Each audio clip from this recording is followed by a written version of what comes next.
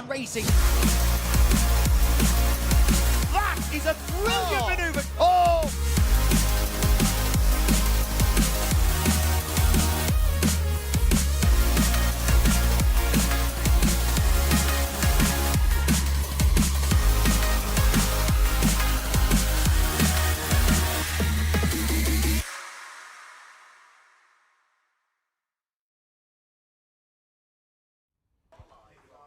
Welcome back to Oulton Park, everybody, where live coverage continues for this TCR UK Race Day at one of the great racetracks in the United Kingdom. The Oulton Park Island Circuit has already provided a couple of very entertaining qualifying sessions this morning, but it is now almost time to go racing with a busy schedule. 10 races coming your way in total through the rest of the day, which will, of course, include 2 rounds of the TCR UK Championship. Their first race is due to begin at around about 1 o'clock this afternoon, but we'll have pre-race build-up. Hopefully we'll be down on the grid to chat to some of the drivers as well ahead of that, plus a full day of support race action. Andy McEwen here in the commentary box. I'll be joined shortly by Paul O'Neill, who will be looking about as puzzled probably as he does in his little picture there on the graphic when we go racing, because we don't really know what's going to happen. We had some wet qualifying sessions earlier on in the morning. That has created some slightly jumbled up grids for the races to come later on. And we are excited for a good day's racing, Paul. A great place to go racing this. Difficult place to overtake, and so those jumbled up grids could prove to be significant. Yes and yes. People say this place is difficult to overtake around. It is, but it's possible. I remember I did a Porsche UK Cup race round here in a guest car. Literally, all I ever do when I come here coaching is tell people how to get the overtaking done. You do it, you get it sorted 3 corners before, and then you get the job done at either Old Hall, which is the first corner, or Lodge. But it's all about getting those chances to overtake done 3 or 4 corners backwards. But look, the weather's been weird, isn't it? Yes, it has. We had pretty torrential rain this morning. That's why we had those wet qualifying sessions. The track dried out, but then we had another downpour about half an hour or so ago. Now, I think the track has dried again because it is actually pretty warm when the rain stops. It's very windy as well, which is helping to, A, blow the weather through, and B, dry the track as well. So I think we've got pretty good track conditions. There is no more rain in the forecast, but that wind means that it is blowing the weather through, and it makes it a bit difficult to predict exactly what's going to happen, which, to be honest, is the way that we like it. We like it to be as unpredictable as possible because that keeps everyone else on their toes. A busy day of racing then to come. As I said, our first race will be for the Milltek Sport Civic Cup Championship. Hey, it feels like we're on track 5 minutes ago qualifying for this race. That was a very entertaining session, which has put most of our early season championship contenders near the front of the grid. We will then have our lunch break, during which we'll have build-up for the TCR UK race, the first of 2 TCR UK races today. Those of you tuning in expecting to see 3 races, well, we are down to just the 2 races this weekend because everything's happening in one day. It's all condensed, so they had qualifying in the morning, 2 races in the afternoon. Then it's the AIRTEC Motorsport Fiesta ST240 Championship, the Demon Tweeks Audi TT Cup Championship after that, and then the Civic Cup back out for their second race. We'll also have 2 races this afternoon for the BRSCC Fiesta Junior Championship, who just completed their qualifying session a moment or 2 ago. Right then, time to send some cars onto the track. The Milltek Sport Civic Cup Championship's first race of the day coming up next.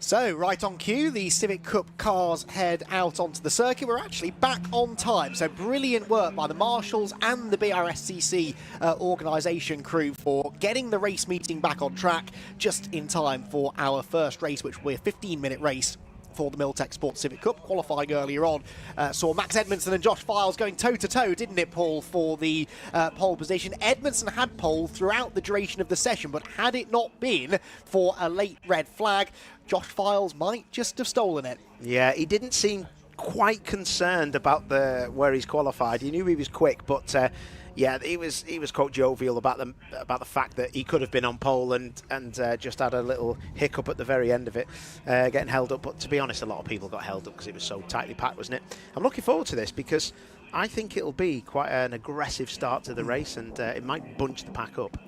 Well, I made the point in qualifying, when everyone is as evenly matched as they were in that qualifying session, we had the top 3-4 drivers covered by just 0.2 of a second. 0.2 of a second, Paul, is nothing, is it, around a place like this? So that will make it hard to get one over on your opposition out on track, but that really does mean that that first lap is all the more important.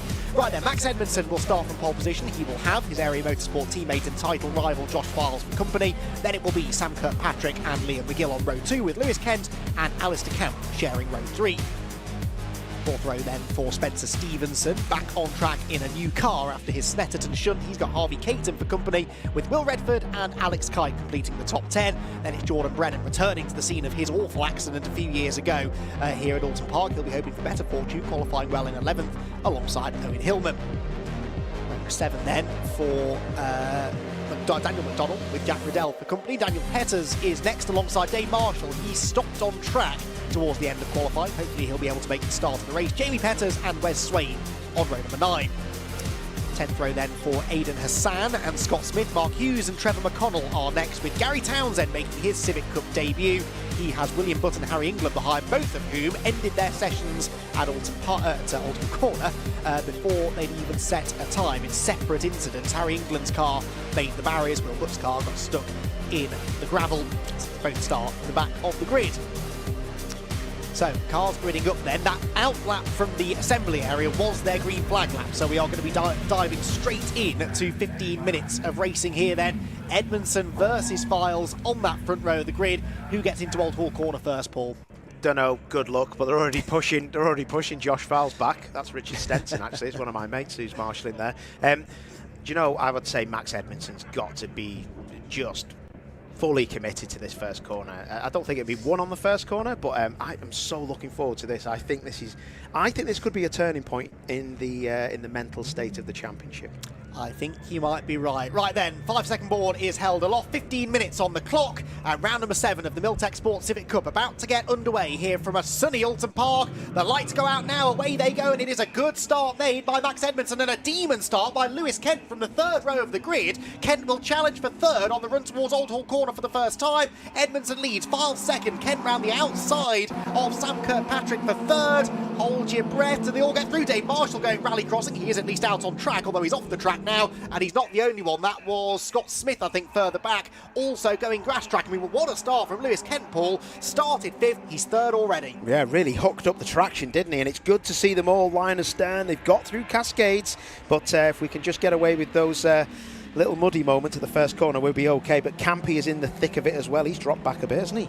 Yes, he has. He's got Spencer Stevenson behind him, which makes him 6th, I think. Jordan Brennan there around the outside of Alex Kite. Brennan going better than we've seen at any point so far this year, and I reckon that puts him into the top 10 as we crest Hilltop for the first time. Liam McGill jumping out of line in 5th place, trying to get to the inside of Kirkpatrick, which he does, but Kirkpatrick has the inside for the left-hander. There is contact. Sideways McGill. Camp tries to take advantage, and Spencer Stevenson on the grass. They're 3 wide into Knickerbrook Corner. Someone has to give, and in the end it's Liam McGill, but that, Paul, could have been much bigger. Could have been huge, that. I think Spencer Stevenson knew he'd done wrong, and he tried to back out of it so he could let him run back through and take that position, but in doing that he bunched everybody up. But good to see that there wasn't a massive shunt there. That could have been horrendous, but McGill's back on track. Spencer Stevenson, the big winner out of that. He's into the top 5 now, so he gained 2 or 3 spots through that. Dave Marshall's going around the outside of people, despite going off at the first corner. I think he's knocking on the door of the top 10 now as we arrive at Lodge Corner for the first time. Jordan Brennan up the inside of Harvey Caton. Where has Jordan Brennan found this pace from? He eases the youngster out wide and picks up another spot. Right then, deep breath at the end of lap 1. Files leads, Edmondson 2nd, then a big gap back to Lewis Kent in 3rd, and an even bigger one back to this big gaggle of cars fighting over 4th position. Brennan back on the inside of Harvey Caton. Still Harvey trying to hang tough on the outside. Paul. Yeah, that's great. Where will they end up here? This is going to be side by side still, I reckon. Good stuff though. Really good to see them giving each other so much room. That could have been easily a hip and a shoulder onto the grass and a ripped front splitter off. The top 2 class of their own as a change for the lead. Yes, so I just said Files led and didn't realise what I was saying. Edmondson I was expecting to be the leader, but somewhere on the first lap Files have gone through. That's Daniel Petters. Brilliant save. He had it all locked up into the hairpin. Owen Hillman goes through on the inside line. Alex Kite's off the road, and Petters might have a drama or maybe a gearbox issue getting out of the hairpin. Now, side by side for the race lead. Josh Files going defensive. Edmondson will not be happy to be in second place. Here we go then. I think this is the fireworks that we said was going to happen. Look at Edmondson. Look at the body language of that car as they run now up Clay Hill. This will be fantastic. I think Edmondson's so fast, he's going to make Josh Fowles defend, and there's going to be an attack at Lodge. This is brilliant. Hearing from Phil Kinch that the overtake took place as they crossed the line, basically, so a good run out of Lodge is what got Josh Fowles into the lead. He'll need another good one now to defend the lead as we head towards that part of the circuit. Josh Fowles leads the way. Max Edmondson in behind him in the championship, remember. These two are the top two in the championship, less than 30 points in it, 28 points the gap, and that's before drop scores, which will actually bring them even closer together. Across the line they go. Wow. A car length in it, Paul. I cannot believe the speed that Josh Fowles in the lead took through Druids. That was the hilarious piece of driving I have seen so far this weekend. He gapped him just by coming off the brakes and letting the rear rotate and hoping, as Harvey Caton just did, of having some traction. Look how fast he is in the first sector, though. Max Edmondson is right into him. This is going to be a tasty battle, isn't it? They're so scared of track limits through Cascades, but they managed to keep it within the white lines as they head towards the Island hairpin for the third time of asking. Edmondson's car bouncing around under braking, trying to get as much speed through the corner to get the drag up and over Hilltop. The rest of them coming through. Camp there lurching around under braking as well as this midfield battle settles down, and Jordan Brennan's been off. No, that's such a shame for Jordan. He clears the grass out of the grill at least, but that will knock him back out of the top 10. Look at the rears are locked up on Edmondson's car. The champ nearly in the back of his teammate, Josh Fowles. This is what we were talking about. They're friendly. It's fun. It ain't looking fun now. They're both using track limits on the exit in Knickerbrook. Look at the speed now that he takes. Look at the speed of these two cars through Druids. Watch this approach. You'll see the car rolling around at the rear. On the brakes, turn in, but Files for me just gets the power on and they're hanging it out. One of these is going to crash. Oh, bits of car going flying. This time Edmondson, I would say, was a bit quicker through Druids. Is he close enough to have a go as we head to Lodge Corner? He's going to jink to the inside line. Does he commit to the move? Yes, he does. He's out of it. Edmondson sideways, hits the apex. Surely will run right at the exit, which he does. Go on. And Josh Fowles gets the switch back and gets the lead back again. Fantastic racing. Josh Fowles back to the front of the pack, but Max Edmondson had to get desperate on the brakes to even have a chance.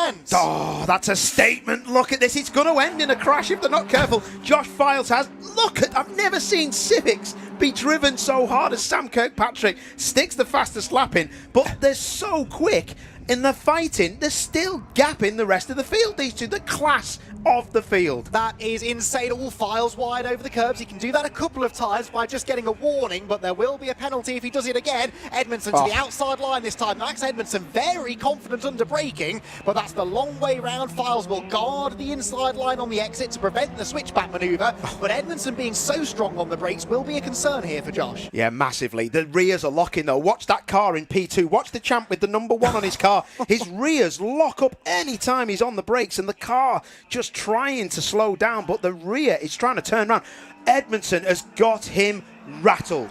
Yeah, Josh Fowles defending, but that is slowing him down. Lewis Kent, though, in third place, can't keep up, as Paul made the point. Lewis Kent having a lonely race in third. Actually now, only a second clear of Sam Kirkpatrick, so that's a battle that is likely to take off in a moment. The spectators trackside getting almost as excited as us as Fowles defends into Druids. That's not, Paul, a place you want to be going defensive. Not at all, but look at his experience just pulls him out.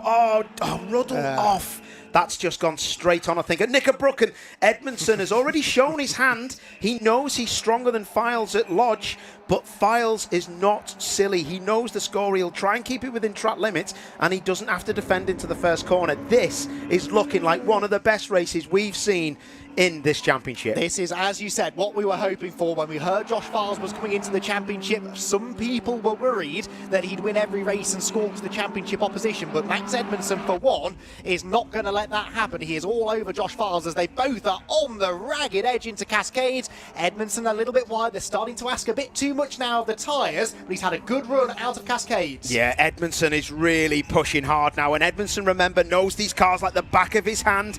The experience counts from Files, but Edmondson, the champ, knows if he can make him work these brakes and tyres hard, that might be his chance into Lodge, because these cars don't particularly like being pounded on the brakes, and Oulton Park, except for Donington GP, is the hardest track in the country for brakes and friction. Almost every year we come here, we have brake issues, don't we? So they have to be a bit mindful of that. I don't think they are being mindful of that, but they probably should be. Right, this is the battle for third place. Lewis Kent has now been reeled in by Sam Kirkpatrick, who's brought with him Spencer Stevenson, who is rewarding Ben Sharp Racing for all of their hard work, getting that car ready after his Snetterton accident. He's in the top 5 and now closes in on the battle for a podium position. Here comes that group of silver machines through Druids. Lewis Kent, the double TCR UK champion, ahead of Sam Kirkpatrick, and Spencer Stevenson, who's done many a lap round here in a Ford Fiesta through the years, with Alistair Camp just about hanging on to them as well. Oh, this is fantastic, isn't it? Look, and even this group headed by Lewis Kent, this is brilliant to see.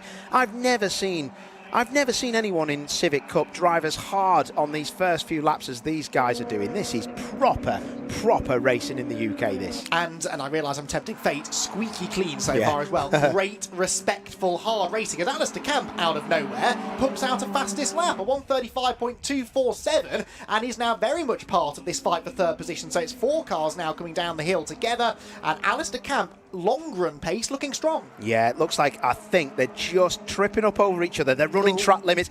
Well, Campy does as well. Here we go. In the big brake zones, Max Edmondson. Knows the score! Josh Farles sideways, he locked the rear brakes, he's on the grass, and Edmondson leads. That was a mistake from Josh Farles. The pressure, the near constant pressure from Max Edmondson told, and it's Josh who made the first mistake. I'll tell you what that is. It is a mistake, but Max Edmondson will know what he was doing. What's happened there? The pedal's gone long, I think, for Josh Files. As the pedal goes long, the rear brakes work better than the fronts. It locks the rears. It's like pulling the handbrake, and that was it.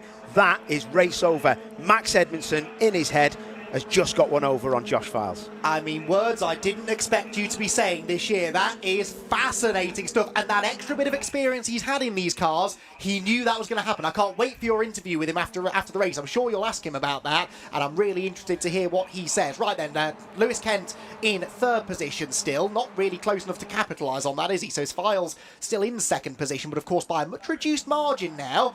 And was he going slowly towards Lodge then, Josh Files? Meanwhile, Alistair Camp up the inside of Spencer Stevenson. That is a change for position. But let's see what these gaps are as they come over the line then. Edmondson to the lead. His gap back to Josh Files is 2.5 seconds. And Josh is only 1.3 ahead of Lewis Kent. So Lewis Kent will be a little bit incentivised now, won't he, to keep on pushing, because there might yet be a chance to challenge Josh, especially if Josh is struggling with his brakes. Yeah, and I think Josh has to make the decision now to back off, get his brakes back up to temperature if that was the problem, and just make sure he gets a second place. He is never going to be catching Max Edmondson for the lead unless he has a problem. Indeed so. Had a couple of cars into the pit lane, by the way. One of the Pro Alloys, in fact 2 of the Pro Alloys cars have been in the pit lane, so that is unfortunate. So meanwhile, Alistair Campbell, the inside of Kirkpatrick, makes contact with him. Kirkpatrick goes around Stevenson once again in the right place at the right time and manages to gain 2 positions, but that was Camp into the back of Sam Kirkpatrick. He'd already gone past Stevenson at Lodge Corner and then tried to make another move at the hairpin. It just did not quite work. No, it didn't, did it? They're all, look at McGill, he's all over Campy now. This really is starting to come alive with 4 minutes to go.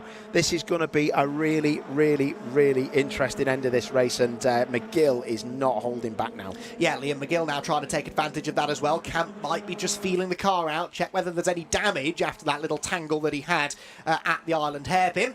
What a drive from Spencer Stevenson though. I know he's been a little bit fortunate on a couple of occasions, but he started this race 7th. He's in 4th position now. Doesn't sound that special, but as we made the point, difficult to overtake in a championship where the drivers are as evenly matched as this, and Spencer's racecraft has been top-notch. It's been absolutely brilliant. He's picked the right time to attack. He's seen the gaps. He's anticipated the contact between other people. Yeah, it's been a very interesting race, this has. And like you say, I think there's a few people going to be licking the wounds after this. I think so. Lots of talking points then to be had after this one. Through Old Hall Corner goes Campy.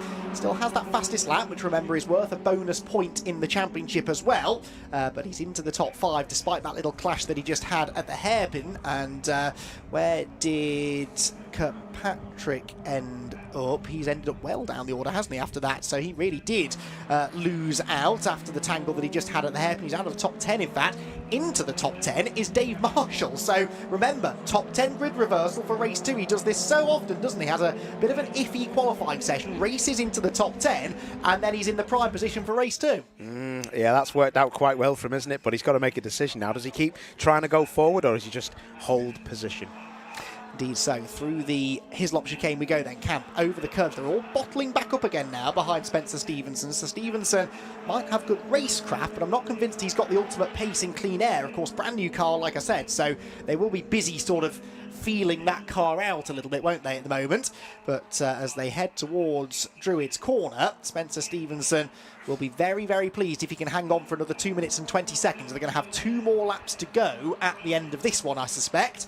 And we will then have the run to the line. But for Max Edmondson, he is looking very, very secure now at the head of the field. Edmondson, the leader, comes across the line all by himself, really. The battling is happening behind. And Alistair Camp, who's through the second half of this race, Paul, has been the fastest man on the track. Can he find a way past Spencer Stevenson into 4th place? Maybe. Well, he's got the fastest lap, like you say. The car seems to be switching itself on. The only thing I will say is they will look at what happened down at that hairpin. With the contact that he had, but at the same time we didn't get a replay and I didn't get a good angle at it. Oh no! Oh no! That's Dave Marshall. Oh, Dave!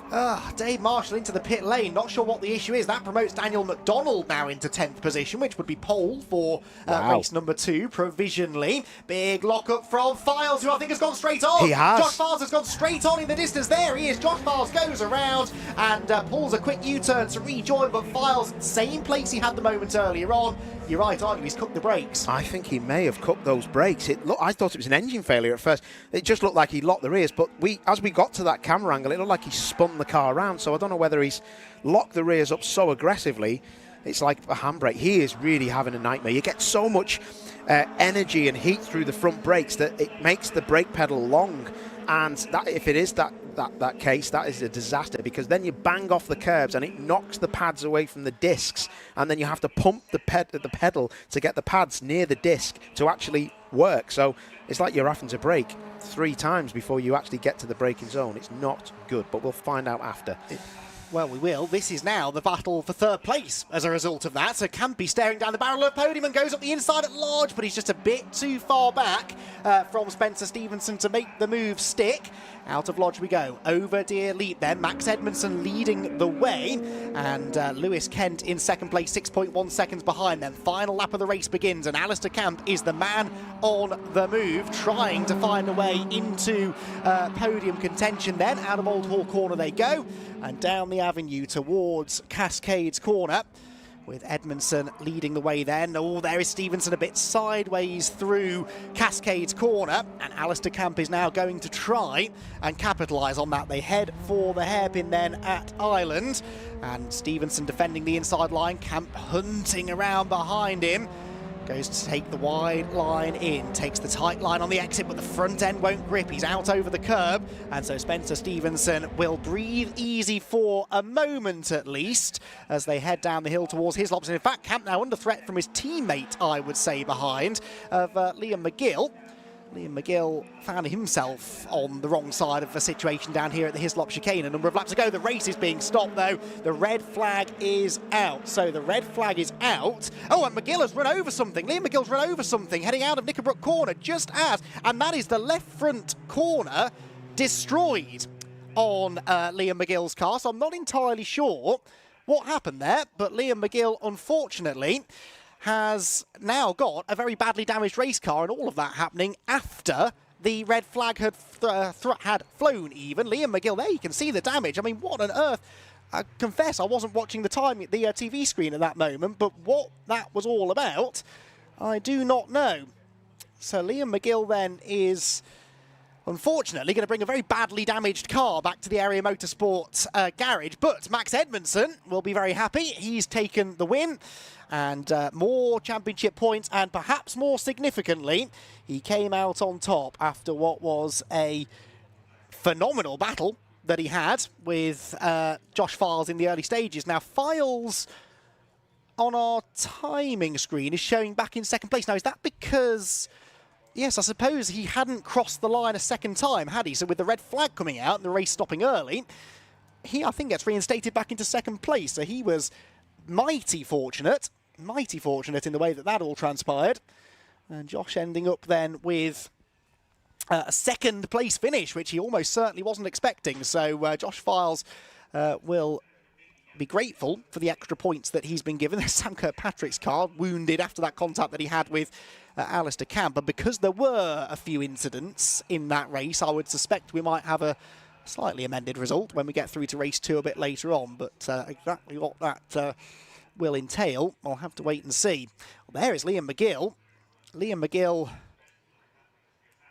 pulled off on the exit of Druids. That car will require a tow, but what did he hit? I don't know whether he hit something or whether it just failed, but anyway, we'll get to the bottom of that if we can. Provisionally, Max Edmondson wins. I don't see that changing, but Josh Files inheriting second place then, with the results going back a lap after that early race stoppage, and he looks to have dodged a bullet there and ended up in second place. Lewis Kent in third, with Spencer Stevenson fourth and Alistair Camp in fifth. Liam McGill, Will Redford, Harvey Caton, Alex Kite and Daniel McDonald complete the top 10. Then it was Jordan Brennan, who ended up 11th despite a grassy moment somewhere.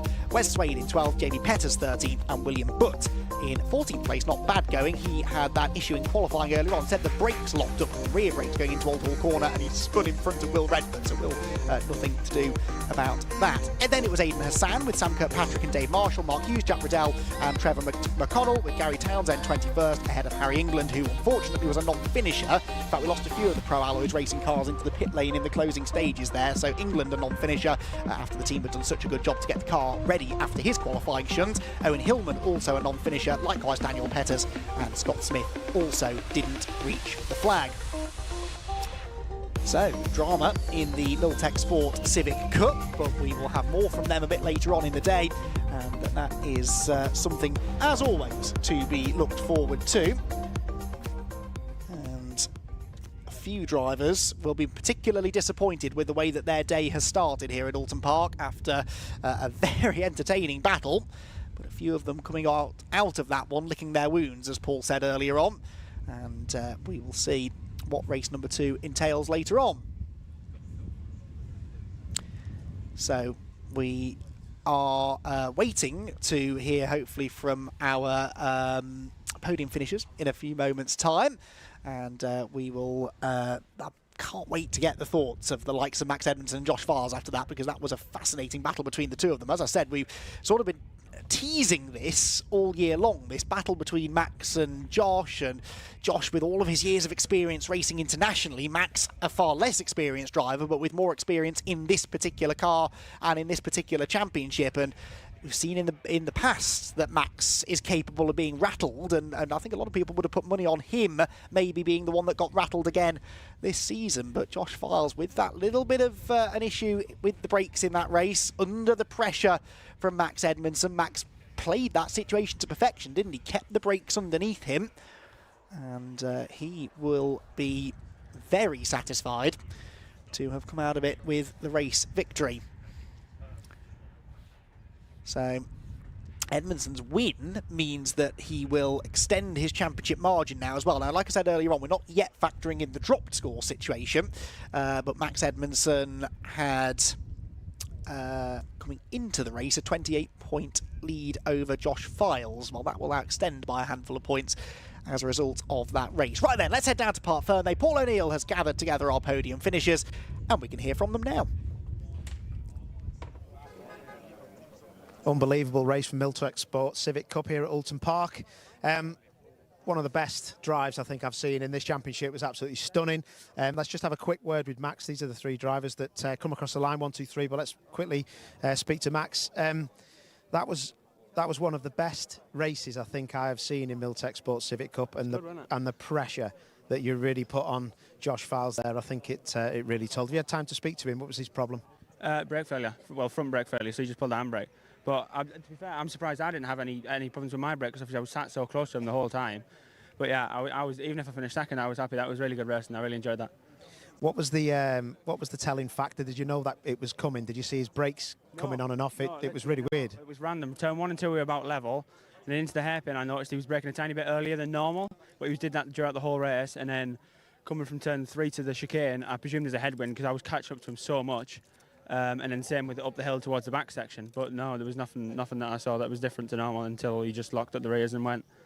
The speed that you two gentlemen had and were gapping people even though you were battling. I was watching the mirrors. I was overtaking him. I was still pulling away. I was like, okay, we can do this all race then. But then obviously he had his problem. But yeah, I'm happy. Top man. Well, you did really well, mate, and it was good to see. So well done to you. Josh Files, P2. Yep, that's what it's come across the line as because of the late red flag. Great race.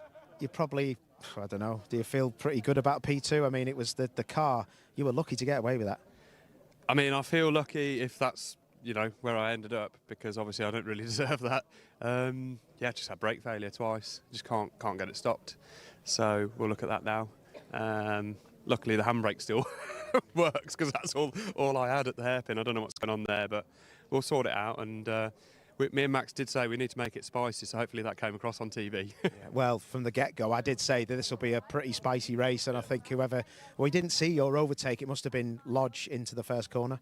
Yeah, Max on lap 1 was trying to gap me and made a mistake into the last corner, so I got him, and then obviously he sent a nice lunge a couple of laps later. I was like, yeah, making that, so I got him back. So, as I say, at least it was good fun, and we entertained, and I thought I'd sort of white line it to make him tippy-toe. But yeah, my brakes were just absolutely shot, so we'll sort it for race 2. I was kind of hoping I'd be reverse grid towards the front, to be honest. I'm sure you'll have a good race anyway. It's a lucky finish if that's where I've ended up, so yeah. Top man. Good luck. Well done, mate.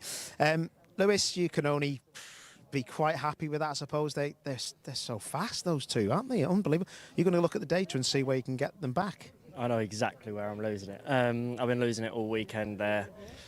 I don't like going slow. I like going fast, and this track has got a couple of places where you have to go very slow to then be fast.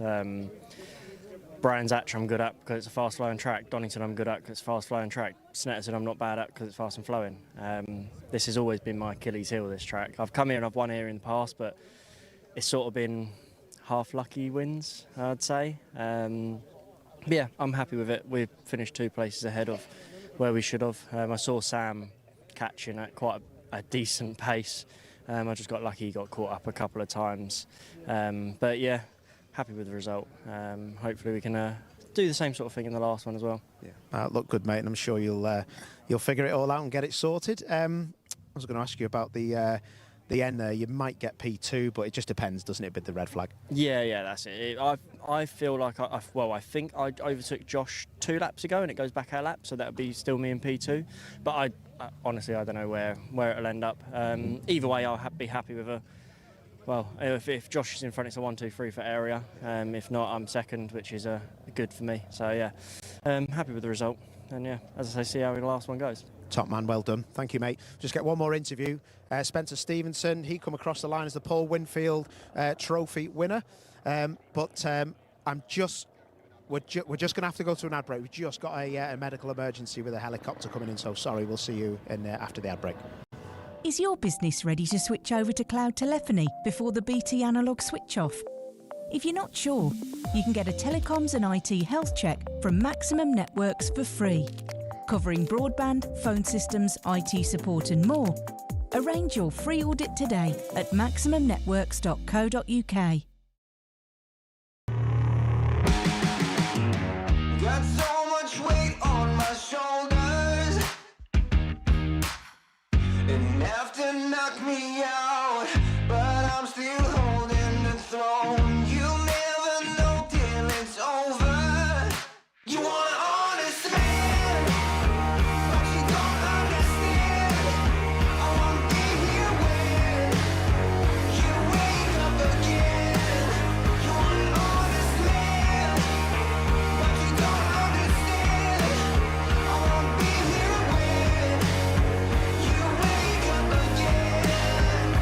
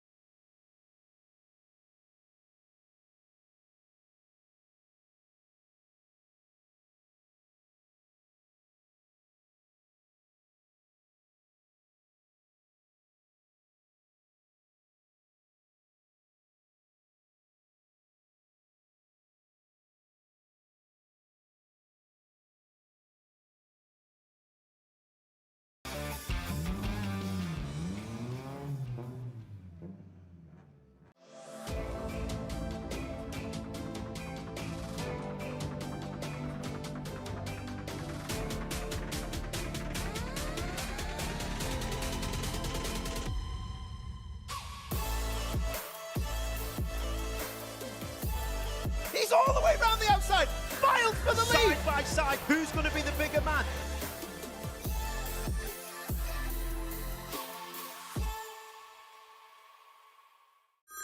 Next year, BT switch off their old analogue network for good. Make sure your business is ready to switch over to cloud telephony. Get a telecoms and IT health check from Maximum Networks today, for free. Future-proof your business now.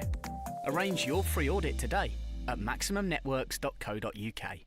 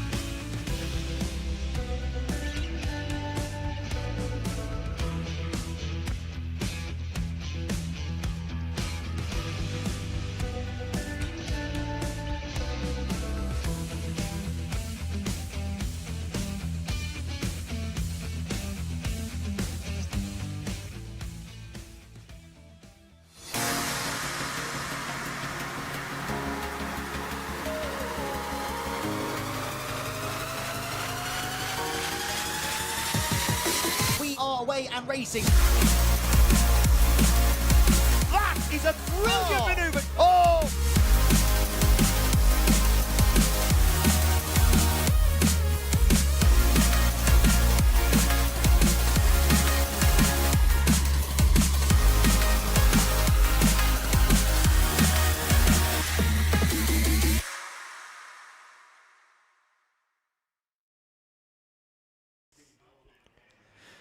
Welcome back to Oulton Park, everybody. TCR UK round number 7 incoming as the cars are lined up at the end of the pit lane, ready to be released onto the track ahead of a 20-minute race. Had a really interesting qualifying session earlier on this morning, which has set us up nicely for what should be an entertaining pair of races. The sun continuing to shine down on Oulton Park. We're anticipating a dry remainder of the day, and we will hopefully see some more top quality racing, as we've seen at both Brands Hatch and Snetterton already this year. It does seem, doesn't it, that these sort of old school tracks like Brands Hatch, like Oulton Park, they often produce the best racing in TCR UK. We've had some absolute crackers here at Oulton Park over the years.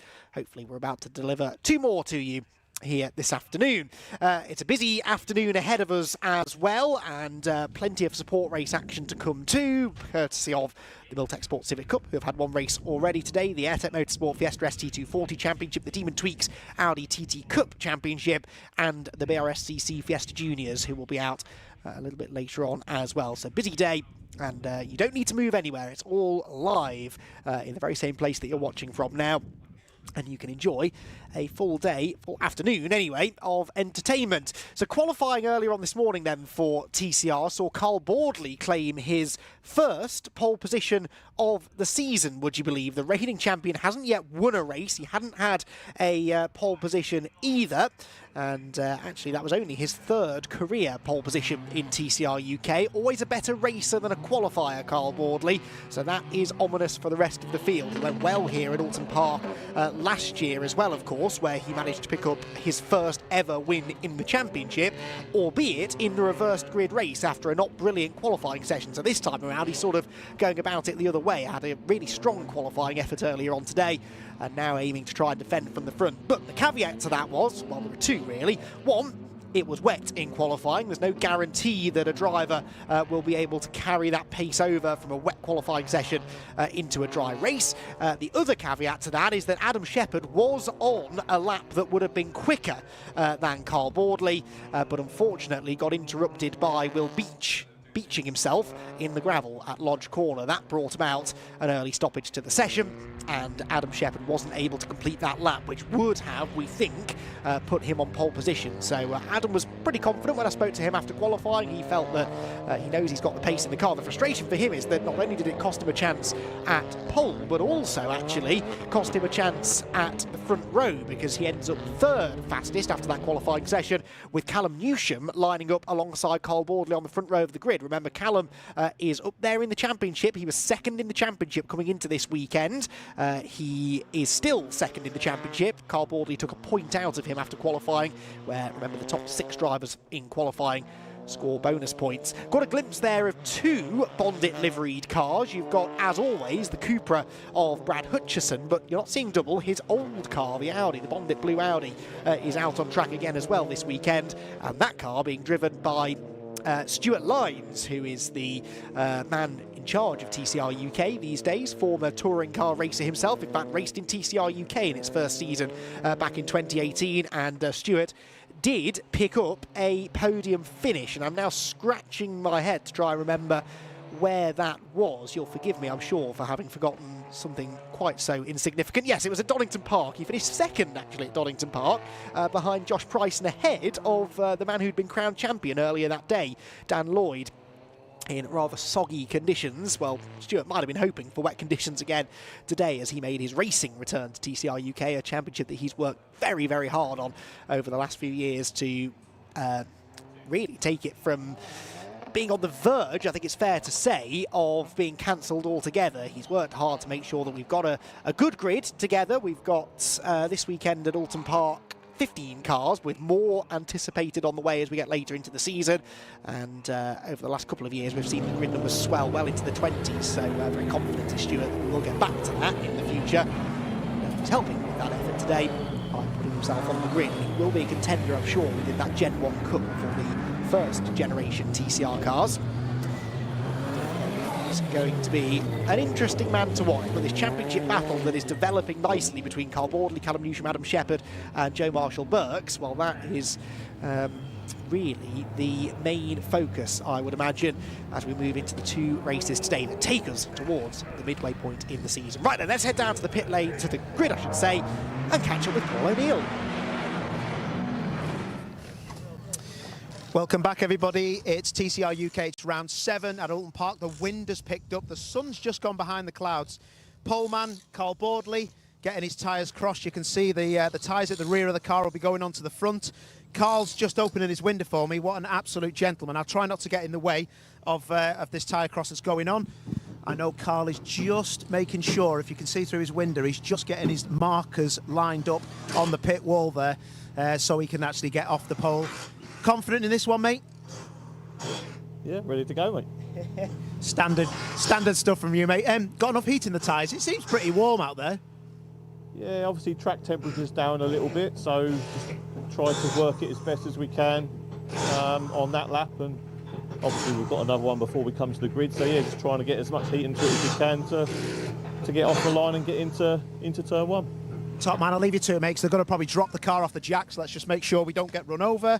Excellent. It's always a difficult one, this. There's a lot of work going on, isn't there, with these cars here. Callum Newsom's on the floor. Let's see if we can quickly speak to Callum. I don't want to interrupt him too much. Fan in the front of the car. These engines always running hot. Callum Newsom, quick one. I know you're busy, mate. You're out of position here. This car is not as fast as these ones around you. You ain't got the power of you, mate, with the compensation and the BOP. No, I don't. I think I got lucky with the rain. But, you know, I don't think we're too far off in dry, but we'll see what we can do. Proper race car, though, mate. I drove one for the first time the other day at Silverstone. So impressive, mate. But the power, I really feel for you at Snetterton, mate. It was a difficult one, wasn't it? But just shows how good the chassis is and how well the team are doing. Yeah, no, it's a mega car to drive. The balance of this car is unreal. I've never driven anything like it. But it's just not got the power of the BOP to these guys.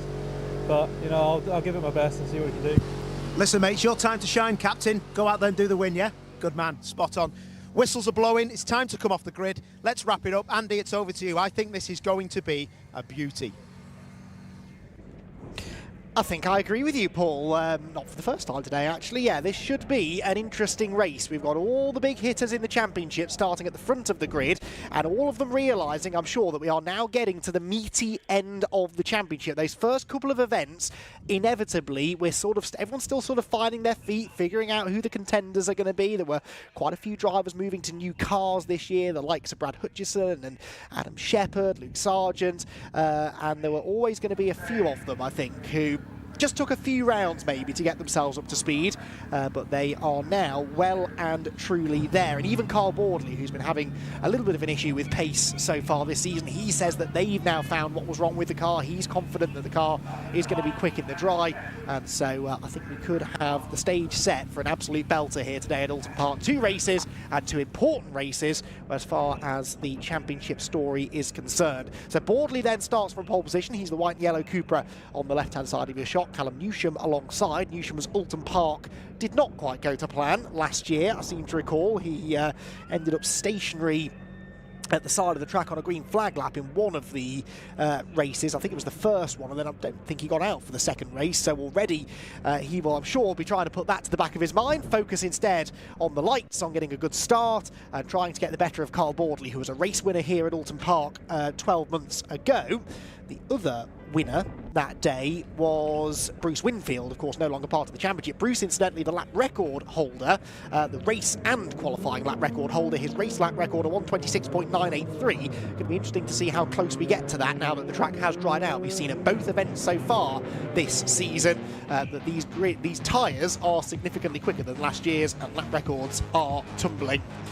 Carl Bordley then starts from the pole position. He fractionally beat Callum Newsham by 31 thousandths of a second to pole position. And so it will be Cupra from Hyundai on row number 1. Second row of the grid then for Adam Shepherd, the championship leader. Joe Marshall-Burks in the Rob Boston Racing Audi will start alongside him on that second row. And on row number 3, we will see Darren Lewis. I think career best qualifying effort from Darren and Brad Hutchison in the first of the Bondit machines. Luke Sargent is next, ahead of the Gen 1 Cup pole sitter Will Beach, who ended the session in the gravel trap at Lodge Corner. The car thankfully undamaged though, and he was able to take his grid position from 8th. But his Gen 1 Cup rival Rick Kerry is next in line, 9th on the grid for Rick, ahead of Steve Laidlaw, who, as they come down the hill, is behind Stuart Lyons. He should be in front of Stuart Lyons. Not quite sure what's happened there, but anyway, Stuart Lyons making his racing return to the championship is 11th, alongside Mark Smith, the only man to brave the slick tyres in qualifying. Then we should have Brad Thurston and Will Powell next, but there was an amended grid sent out earlier on which said that Jeff Oulton will be starting at the back with a 10-second delay. I'm going to guess they haven't. Oh, he is in the pit lane ready to go. So there is Jeff Oulton. So he is going to be at the back. And I also think Mark Smith, for reasons unknown, has dropped behind Brad Thurston. So there's a few amendments to that grid, but they're all vaguely in that order. And certainly at the front of the pack, we've got Carl Baldley versus Callum Newsham versus Adam Shepherd versus Joe Marshall. Paul O'Neill joins me in the commentary box, and I could not agree more with your sentiment. I think we're in for an absolute cracker here. The start will be vital, but those four at the front, they're the title contenders, and every single race is an opportunity to get one over on the others. Yeah, definitely. I think that Carl's got a lot to prove. He's not, you know, at the peak of his powers at the minute. The car isn't where it needs to be, but that wet qualifying, like you say, has thrown up a few issues. I think that the really fast guys are up there, but they're kind of out of position. Callum Newsham could be a real cork in the bottle here, and also I think that if Baldley gets away, it might be difficult for anybody to beat him. Well, especially because I spoke to Carl actually after qualifying, and he says they found what was wrong with the car.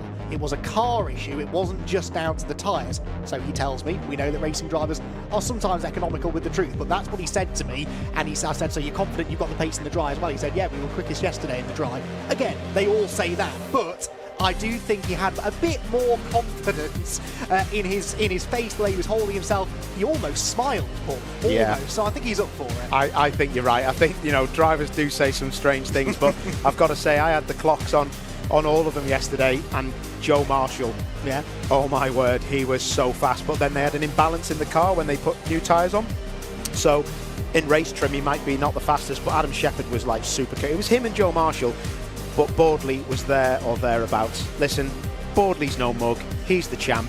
I'm not going to disrespect him. He's got it in him to do this. Absolutely. Won that race, the reversed grid race here at Oulton Park 12 months ago. Can he now win the first race of the day and claim another victory to add to his win tally in the championship? Carl Baldley, the reigning champion, has 4 race wins only to his name. It's astonishing, really, that he managed to win the championship last year with just those 4 wins. He still more wins than anyone else, but it was one of those seasons last year where so many different drivers were winning races that actually it was more down to consistency than it was race wins that decided the outcome of the title. So, cars lining up on the grid then. Baldley on the left, Newsham on the right. It is now once again a bone-dry racetrack again, and we expect to see some quick lap times, but that run into Old Hall Corner is a natural pinch point at Old Hall. Everyone's going to be contesting for that inside line. It could be a lively start to round number 7 of the TCR UK Championship for 2024. Carl Baldley looking to try and convert pole position into a race win, his first of the season.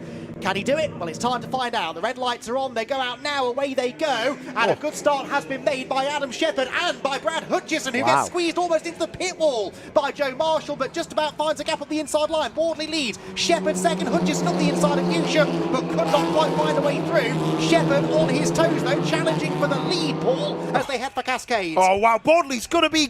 If he goes around the outside of him on cold tyres, Shepherd... Oh, contact! But now Shepherd's going to get pushed wide, is he? But, oh, that was nearly so close. And Newsham up to the... Hutchison, 4th. Oh, my word. Adam Shepherd, talk about punchy on cold tyres around the outside of Cascades. That was brave. Newsham now goes to the outside of him into the hairpin, where somehow Baldley still leads. That's Rick Kerry. And now goes one of the Hondas and tags the other Honda. That's Will Powell getting turned into the side of Brad Thurston. That could have been an awful lot worse. Rick Kerry and Will Beach making contact, not for the first time. And here comes Hutchison, Paul for 3rd. Wow, Hutchison's done it. He's got past Callum Newsham. Well punchy on cold tyres, these lot. Shepherd wants the win.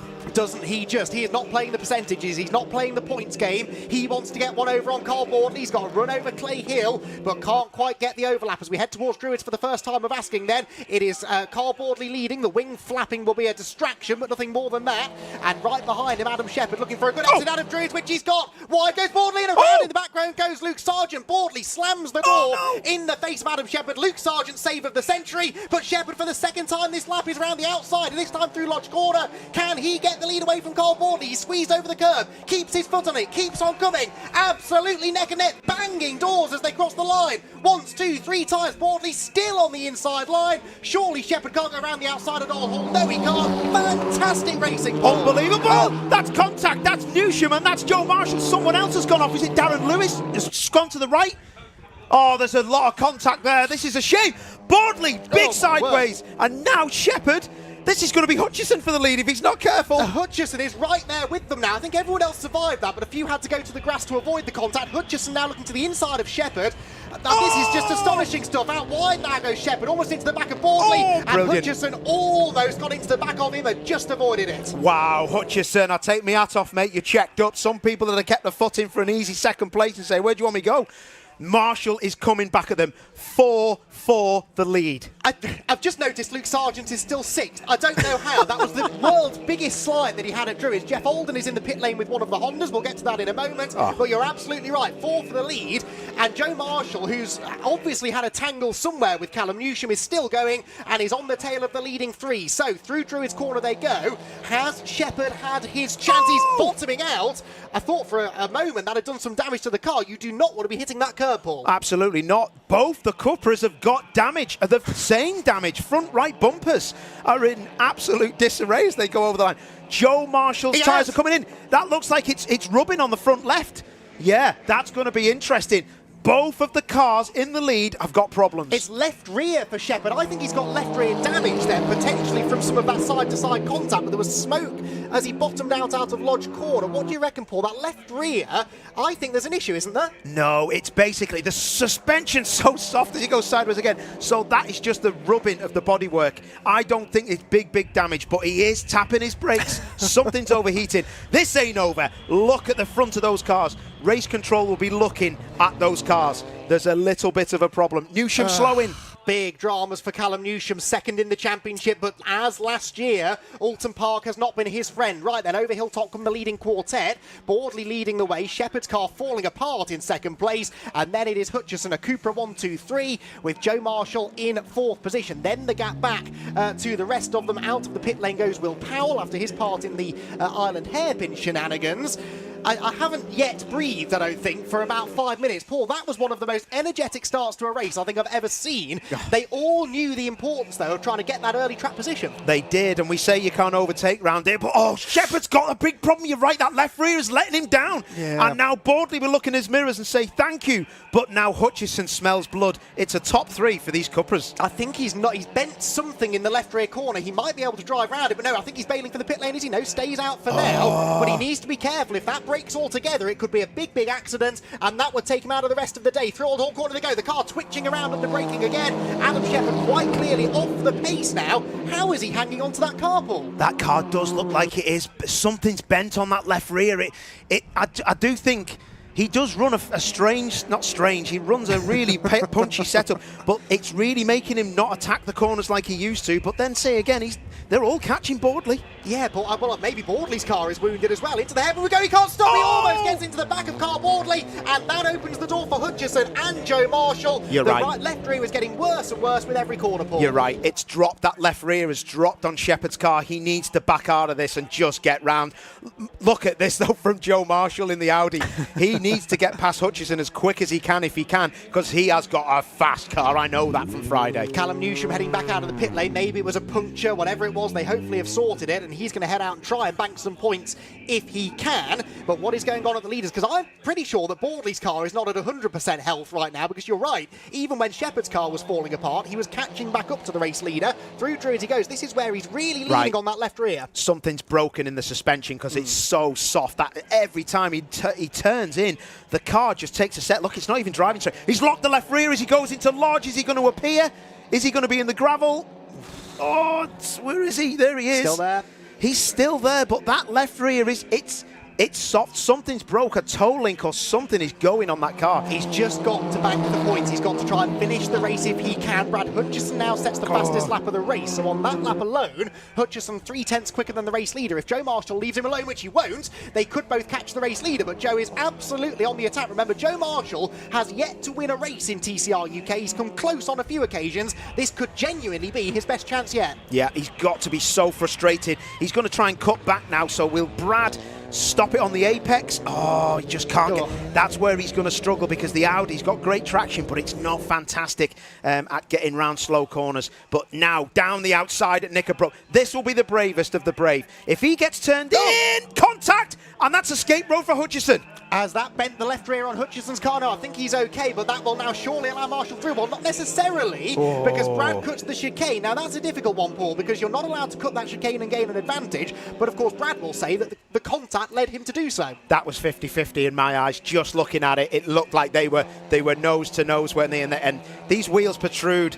So, yeah, if you have that side-to-side contact, both of them didn't look like they meant that. No, well, anyway, no harm, no foul, I suppose. They're both still there. They're both still in the same position. Shepherd, I think, has now got the memo and has backed off. Just needs to try. He can still finish fourth in this race just by limping around at 75% pace. So that is what he really needs to do. Carl Boardley now, reacting maybe to the pressure that he was under, sets the new fastest lap, a 1:27.0. That is not quite yet a new lap record. It's within half a tenth or so of the new lap record, of the existing lap record, sorry, from last year, but not quite there yet. But what can Hutchison do now that he's free from Joe Marshall temporarily? I think Brad is going to have ideas about closing back in on the race leader. We'll get the first sector times through any moment now. Purple first sector, Hutchison immediately beaten by Marshall, but they're both 2 or 3 tenths quicker than the leader. Oh, look at Hutchison struggling there, isn't he, to get it stopped. They'll have to start winding the rear bias back to the rear wheels on the brakes, because the fronts are now starting to pinch on Hutchison's car, and that Audi, we know, is quick in a straight line. Yes, it is. Through the chicane it goes. Jeff Oulton's been in and out of the pit lane, I'm afraid, with some sort of dramas in the early stages. In the Gen 1 Cup, by the way, Will Beach survived that early tangle with Rick Kerry. Rick, I think, maybe trying to get him one back after that contact they had at Snetterton last time. Beach leads that class by about 2.4 seconds now, so Will Beach looking good for another Gen 1 Cup victory, but it is definitely Joe Marshall who's the fastest out there. He's done a purple first sector, followed it up with another purple in the middle sector. This could be a new lap record, but more to the point, it puts him back within striking range of Hutchison, and I think they're both closer to Boardley. They are, aren't they? Yeah, unless Boardley's playing it calm, because these two here that are in your shot, they are flat out, and there's going to be a big attack in a second from Joe Marshall. His car looks quick. It's a 1:26.2, fastest lap of the race. And a new lap record by 3/4 of a second, Paul. All of a sudden, they are absolutely unleashing the true potential of these tyres as they head down towards Cascades once again. We are on the 7th lap of the race, and Joe Marshall peeking to the inside, but that's Hutchison's line. He likes the wide entry, the late turn in into Cascades corner. They're all going to bunch back together again, Paul, with about a third of the race to go. Yeah, look at this, though. Is it going to be a lunge on the brakes a bit later on? I think if the overtake comes, it'll be done at Lodge Corner. I'm sure of it. But this is the closest Marshall has been before he had contact down at Knickerbrook chicane. Lights are flashing. Will he get the edge? If he starts making him defend now, he will make him defend into Druids and try to get down the inside at Lodge, the last corner. That's the key, isn't it? And if Joe can get past quickly, he, no doubt, I think, has the pace to chase down Carl Boardley. And we know then that he will pull no punches. He wants to try and get this first victory, not only because he hasn't won a race in the championship yet, but because he knows that he could still legitimately be a title contender. 6 tenths is what Boardley has just pulled out of both of them with a purple sector. Look, Boardley's leaving them for dead now. What's that? Is that oil? That is oil. There's a surface flag at Lodge, and just as the leaders arrive, I'm not sure from where that's come. Boardley, I think, backed out of that more than the other two. Thankfully, they've avoided slipping off the road, but that was not in the script. Over the hill they come again. They've all survived it, and Carl Boardley definitely will have extended his margin this time. 1.5 seconds now, the cushion over Brad Hutchison, who perhaps now is turning his mind more towards defence than attack. Oh, wow. Brad Hutchison, he is flying. I'm very impressed with this lad, because he wasn't the quickest on paper, but he's looking very quick to hold off the charge but wide again. Is he just trying to make sure he gets that late exit so he gets a bit of a gap on the run down to the hairpin? Maybe so, but Jeff Alden's day's done, I think, for today. Yeah, that's a shame. 3/10 quicker than the race leader in Sector 1, Brad Hutchison. He's good through Sector 1, isn't he? I think it's this section where he struggles. He's wide of the apex of the hairpin, and Joe Marshall nuzzles up the inside, but Brad slams the door. That might be the way to do it, though, I think, because Brad is enjoying these wide lines, the late turn-ins, and that does leave the door open for Joe to stick his nose where it doesn't belong. Yeah, that Hutchison car's had a couple of swipes, hasn't it? Not not intentionally, but these cars, they're not the strongest, and you don't want to hit them wrong, and you'll break a rear toe link. But yeah, Shepard's just definitely damaged his knees in 4th, and he's just driving round. But I always say you win a championship not on your good days, but on your bad days. When things aren't going well, what can you salvage? If you were to say right now to Adam Shepherd, you can have 4th place points from this race and a shot at a good result in race 2, I think he'd probably take that. Meanwhile, Will Beach, we got a glimpse of there, continuing to extend his margin in the Gen 1 Cup. He seems to have the pace over Rick Kerry today. What is going to happen, though, in this fight for 2nd place? Well, there's defending at most corners now, isn't there, for Hutchison? Carl Bordley will be loving this in the lead because it's slowing them both up by quite a lot. But the speed Marshall takes in, he takes such an early apex. But this is where he just needs to wander around a little bit, make sure he knows. But watch the difference in lines now. Brad turns in later. Joe Marshall knows it. Down the inside, jobs are good. That was a fantastic move. Brilliant. Shuts the door on him as well. 10 out of 10. That is how you overtake at Oulton Park. And Joe Marshall, clean as a whistle, is into 2nd place. But now Brad is coming back at him on the outside line into the island hairpin. Tries to cut back to the late apex, but that Audi traction will drag Marshall out of striking range as they head over hilltop. Right, we have got 7.5 minutes to go. We are at 2/3 race distance, and Joe Marshall is still within 2 seconds of the race lead. Can he catch Bordley? Well, we'll see, eh? I think you're going to see him gap Brad Hutchison now. Can he catch Bordley? 7 minutes to go. I would say now he's in clean air. Look at that, he's already gapped him. I think this is going to be a brilliant race to the very end. We've got traffic in front of Bordley as well. Okay, another little spanner in the works maybe. Let's see who that is. One of the Hondas, I think. Will Powell. No, not Will Powell, it's Brad Thurston, because Powell just crossed the line. Right then, into Lodge Corner we're about to come. When they exit Lodge, we'll get our first look at what this gap is from Carl Bordley back to Brad Hutchison, back to Joe Marshall, I should say, who is definitely breaking clear of Hutchison now. Bordley crosses the line. We wait for Joe Marshall. He goes through now. 1.6 seconds is the margin, but even on that lap, Paul, wow, he was 6/10 quicker than the leader with an overtake. Oh my word, I think it's game on now. Hutchison knows that he just wants a podium. There's nowhere for him. I think these 3 cars are carrying compensation weight as well, so not massive amounts, but they've still got quite a bit. Brad Thurston in the pits. He's absolutely really unfortunate what happened to him, actually, wasn't it? Yeah, it was absolutely to tangle with his teammate as well, Will Powell, at the hairpin. Not ideal. Right, purple first sector for Joe Marshall. In the first sector alone, he takes 4/10 out of Carl Bordley to have that sort of pace at this stage in the race, Paul. And he's not been looking after the tyres exactly. That is impressive. No, absolutely not. Darren Lewis, 5-second penalty, car 285. Track limits, yeah. Joe Marshall. My word, next lap, in the next 2 laps, there is going to be an attack. Let's see the body language of that Cupra now as it comes up and over hilltop. Those cars just running so wide out of Knickerbrook. But let's see what they've got through Druids, and you're going to see that. You can tell that Audi has got so much grip through there. Wow. And even through, look, he is lit. I'll tell you one thing now, mate. Marshall ain't driving for 2nd place. Not a chance. Carl Bordley, of course, winless so far this season, so he'll maybe have a little bit more motivation to get his elbows out here, but he will not want to risk a collision. He's already had a few bits of contact, of course, with Adam Shepherd earlier on in the race. Those two not getting on particularly well at the moment. New fastest lap. No, not quite a fastest lap, but a very good lap anyway. 26.3 for Marshall. I mean, that's 7/10 quicker than the leader. He will be with him halfway round this lap, but where does he make the move? Yeah, where does he make the move? I think it'll be Lodge, but also, why was he just weaving the tyres then? That's a bit of a worry. That's sometimes if you've got a fuel surge and you're trying to get the fuel just moving around. The tyres will be up to temperature now. I don't know whether he's run wide on the grass, but this is where he's very strong. He runs in such good speed. And look at that. Bordley just always seems to just miss the apex on entry. And this middle part of the sector, though, he's pretty quick, Bordley, so it won't be happening here. It'll be happening at maybe the entrance to Druids making him defend into Lodge, like I said earlier. Indeed so. Right then, stand well back, everyone. This could get very, very tasty indeed. We have got 4.5 minutes of racing to go in round 7 of TCR UK. Carl Boardley has led most of the race so far, but will he lead at the end of the 20 minutes? Joe Marshall, there's no doubt about it, is catching him. Look at the way he's gapped Brad Hutchison. Hutchison is seconds back, although Brad will be aware, of course, that he's got a margin back to Adam Shepherd, who is still 4th, 1 second clear of Darren Lewis, so that is worth monitoring, maybe. They're almost together. Boardley, in fairness here, Paul, is responding as best he can, isn't he? Yeah, he is, but it's not enough. I can just see by the attitude of both cars, the Audi has got so much more grip than Boardley's car. It's just got the turn in the nose, the car on the exit as he runs track limits. This next sector, as they exit or enter the hairpin, he's going to be right on him. He really is. Interestingly, though, that was Boardley's personal best lap, and he was only half a tenth slower than Marshall that time around, so Boardley definitely responding.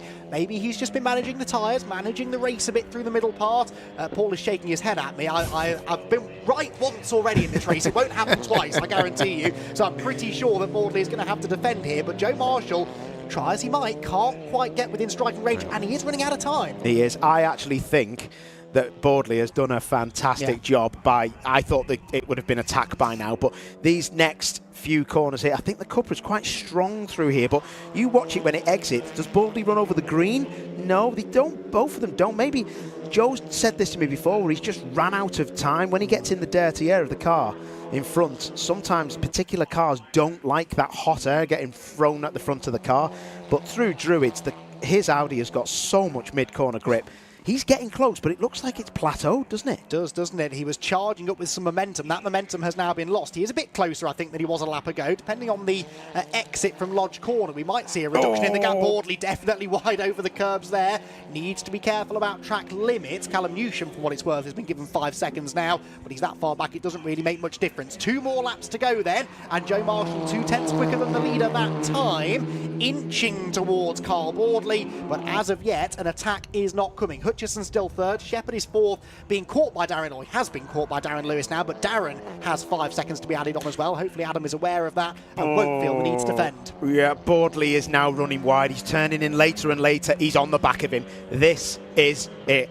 Get yourself fastened in, because you're going to see an attack in the next few corners. Oh, Joe desperately trying to get back to that late apex, which in fairness he did. Goes to the right-hand side of the track because the hill is slightly less steep on the right-hand side of the road coming out of the Ireland hairpin. He's after every small fraction of an advantage that he can get as he tries to close in on Carl Boardley, and perhaps his first ever victory in TCR UK. Through Knickerbrook Corner they go then for the penultimate time. The exit from Knickerbrook, so crucial because it's such a steep run, accelerating over Clay Hill, and as Paul has said a few times, a move at Lodge begins really by forcing the defensive move into Druids, but that defensive move is not yet coming. Yeah, the Audi isn't strong in Sector 2. Knickerbrook, the hairpin, it's starting to lose its front end now, I think, and the other thing I'm really concerned about with Joe is he is moving around a lot. That isn't to distract Carl Boardley. I think it's actually to get rid of the heat and the aero wash off the front of the car. Interesting. Okay, so Darren Lewis has caught Adam Shepherd. It doesn't matter if he goes through, he's got a 5-second penalty, but Luke Sargent has also caught him, and he doesn't have a 5-second penalty, so there is a potential here for Shepherd to lose some more points, and that makes it even more important from Carl Boardley's perspective that he hangs on to the race win here to maximise this opportunity. Down towards Cascades we go for the final time of asking then, and Joe Marshall had crept closer by half a tenth that time. There is the battle that I was just describing. Shepherd caught by Lewis, but Luke Sargent, who was off the road himself at one point, now back in contention for a top 5. Wow, Darren's drove well, hasn't he? That's fair play, but this is looking very plateau, this lead battle. I just think he's run out of tyre. Wow, talk about running out of things. Luke Sargent just nearly ended up on the opposite side of the track coming up from the hairpin. Touch and go, but I think he might have exceeded track limits there. Just a bit. I don't know that you want to set the sensor off because he went around the back of it. That's a very good point, actually. Out of the hairpin he goes. This is the last lap, I suppose. Anything goes, doesn't it, really? And he will be racy here to try and gain another place or 2. He is closing on Darren Lewis. Is Luke going to try it up the inside into his lobs? No, he's just a touch too far back, but certainly throwing everything at it that he can. They head towards towards Knickerbrook Corner. The leaders are at Druids and they're absolutely nose to tail. That's been a much better middle sector for Joe Marshall. It could be another of those classic Oulton Park Lodge Corner deciders. This Carl Boardley surely will have to defend the inside line, but he chooses not to. Is Joe Marshall going to throw it up the inside? He's just a touch too far back, and I reckon Carl Boardley, as he did 12 months ago, is going to hang on to claim a first victory of the season here at Oulton Park. Across the line he goes, car number 1, position number 1, and the top step of the podium beckons for Carl Boardley, the reigning champion. Joe Marshall 4.5 tenths shy in the end in second, with Brad Hutchison a solid third position. Shepherd hangs on to fourth. That was a mighty drive from Adam Shepherd in a car that must have been driving like it had 2 flat tyres on the rear. Then it was Luke Sargent, who of course inherits 5th position after Darren Lewis's penalty, and we wait now for Will Beach to come through and claim the Gen 1 Cup victory. But Paul, race of the season for me. That was absolutely brilliant. The side-by-side, the respect, the speed, as Will Beach comes across the line. That Gen 1 Cup's done for him. Flashing the lights, brilliant. That was a brilliant race. One of the best I've seen. That was fantastic. And it just goes to show people need to stop moaning about grid sizes. In any championship you watch, we are watching some of the best go at it, and it doesn't matter really what the size of the grid is. Now, Stuart Lyons has been caught by Mark Smith here. We haven't mentioned Stuart. I think we've done quite well, actually, to go 20 minutes without taking the mickey out of him. Steve Laidlaw in 9th position has gone past Lyonsy, but Lyonsy, yes, trying to hang on here from Mark Smith, which he does just about for a top 10 finish for Lyonsy, and he didn't do anything too obvious that would embarrass him. No, exactly. He did well there, didn't he? 61 and still got it. Reverse grid? Oh, my word. Oh, dear. Oh, dear. Anyway, I'll see you in a minute. Right, OK. Well, if that's not reason enough to tune in for race 2 later on, we are in for, I'm sure, a very exciting reverse grid race with Mr. Lyons starting on pole position potentially for race number 2. Right then, Carl Boardley, a well-deserving race winner. How he defended that lead, I mean, initially from Adam Shepherd and then again from Joe Marshall in the closing stages. That was astonishing stuff. And Carl Boardley with his first victory of the season, and that will now move him closer to the top of the championship table. It definitely looks as though they've figured out the issues with that Cupra. So Carl Boardley, the winner for the first time this season, with Joe Marshall Burke second and Brad Hutchison in third. It was not this time an all Cupra 1, 2, 3, because Adam Shepherd, of course, dropped back with that damage to 4th position. I'll be interested to get his thoughts on that, because he and Carl Boardley have not been seeing eye to eye so far this year.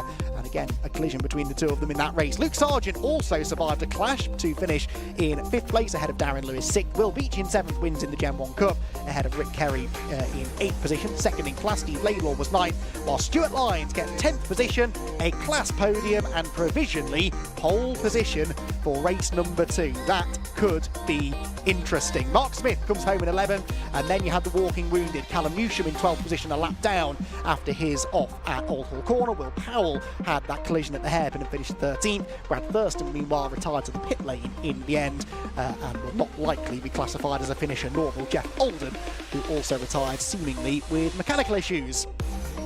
So, a heck of a lot to unpack after round number 7 of TCR UK. A win for Carl Boardley is the headline news, though, and another driver, therefore, to step on the top step of the podium. We've already had a win, of course, in fact, 2 wins for Adam Shepherd. We've had a win for Callum Newsham. We've had a win for Brad Hutchison. And, of course, earlier on in the season for Victor Anderson in that one-off appearance at Brands Hatch. So Carl Boardley becomes the 5th different winner from the first 7 races of the season. So, again, to Paul's point, you don't need a 30-car grid to have a competitive championship. And we definitely have a competitive championship on our hands this year.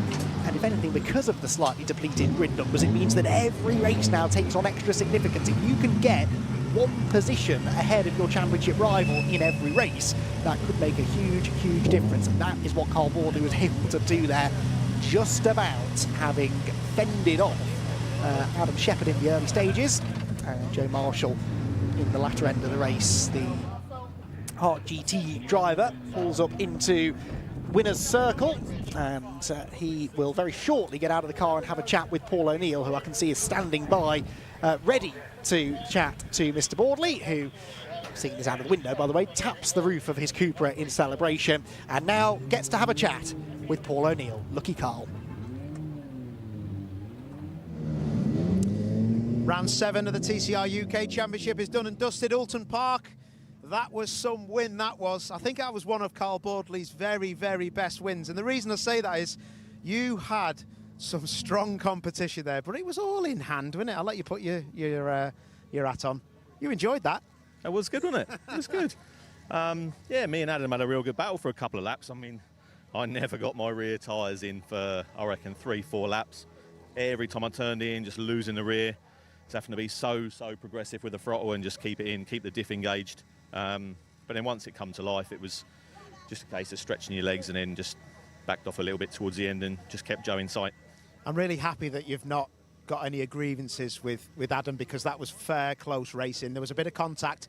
That was both of you racing hard, but I think he had a bit of left-hand damage on the rear, but that's just racing, isn't it? Okay, well, I don't know about the left-hand damage. I mean, to be fair, we got down the bottom of Cascades. I think it was lap 1. He was on the outside. I've turned in and just had an almighty slide, so we had a little bit of contact there. It was, yeah, nothing, you know, nothing malicious to it. Just me having to gather up a bit of a moment. And then we played skittles with each other down the pit straight. But you know me, I'm game for all of that, and obviously he is as well. So yeah, long may it continue. Top man, it was brilliant to watch. Well done, Carl. First win of the year for Carl. He'll be well happy with that. Let's go and speak to Joe Marshall. He was brilliant. It was lit and good to see the Bradders and Joe Marshall having a little chin wag there. Oh, that's nice. We're outside the TCR UK hoarding. You want to go this way, mate? Joseph, that was awesome, mate. I thought you were on for your first win there. It's like that every time, isn't it? Snetterton, I thought I was on. I think the start messed us up, which means Brad got out in front of us. So instead of trying to overtake 2 cars, I was trying to overtake 3. So I messed up for myself, really. I'm trying to get used to this launch. I haven't used it properly. I haven't used it. I can't get my head around it properly yet. So I think if I get my launches right, we'll be there or thereabouts. Race in general, though, fastest lap, mate, by quite a long way. Did you run out of front end in the end? Or it looked like you were trying to get out the heat and the aero wash of the car in front? Well, when I caught up to Boardley, my brakes were started overheating really bad, so I had to pull out of his dirty air so I can get a little bit of temperature off the brakes. But yeah, I mean, the car was, sorry about to swear then, the car was so fast. I mean, hats off to Rob and the team. They've given me a car, it's so quick. So I think I just need to give him a win now. So that should be, well, not from a reverse grid, but maybe, well, it could happen. Shepherd did it at Brand, so could do it. You never know, mate, but your car did look quick, and fair play to you and Rob Austin. That was Rob Boston, that was proper, mate. Cheers, mate, thank you. Top dollar, Joe. Awesome. Right, let's go and speak to Brad. Brad in P3. Let's quickly grab a word with him. He must be happy with that. I think, to be fair, I know what he's going to say to me. The car didn't have the legs, did it? Compensation weight and all of that. The Audi is a fantastically fast car. You've done a good job there to finish there. What a start, though. Yeah, the start was nice. I mean, yeah, I've been with Jordan, trying to learn the launch control a little bit better, and I think it worked. It paid off quite well. Yeah, I seen Jordan, Joe closed the door coming in. I thought, I'll squeeze through that, that'll be right. And yeah, I thought, you know, got up to a nice position, seen Callum flying off the lap after, and obviously I don't know what happened, and I think there was some incident over at Druids as well, but I thought a safety car or something, but no, all good. But yeah, I'm happy enough with that. I think the car did have a fair bit of pace in it, but it was just, I think Carl had a little bit more, and obviously Joe in the with that diff is quite a weapon. Just a bit, mate. Well done. Good stuff. Good luck for the second race. Spot on. Right. We're going back to some more racing, and hopefully it's as good as TCR UK. That was awesome. It's the Fiestas, and they're going to show us round. What you got?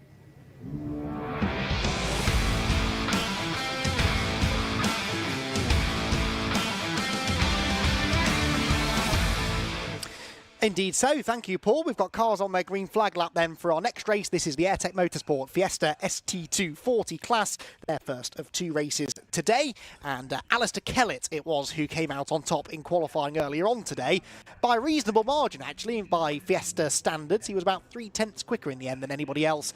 And the anybody else was headed by Zach Lucas, who will share that front row with him. Couple of quick drivers a little bit out of position, I would say, on this grid. Again, it was a wet-ish qualifying session earlier on today, and that probably will have contributed to a slightly jumbled up order. So the cars then making their way around the track on the green flag lap, and they'll very shortly make their way onto the grid ahead of what is going to be, by the looks of it, a full 20-minute race. That's good news. So we're not shortening races after the delays earlier on in the day. We are running to full race distances, so a full 20 minutes will be run. So, Alistair Kellett starts on pole position, Zach Lucas alongside him. Simon Horrobin and Henry Howarth are then together on row number 2.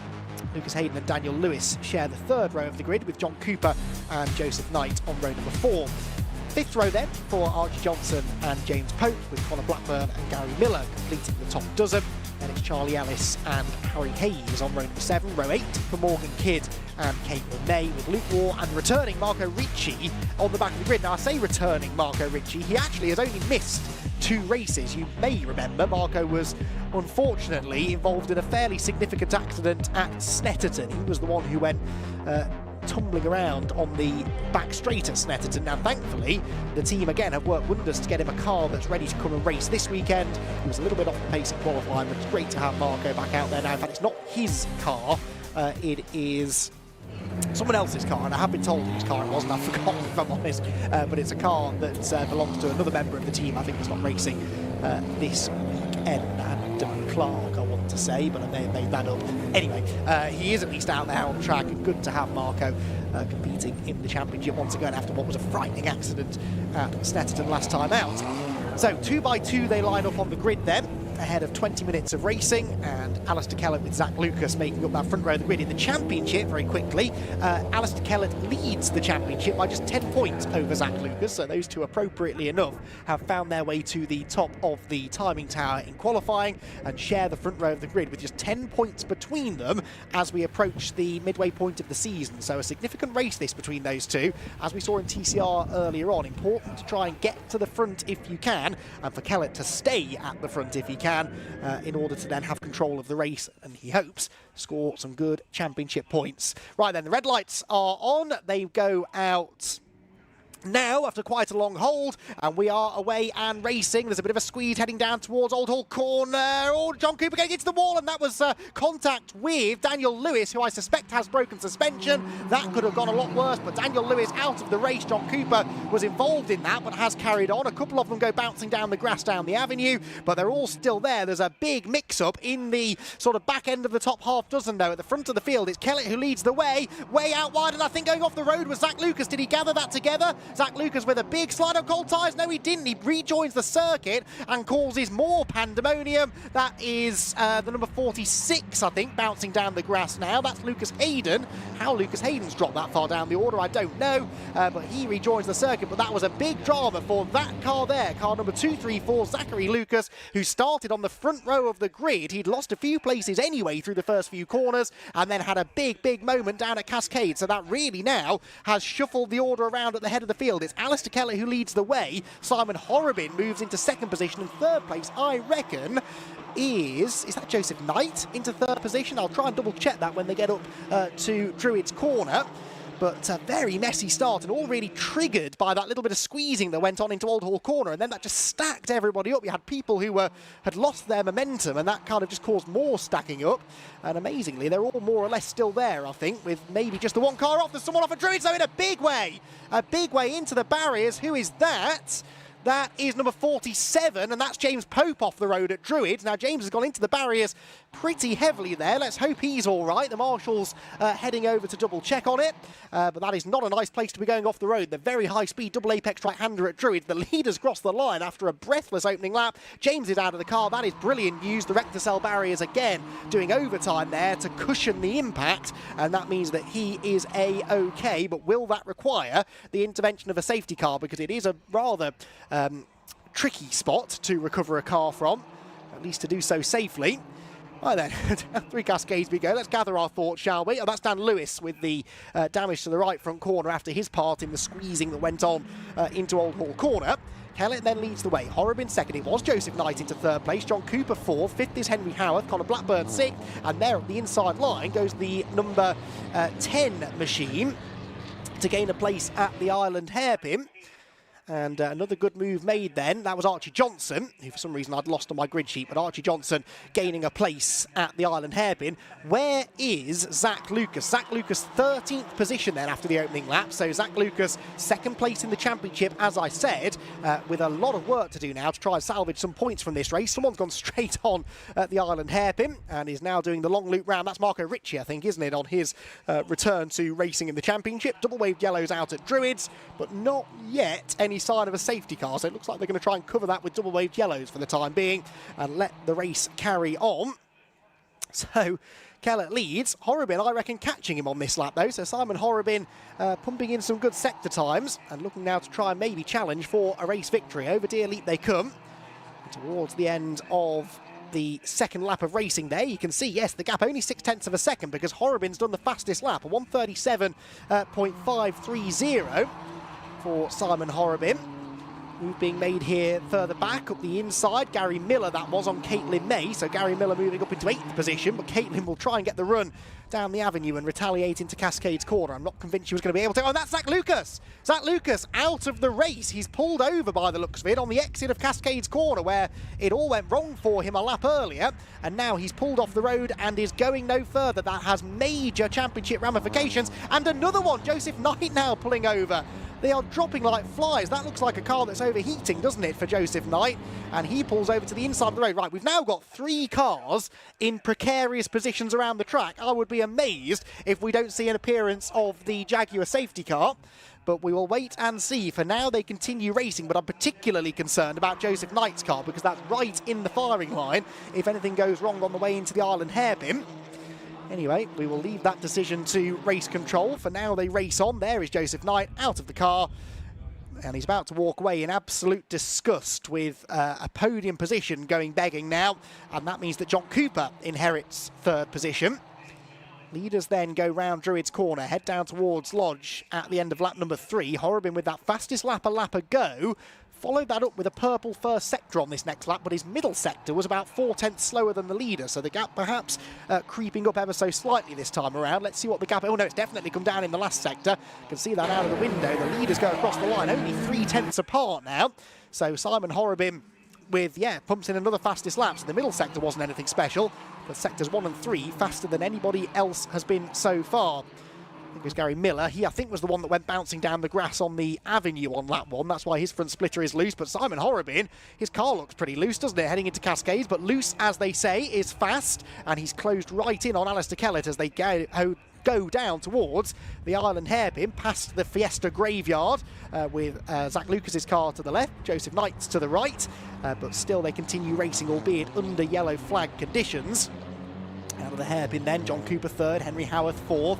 Connor Blackburn in 5th, then a battle for 6th. That's Gary Miller, who's now caught Connor Blackburn. So Connor Blackburn about to come under some threat for his top 5 position as the leaders drop down into the Hislop chicane. It's not only Horobin who's quicker than Kellett, by the way, but Cooper and Howarth both faster than the leader as well that time around. So the top 4 are all sort of bunching together as Gary Miller has found a way. Sorry, actually that's Charlie Ellis, excuse me, not Connor Blackburn, it's Charlie Ellis he was battling with, and Charlie Ellis, who he has overtaken now for 6th position. Charlie, by the way, started 13th and has only just lost 6th place, so sort of gives you a window into how chaotic the opening lap or so of this race was. Right, the leader's down towards Lodge Corner, and for the first time, Alistair Kellett having to go a bit defensive there, covers the middle ground into Lodge. Horobin takes the wide line in, tries to cut back to the late apex, carry the speed through the hill, but I don't think he quite got on the power at the right moment there, so they come across the line, still in the same order, and now John Cooper looks like the quicker of the 3, doesn't he? Indeed he is. He and Howarth both in the mid to high 1:37s, the leaders in the low 1:38s as they now begin to battle with each other.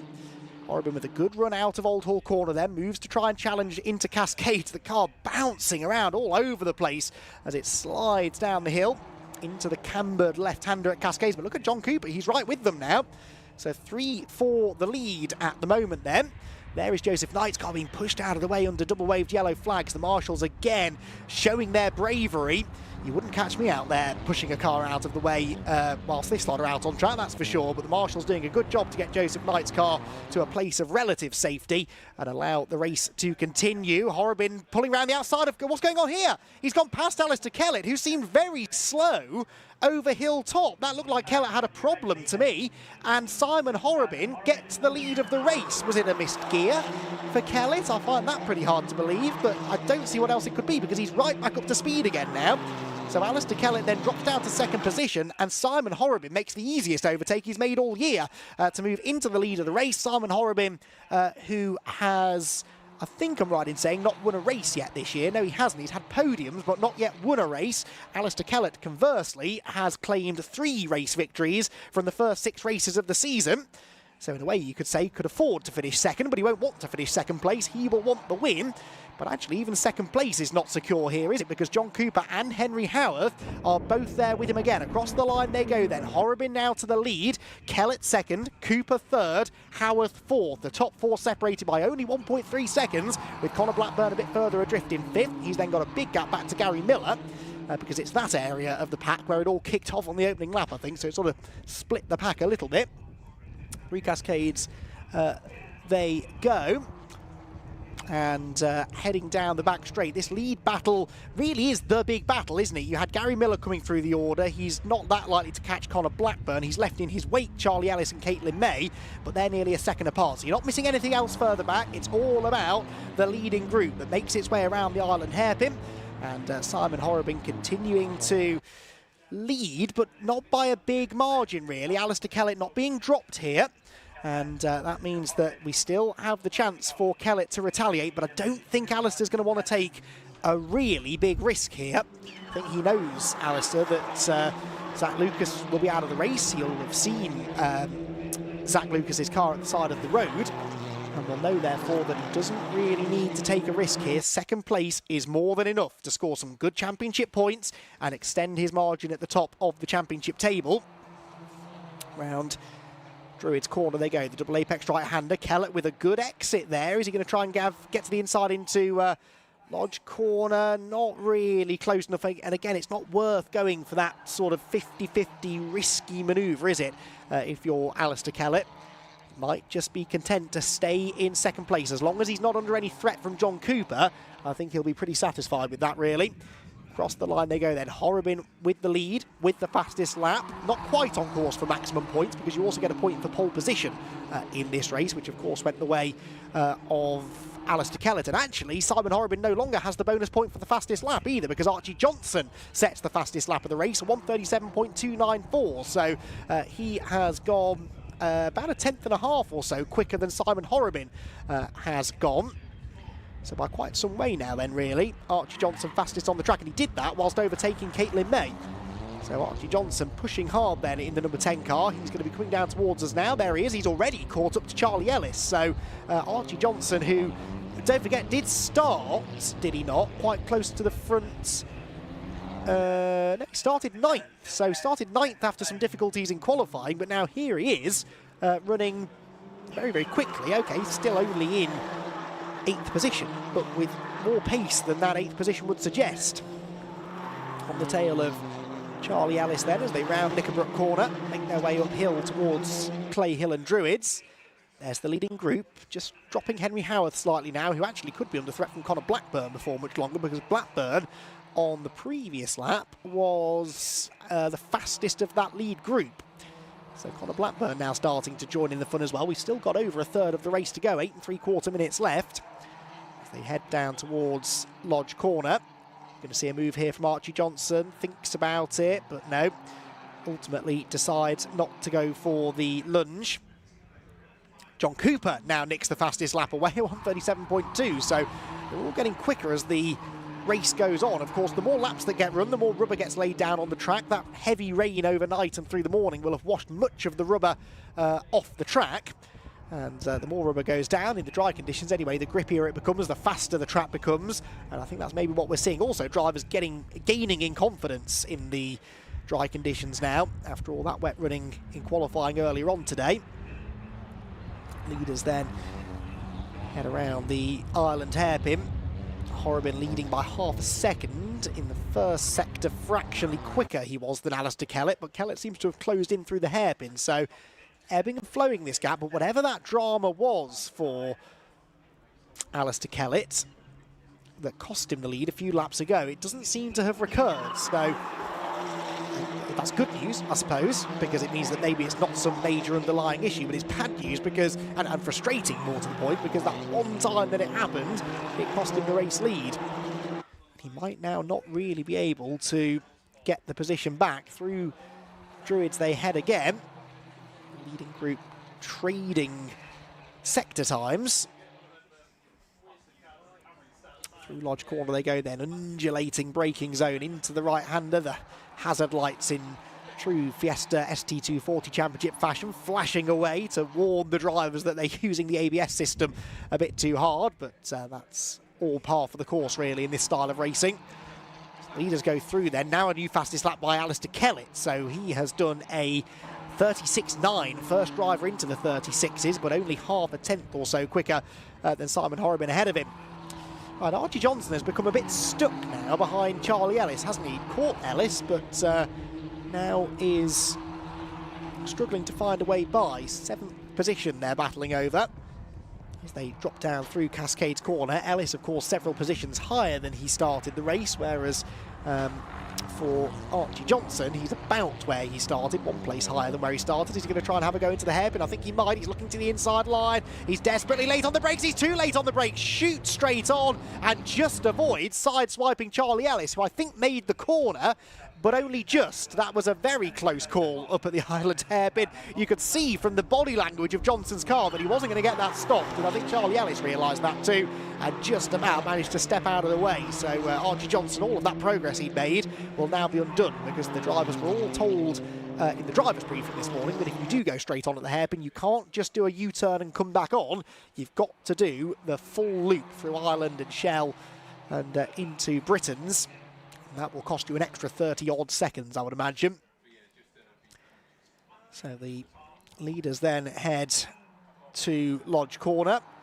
It's black and white flag being held aloft for somebody. That's just a warning at the moment for track limits. Hopefully none of the leaders, though, because we don't want this battle to be affected by track limits penalties, because the top 3 are once again covered by only 3/4 of a second. So Alistair Kellett coming back now at Simon Horrobin in the second half of the race. Kellett often does have this advantage on a long run. He's a hugely experienced driver, as in fairness are Simon Horrobin and John Cooper that he's battling with. But Kellett, who's had so much success in Fiestas, he really gelled with this ST240 when it came into the championship a few years ago. He knows how to make it tick, not only over a single lap, but over a race distance. I wonder whether he's maybe managed those tyres a little bit better. Just has a little bit more life left in them in the closing stages. That being said, he had a fair armful of understeer there as he came out of the Island hairpin. Over Hilltop they go then, down into Old Hall Corner. Archie Johnson, by the way, for reference, has just crossed the line as this group is at the Hislop chicane. So that's how much time he lost with the unwanted detour down the Island hairpin. So the leaders then, oh, there he is. Oh, in fact, he's locking up and the smoke coming from the car. He's going quite slowly, actually, isn't he, Archie Johnson? So has he got a drama now as well? Has he maybe lost the brakes? Is that why he was, why he had that issue at the Island hairpin? Meanwhile, race leaders absolutely together, and Alistair Kellett looking to the inside of John Cooper as they head for Lodge Corner. We've got just under 4 minutes to go, and Kellett wants the lead back, but Horrobin late enough on the brakes to see off that challenge. Through Lodge Corner they go then. Kellett looking to try and get the run over Deer Leap and maybe challenge towards Old Hall Corner. Can he do it? He's less than a Fiesta length behind as we head towards the first turn. It's a difficult place to make an overtake. You don't really do a lot of braking into that corner. You can carry good speed through the right-hander to then try and continue that momentum all the way down the avenue. Cascades, as we saw in the TCR race earlier on, is a possible place to overtake, but again, Kellett not really close enough. So Alistair Kellett closing in, but not necessarily at the right parts of the circuit as far as overtaking is concerned.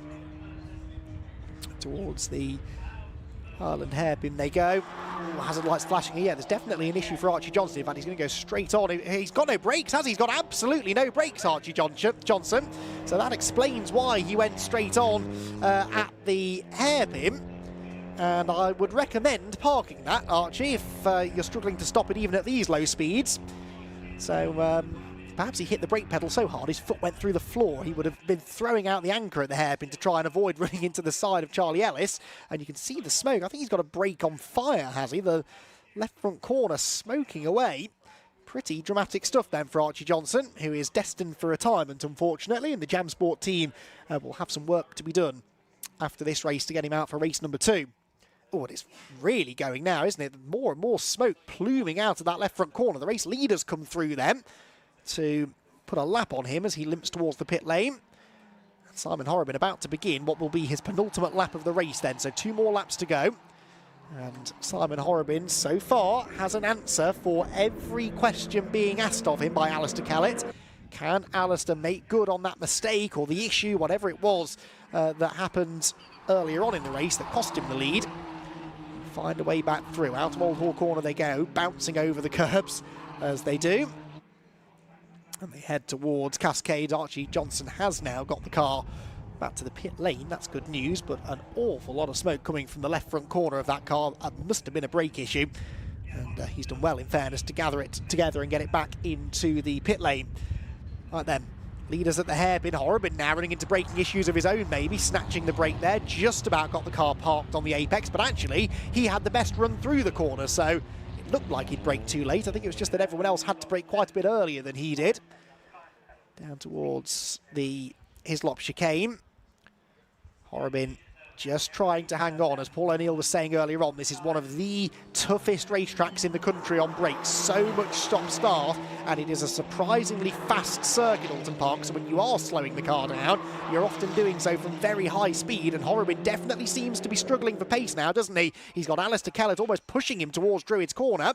As we turn through the double apex right-hander then, one more lap to go after this one. The last lap board awaits for our top three as they head out of Druids underneath the Paul Warwick Bridge and towards the braking zone at Lodge. But now Kellett isn't really close enough, so he's catching up to Horrobin, but not at the parts of the circuit where it's easy to make an overtake. So he's going to have to get inventive here on the final lap if Alistair Kellett is going to steal this race victory back again. Over to Elite we go then, towards the timing line. Plenty of cars being handed 5-second penalties now for track limits.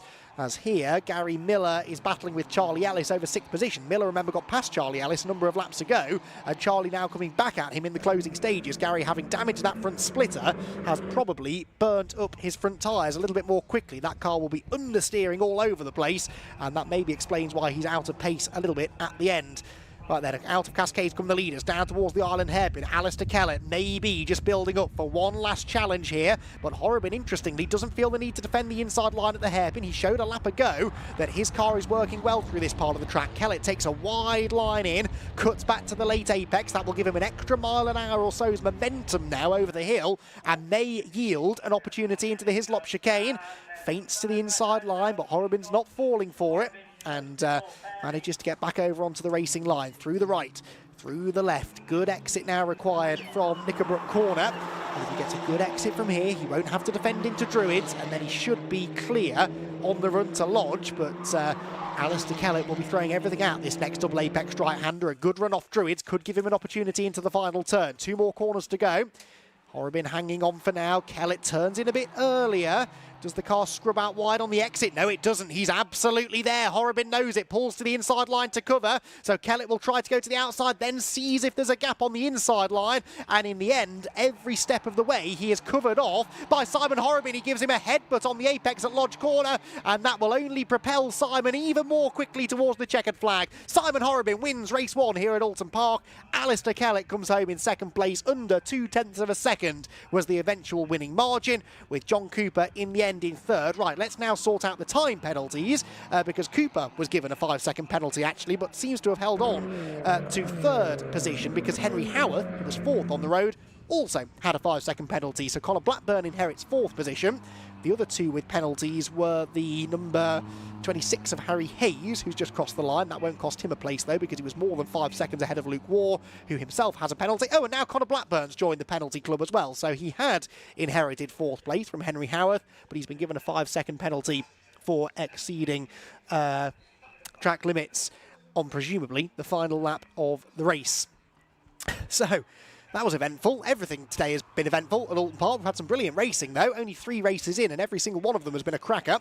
And the Fiesta ST240s will be back out to do it all over again later on in the day at something like 20 to 5, barring any adjustments to the timetable later on in the day. So we look forward to having the Fiestas back on circuit, having produced a very, very exciting first race of the day. Simon Horrobin will be very pleased, no doubt, to have picked up a race win. but by the narrowest of margins, just under 0.2 of a second then his gap back to Alistair Kellett in second. John Cooper came home in third, and this is where the penalties now start to take effect. So Cooper third, Howard fourth, and Blackburn fifth. That was actually the order in which they finished on the track, because all three of them picked up a 5-second track limits penalty. Then it was Gary Miller in sixth position, Charlie Ellis was seventh ahead of Caitlin May, Morgan Kidd and Lucas Hayden in 10th. Harry Hayes was 11th, Luke Ward was 12th, ahead of Marco Ricci and Archie Johnson, 13th and 14th respectively, although of course Archie was not running at the flag, nor was Joseph Knight or Zach Lucas or Dan Lewis, all three of them regular front runners in the championship, whilst it was then James Pope who also failed to reach the flag after what was a bruising race, a race of attrition for the Fiesta ST240s. There'll be a small delay after this race, I'm sure, to go and pick up all of the ST240s that are now parked at various locations around the Oulton Park circuit. We might run out of recovery vehicles, so I think that's going to take a few minutes to sort out, which gives us plenty of time in a moment or two to hear from our podium finishers. Scott Woodwiss, I believe, is on in position to chat to our top three finishers in the next few minutes or so. But Simon Horobin will be the first of the drivers that we'll hear from, and that is his first victory of the season. That will do his championship hopes the world of good, because he was a long way back in the points. He had a bit of a disaster at Brands Hatch. I forget exactly what happened, but he had 3 very bad results by his standards anyway at Brands Hatch. And it was only really at Snetterton that he started to come alive again. He had a couple of top 5 finishes and that podium, a 3rd place finish in the second race at Snet. Now, second podium finish of the year, and this time he'll be on the top step of the podium then as a race winner here at Oulton Park. So, Alistair Kellett, of course, will be on the flip side of that, pretty frustrated to have ended up in second place. I would love to know, and hopefully we'll find out from Scott Woodwiss in a moment, what that issue was for Simon Horobin. And not for Simon Horobin, for Alistair Kellett, I should say. We might now be able to find out, because we can head down to Scott Woodwiss to catch up with our podium finishers.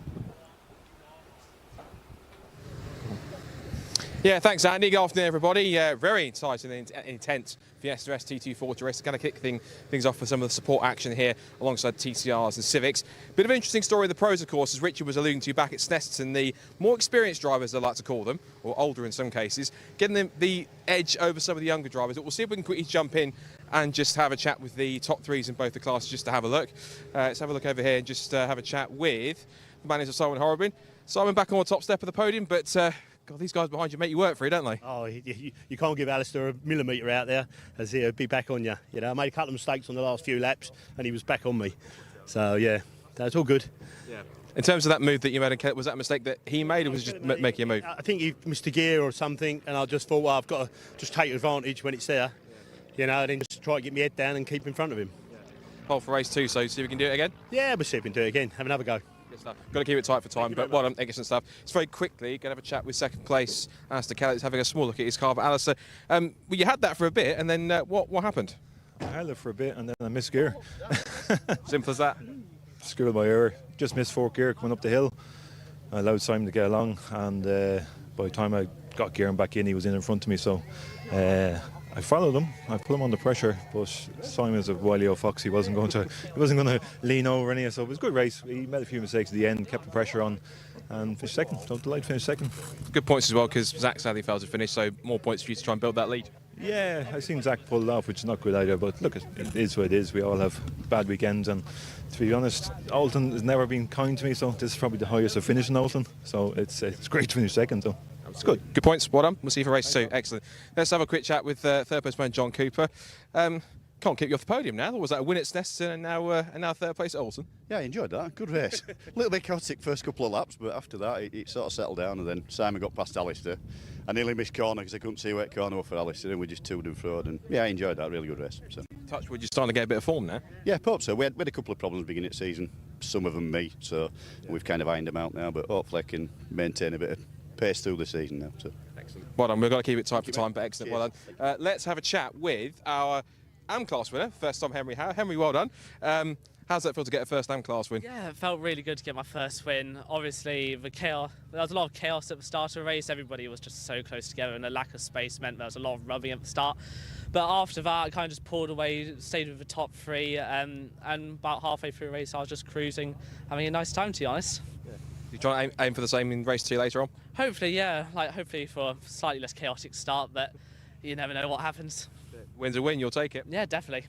Great stuff. Well done, congratulations. Hopefully first of many, great stuff. Let's have a quick chat with Charlie Ellis, who's speaking to also for the first time this season on the podium. Well done. Not a bad run for second place in class. I know, it's all right, wasn't it? You sound surprised? Well, I mean, the pace yesterday wasn't the best. We definitely had some work to do, and after qualifying P13, that's my dad. That's Charlie Ellis fan club. Oh, yeah, I have the best fan club here. Yeah, so, I mean, what happened at the start? But I made the most of it, took advantage of it, and, you know, just drove through.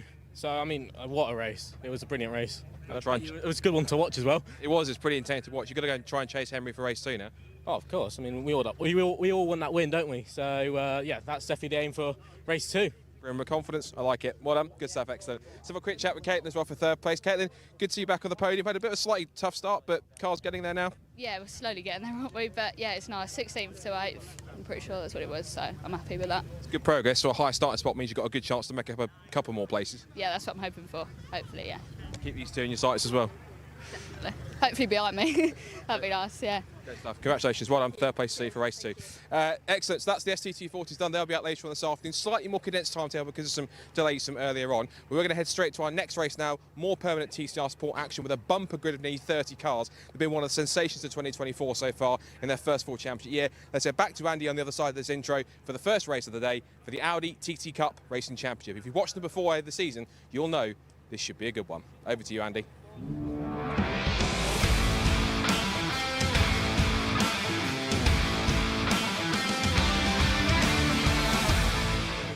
Thank you, Scott. We've got a bit of a delay before we get the Audis out on track because there is a barrier repair going on up at Druids where someone went off. I confess, that much happened in that race. I forget who that was that went off. It was James Pope, I think, wasn't it, that went off at Druids on the opening lap. But anyway, that barrier is being fixed. There were other errant Fiestas that needed to be relocated from various points around the track. So they're just going to take a few minutes to do that, which gives us plenty of time to build up to what should be, again, a really exciting race in the Audi TT Cup Racing Championship. They've had their first couple of events now as a full-blown championship in 2024, and as Scott said, massive grids. We've got 29 of them set to start this one, and that is actually a slightly smaller grid than we've had at other rounds. Understandable, really, Oulton Park, with a smaller grid capacity anyway than some of the racetracks in the country, just because of the nature of the circuit, and also a track that, because of its location in the country geographically, sometimes doesn't quite attract the same number of cars. But anyway, 29 is still a very, very, very good grid of cars, and at the front of it we will have Matt Luff. Matt Luff, the former Civic Cup champion, who came into the TT Cup as really one of the favourites, I think it's fair to say. He's yet to win a race. He had a second place finish at Brands Hatch. He got another one in the third race at Snetterton, but he had an off on the first lap of race 2 at Brands Hatch and had another off on the first lap at race 1 at Snetterton after contact both times. So Matt Luff will be very keen to try and just have a clean start to this race, and he's positioned himself perfectly to achieve that because he will be starting on pole position, and the championship leader, Carl Swift, who took a while to get going in qualifying this morning, could only manage third place on the grid. That's not a bad grid position, of course, for Carl Swift, the former TCR UK race winner here at Oulton Park a few years ago. Carl Swift, the championship leader early doors, but once those drop scores start to get calculated, it will tighten up quite nicely because Carl has been incredibly consistent. In fact, Carl won the first 4 races of the season. The first race that he didn't win was the reversed grid race at Snetterton, where he still charged through to finish inside the top 5. So he's been very consistent so far this year as Carl Swift, which is good at the moment, but it does mean that he will be dropping more points than the likes of Matt Luff, for example. Ross McCarr as well. He's had a bit of an up and down season so far, but they'll all close back in once those drop scores are allocated. As we saw then, James Pope's car now moved out of the way from Druids. The barrier repair seems to be more or less done, so we should be good to get the 15-minute race underway very shortly.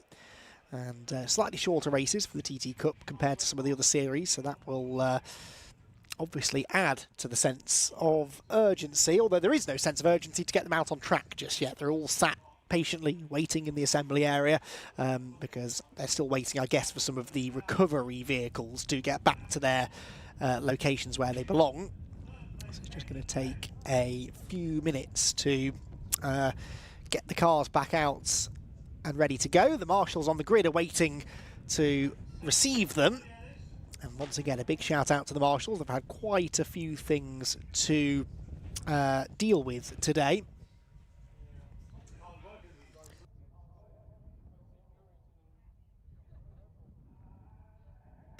Yeah, they've had quite a bit to deal with today, the marshals, and the day is only half done. We've got lots more racing to come later on today. It's a lot of action crammed into a very short space of time here at Oulton Park. We've still got 2 races for the BRSCC Fiesta Junior Championship. We've got another race for the ST240s, 2 for the TTs as well, and also our reversed grid race for TCR UK. That one due to start at about 4:45, I believe. A slightly amended timetable has been released recently. Circuit maintenance van has just arrived back down in the pit lane, and that will have, I guess, come from Druids, where the barrier had a Fiesta-sized dent in it after James Pope's off in the early stages of that Fiesta ST240 race. There is Druids, now looking very clear of marshals and recovery vehicles. So, yep, Audis are being queued up at the end of the pit lane, and we are now almost ready to go with the outlap from the assembly area, which doubles up as the green flag lap. So with so many cars to get through, let's maybe start going through the grid, because we've got 29 of them to deal with. As I said, Matt Luff, fastest in qualifying earlier on, looking for his first win in the category. He's got Andrew Dyer for company alongside him. Carl Swift, the reigning champion, starts third alongside Will Stacey, who still looks about 12. Will Stacey's looked about 12 since he first started racing in motor racing, and that was probably 10 years ago. He really started at this young and has always been quick no matter what he's in. Steve Foden, like Will Stacey actually, coming from, amongst other things, a Mazda MX-5 background. He has got Charlie Budd for company on row 3. Then it's Richard Forber and Sean Smith, row number 4, ahead of Sam Meager and Ryan Edgecombe and Ross McCarr, who is there 3rd or 4th in the championship, 4th I think in the championship coming into this weekend, but only 11th on the grid alongside Luke Handley. And it is Jason Pelosi with Nick Brady for company. Morgan Root is next alongside Steve Laidlaw, then Mark Rice and Paul Luty on row 9. 10th row for Sam Laidlaw with Rashan Tyler Chigarimbo next. Rashan coming through from the Fiesta Junior Championship, he says hesitantly. One of the junior championships anyway last year. He has got Tim Dorr next in line, another MX-5 driver, with Patrick Booth sharing row 11 with the Aussie, and then it's Jonathan Williams and Joe Weaver on row 12. 13th row then for Dan Chapman with Paul Savage alongside him, and then big story from qualifying, Bradley Burns, second in the points, one to watch definitely, starting 27th on the grid with Tim Gray alongside. Now I presume that is the Tim Gray of the races sports prototypes quite a lot in the UK.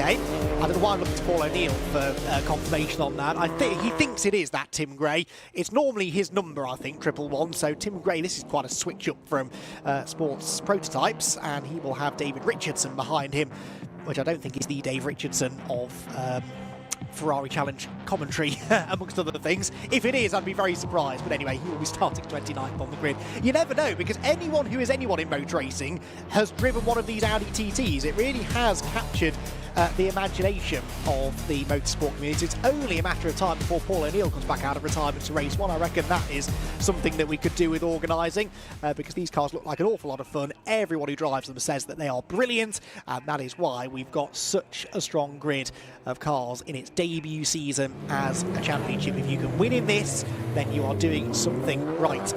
So far, though, Pat Luff hasn't managed to win a race, so let's see if he can put that right today. The area motorsport driver starting from pole position. And he will be very grateful, I think, that Bradley Burns is starting so far down the order. But we do need to keep an eye on that number 6 car of Bradley Burns. I don't know what the issue was in qualifying, but he is starting massively out of position. Second in the championship, so yes, okay, he's got drop scores to save him perhaps, but when you're running that far down the order, you just increase the likelihood of getting caught up in something, or you know, if a safety car comes out, you just lose any chance then to gain any ground in the race. So he will definitely want a clean race, a trouble-free race, and he'll be hoping he can salvage some decent points from this one, and more to the point, a good grid position for race number 2 later on today. Should be able to see Brad's car. In fact, there it is, the blue and red car. So third from the back, Brad Burns. That's the one that we are focusing on. What progress can he make on a track where we keep on saying it's difficult to overtake, although we've seen plenty of people managing it so far today. And I'm sure that Bradley Burns will be hoping that he can do the same thing. Marshall, you can't see this on screen, but Marshall's just run out to tell both of the front row starters that they'd parked significantly in front of their grid base. They've been pushed back now to the place that they should be, and Matt Luff and Andrew Dyer will be looking to try and get the jump on each other. Side by side they start again, so it could be a fairly congested run into Old Hall Corner. That is about to happen now though. The red lights are on, they go out now, and it is a very even start from both of the front row men. Carl Swift trying to get up the inside line, and there is contact, and Carl Swift's car is upside down. There is carnage further back. Car spinning around left, right and centre, and that is going to be an immediate red flag. Carl Swift, the championship leader, on his lid before they even get to Old Hall Corner, and that was that bunching up that you so often get when you've got a side-by-side grid on a narrow racetrack. We see it time, and we saw it at Brands Hatch earlier on this year. And unfortunately, it's happened again here at Oulton Park. The race is stopped then, and that is unfortunately another group of drivers with badly damaged cars that will need to be repaired. Hopefully they're all right. They wouldn't have been running at full speed, I suppose, at that point. And it's a miracle that no one collected Carl Swift's car when it was up on its side like that. But that was so unfortunate, and honestly completely unnecessary. But anyway, the race red flagged, and we will get them back around onto the grid eventually, but this is going to take a little bit of time now to get everything cleared up. And of course the first thing to do is to make sure that all of the drivers involved are okay, which hopefully they will be. These cars are built to a very, very high standard of safety, and the marshals, that will be their first priority, to make sure that everyone is A-OK. So a dramatic start to the race, not for the right reasons, unfortunately. It is the nature of this track. It's a narrow circuit, and I said it's a natural pinch point into Old Hall Corner. I really do think there's an argument for starting them on a staggered grid on a track like this. Silverstone, fine, you get away with it there, bags of space. But Oulton Park, you've got to have your wits about you, and naturally everyone wants to get to the inside line because that's the best place to be into the first corner. But you can't all fit there, unfortunately. Something has to give, and sadly, on that occasion, it was Carl Swift. Now, he got the best start of everyone. I saw that out of the window. He tried to jump to the inside of Matt Luff, and I don't know whether they then touched, but because I didn't see Matt in the lead going down towards Cascades. That is damage to Jonathan Williams' car, number 9. So most drivers, I think, have got going again, actually, but I think Matt Luff might be one that hasn't. So we might only have 2 or 3 cars that are still at the scene, but the rest of them, of course, all sort of tootling back round towards the start-finish area. When they get here, they will be parked up, I think, at the pit entry end of the start-finish straight. That's where the marshals are waiting for them. There they are. Now, can I see Matt Luff? Yes, I can. There is Matt Luff. So Luff survived that then, but is, of course, 6th. But when we get a restart, as and when we get a restart, we will see him back on pole position again, because we'll go back to original grid order, because quite obviously we hadn't completed a lap of racing yet.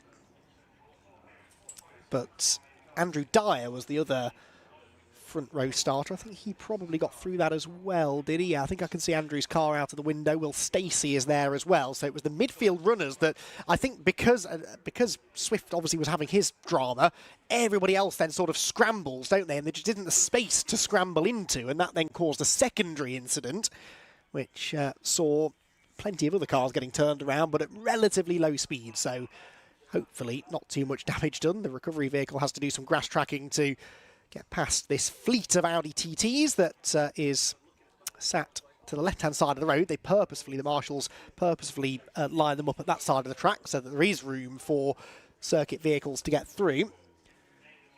And head up towards the first corner. I think I can see Tim Dorr has been caught up in that as well. He did initially start to drive away, but has now stopped, presumably with a damaged car. And possibly, is that Ross McCarr's sort of Martini livery car? I think I can see up against the pit wall as well. But anyway, we'll try and get a proper idea of who's got properly tangled up in that.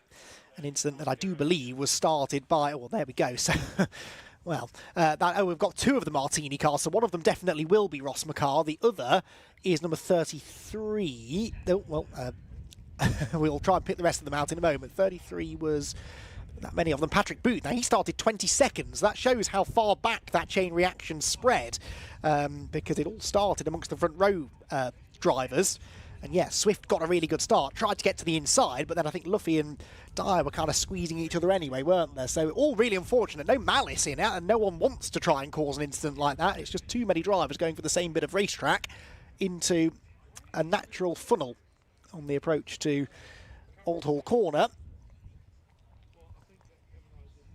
So hopefully everyone's okay. I'm going to assume they are.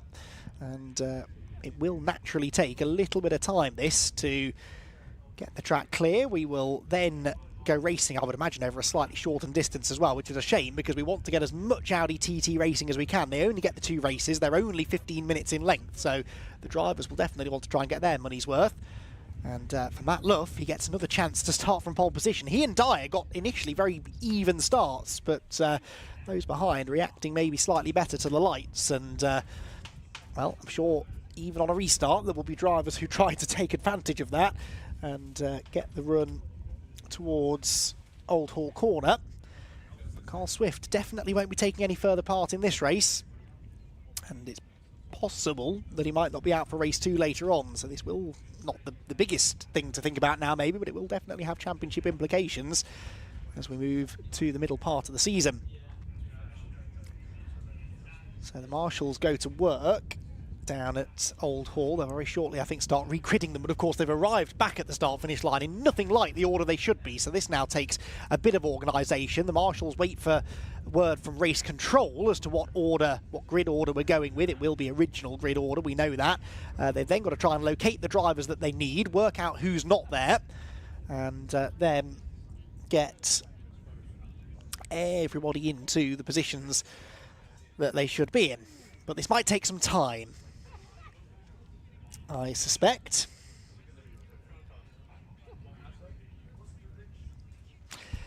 So, whilst we wait, cars are being gridded up now, by the way, but we're not racing anytime soon, that much I can tell you. So cars are being gridded up. We've got a few minutes before we are ready to get racing back underway. So we're going to step away for a few minutes, take a quick ad break, back with more racing from Oulton Park in a few minutes. Is your business ready to switch over to cloud telephony before the BT analogue switch off? If you're not sure, you can get a telecoms and IT health check from Maximum Networks for free, covering broadband, phone systems, IT support and more. Arrange your free audit today at maximumbnetworks.co.uk. Got so much weight on my shoulders, enough to knock me out, but I'm still holding the throne. You'll never know till it's over. You want an honest man, but you don't understand. I won't be here when you wake up again.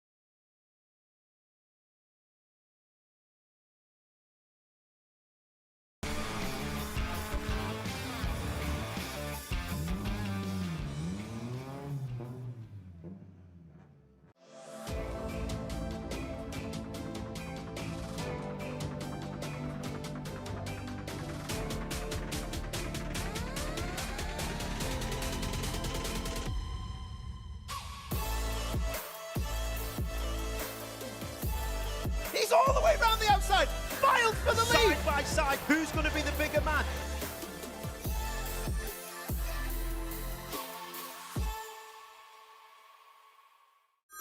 Next year, BT switch off their old analogue network for good. Make sure your business is ready to switch over to cloud telephony. Get a telecoms and IT health check from Maximum Networks today, for free. Future-proof your business now.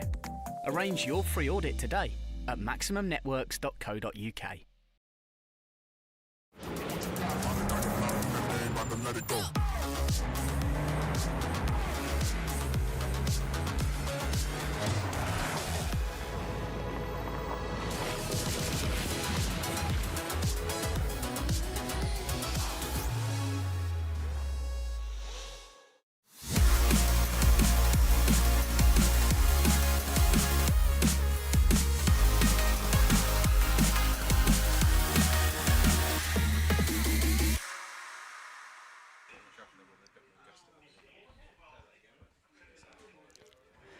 Welcome back to Oulton Park, everybody. Clean-up operation is ongoing after a start line accident in the Audi TT Cup Championship. We have had a series of cars that ended up in a heap on the way into Old Hall Corner, and we're just sort of slowly piecing together who they were. We know that Tim Dorr was involved. We know that Patrick Booth was in it. Sam Meagher's car's been brought back, so has Ryan Edgecombe's. We've got the 101 of Sam Laidlaw also awaiting recovery, and of course very much at the centre of that was Carl Swift, who made perhaps the most spectacular exit from the race as he ended up on his side on the way towards Old Hall Corner. Ironically, and he won't probably thank me for making this segue, his one and only TCR UK victory came here at Oulton Park after Ollie Taylor ended up on his side at Old Hall Corner whilst battling for the race lead, and Carl Swift came through to win the race. That was back in 2019, and Carl Swift unfortunately now on the other side of that, but hopefully that car is repairable. I know it looked very dramatic, that long slide down the road, but hopefully not too much damage done. It would have been the contact with the wall, I think, that did more damage than anything else. Anyway, the marshals once again start to work overtime, and they have not only had to remove several Audis from places they shouldn't be, they've also now had to deal with another spillage, and that's a lot of cement dust going down on the entry to Old Hall Corner. That's going to create quite a dust cloud at the start of the race. The restart of the race, I should say. We're still awaiting official confirmation on how long that restart will be, but it's... at the moment, according to the timing screen, will be still a full 15 minutes because we've had slight changes to the timetable that have actually given us a bit more time now to deal with as we go through the afternoon. So we should have a bit more time to get the races in full. Just looking out of the window, and you can sort of see at the top of the screen there, the cars, they look a bit like they're gridded up from this position, but they're actually not. They're all, some of them are gridded up, some of them aren't. So it's like they got halfway through the gridding up process and then stopped. So I think perhaps awaiting further instruction, the start line marshals, as to exactly what's going on here.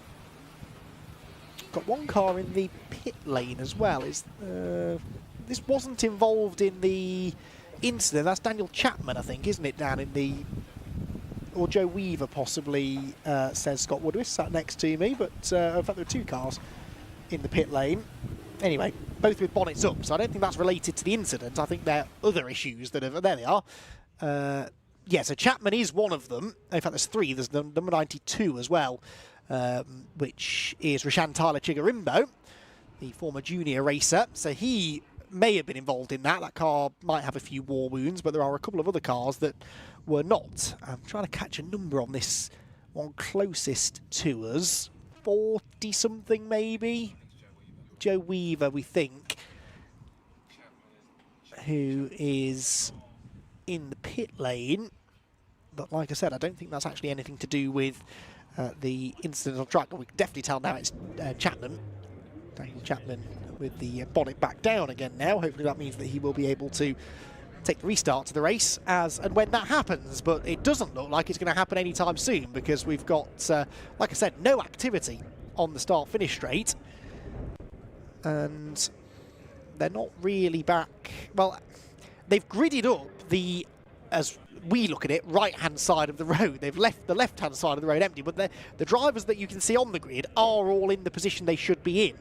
So Dyer on poles, or on second, I should say, Stacey fourth, Charles Budd sixth, eighth on the grid is Sean Smith, and it should have been Ryan Edgecombe, but he won't be there. Then it's Luke Handley. So they've gridded up the even numbers on the grid, but they've not yet gridded up the odd numbers. Matt Luff will be the first of those, but his car, of course, may have damage because he was involved in that in some way. Luffy's car is just out of shot, actually. You can see just past the bridge there's a car with the door open. That is Matt Luff's car, but I can't see from here or that camera angle, unfortunately, whether there's any damage done to it. But you'd imagine there'll at least be some bodywork damage, which potentially will require work from the pit crew. We'll have to wait and see whether he heads for the pit lane when the race, when the grid is properly formed. So from what I can tell, there is one car that still needs recovery. That is Carl Swift's car.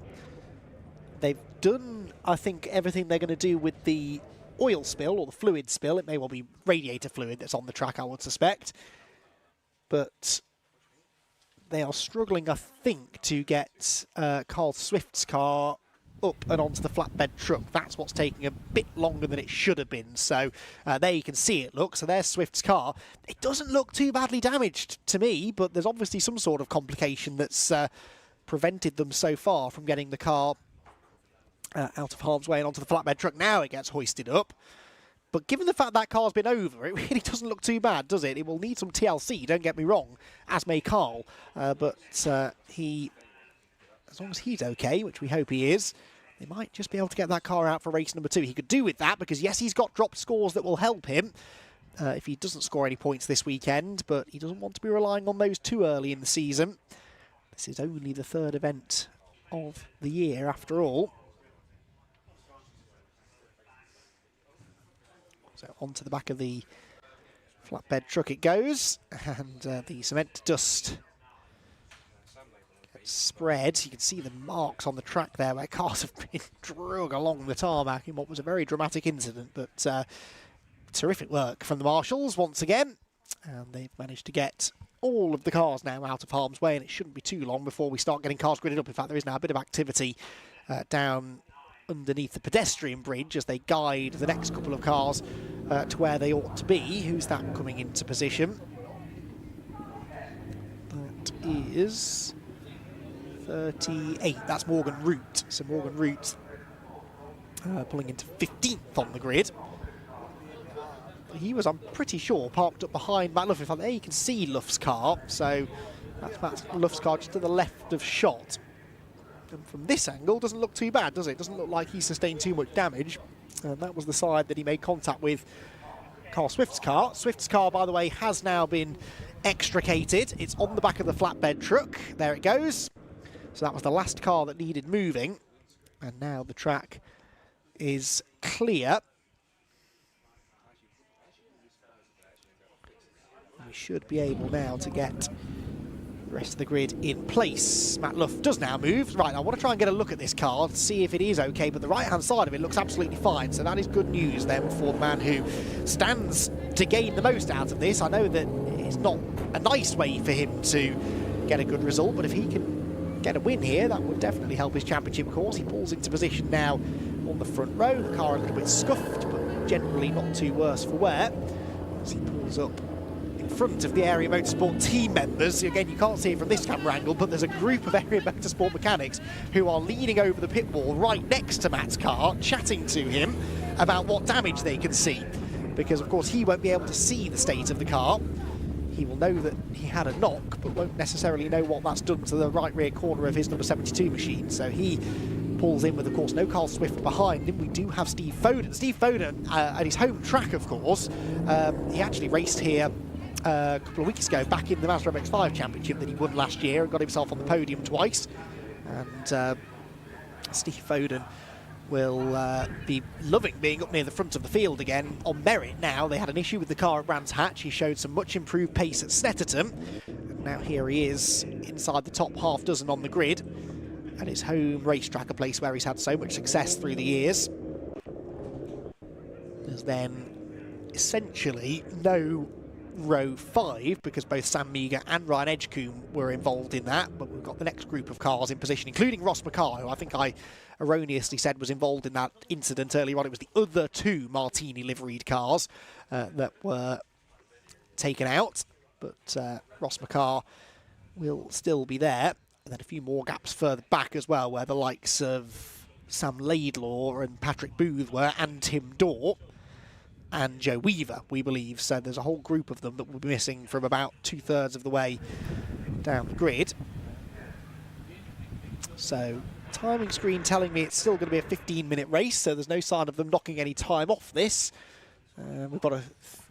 as I say that, it changes. Literally as I said that, it changed on the timing screen just to catch me out. So 12 minutes, the now restarted race. I'm sure someone listens to me and tries to catch me out. The only reason they would want to listen to me waffle on all day, I'm sure. There are 3 cars lining up at the end of the pit lane now as well, ready to head out from there. And we might now finally be able to get a proper idea as to who those 3 are, if we could get a camera trained on them maybe. The 3 cars lining up at the end of pit lane. One of them is Rashan Garimbo, possibly. Another Dan Chapman, but it was the first one in the queue, I think. Oh no, the first one's Rashan, the second is Chapman, the third one is the number 10. So that... Oh, sorry, it's a 4. I beg your pardon, it's a 4 that's peeling off. So it is Joe Weaver, the number 40, who is starting from the pit lane. So that puts 3 of them back in.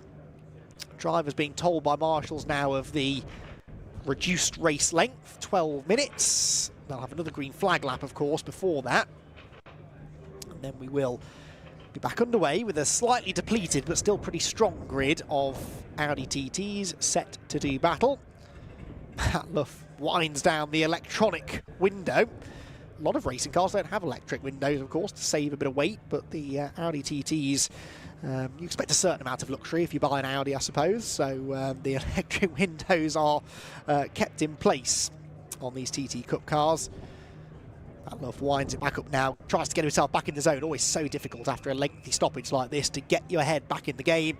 And of course, Matt has got to try and put what just happened behind him, his involvement in that, whatever it may or may not have been, and just try and get a good result here. A race win would be ideal. He's got a lap now to feel out that car and figure out whether or not it has sustained any more significant damage. As the green flag lap gets back underway again. So Luff leads them over the cement dust through Old Hall Corner. Another who avoided that drama, by the way, significantly was Bradley Burns. So don't forget, we're still following Bradley Burns' progress from the back of the grid. And there he comes, the blue and red number 6 car through the centre of shot. And Bradley Burns will now, of course, have fewer cars to overtake, I suppose. That's a slight plus for him as he makes his way around on the green flag lap. So Matt Luff then will have pole position once again. Andrew Dyer starting alongside him. Will be no Carl Swift, of course, from third on the grid. Will Stacey will be there, and there's then a gap ahead of Steve Foden. So Steve Foden perhaps in a good position here to try and capitalise on that and get himself onto the podium. Foden, did he get on Snetterton? Let me remind myself. Well, of course, he won, didn't he? I've actually forgotten about that. Steve Foden won the third race at Snetterton, which was the reversed grid race. Didn't win it on the road, though, I don't think, did he? I'm looking at Scott Woodward for confirmation of this. Steve Foden didn't win that third race on the road, did he? It was a penalty for... Yes, I forget who won on the road now. Adam Blair won on the road, thank you, Scott. Adam Blair won on the road. Steve Foden later inherited the race win. It was quite nice, actually, because Richard John Neal was on podium interviewing duties last time out and didn't get the chance to have a race winners interview with Steve Foden, so he invited him on his sort of podcast thing that he's doing. Having joked with me, Richard, at Snetterton, that everyone does a motor racing podcast now, and then he went and started one himself. But anyway, you can't beat him, join them, and he was able to have that conversation with Steve Foden, which was nice to see, because Steve didn't get his moment in the spotlight that he deserved at Snetterton, and Richard John Neal, in typical Richard John Neal fashion, it has to be said, wanted to make sure that was the case. So, yeah, Steve will have enjoyed that, but he would love now to get himself back on the top step again here at Oulton Park, especially given the fact that his home racetrack wasn't quite able to win a race when he returned to the MX5 Championship a couple of weeks ago. That I don't think it irked him too much because he really enjoyed the battles that he had in those 2 races, but he would have liked to have won one, I'm sure, just to prove a point as the outgoing champion. But in the end had to settle for, I think, a couple of second place finishes he got, didn't they? Certainly one second, maybe a third. 2 podiums anyway, when he visited the Cheshire circuit a few weeks ago.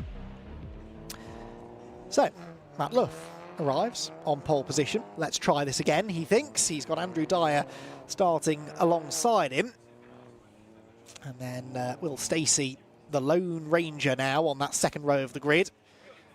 As the drivers position themselves, it's actually easy in this situation to pull up into the wrong grid slot because there are entire rows of the grid missing.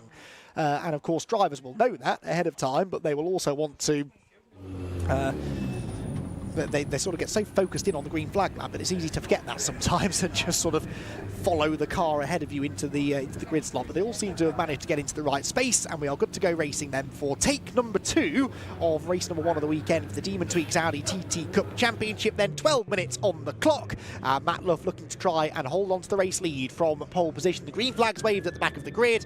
A heap of cement dust awaits them at Old Hall Corner. Hopefully they all get through there cleanly this time, and we are ready to go racing. The red lights go on, they go out now, and away we go, and Will Stacey sort of goes nowhere really, so Will Stacey in danger of losing some positions here on the run towards Old Hall Corner. But look at Andrew Dyer, he gets his nose ahead of Matt Luff and will get the lead into Old Hall, so Andrew Dyer gets the advantage. Luffy down to second, a bit of a hip and shoulder in the midfield. They all just about get out of Old Hall Corner in one piece. That was pretty close, but they arrived out of Cascades Corner with Will Stacey now at the inside of Luffy as well, but Matt, having none of it, slams the door in his face and manages to at least hold on to second place. But Matt Luff will not be pleased to have lost the lead there to Andrew Dyer, because it won't be the work of a moment now to find a way back past him. He's looking to the outside of the hairpin. That leaves the door open though for Will Stacey, who seizes the opportunity. Collision further back, and that is Morgan Root into Steve Fohn. He takes with him Ross McCarr and Luke Handley and another car as well, and yet more carnage down at the island hairpin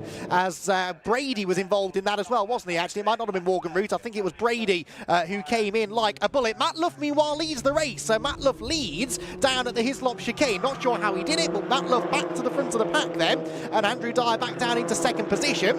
But we know what's coming, I think, don't we? Because there's no way they'll continue the race with those cars in dangerous positions, and I suspect we're at the very least going to get a safety car, perhaps another race stoppage. The leaders then arrive up at Druids Corner.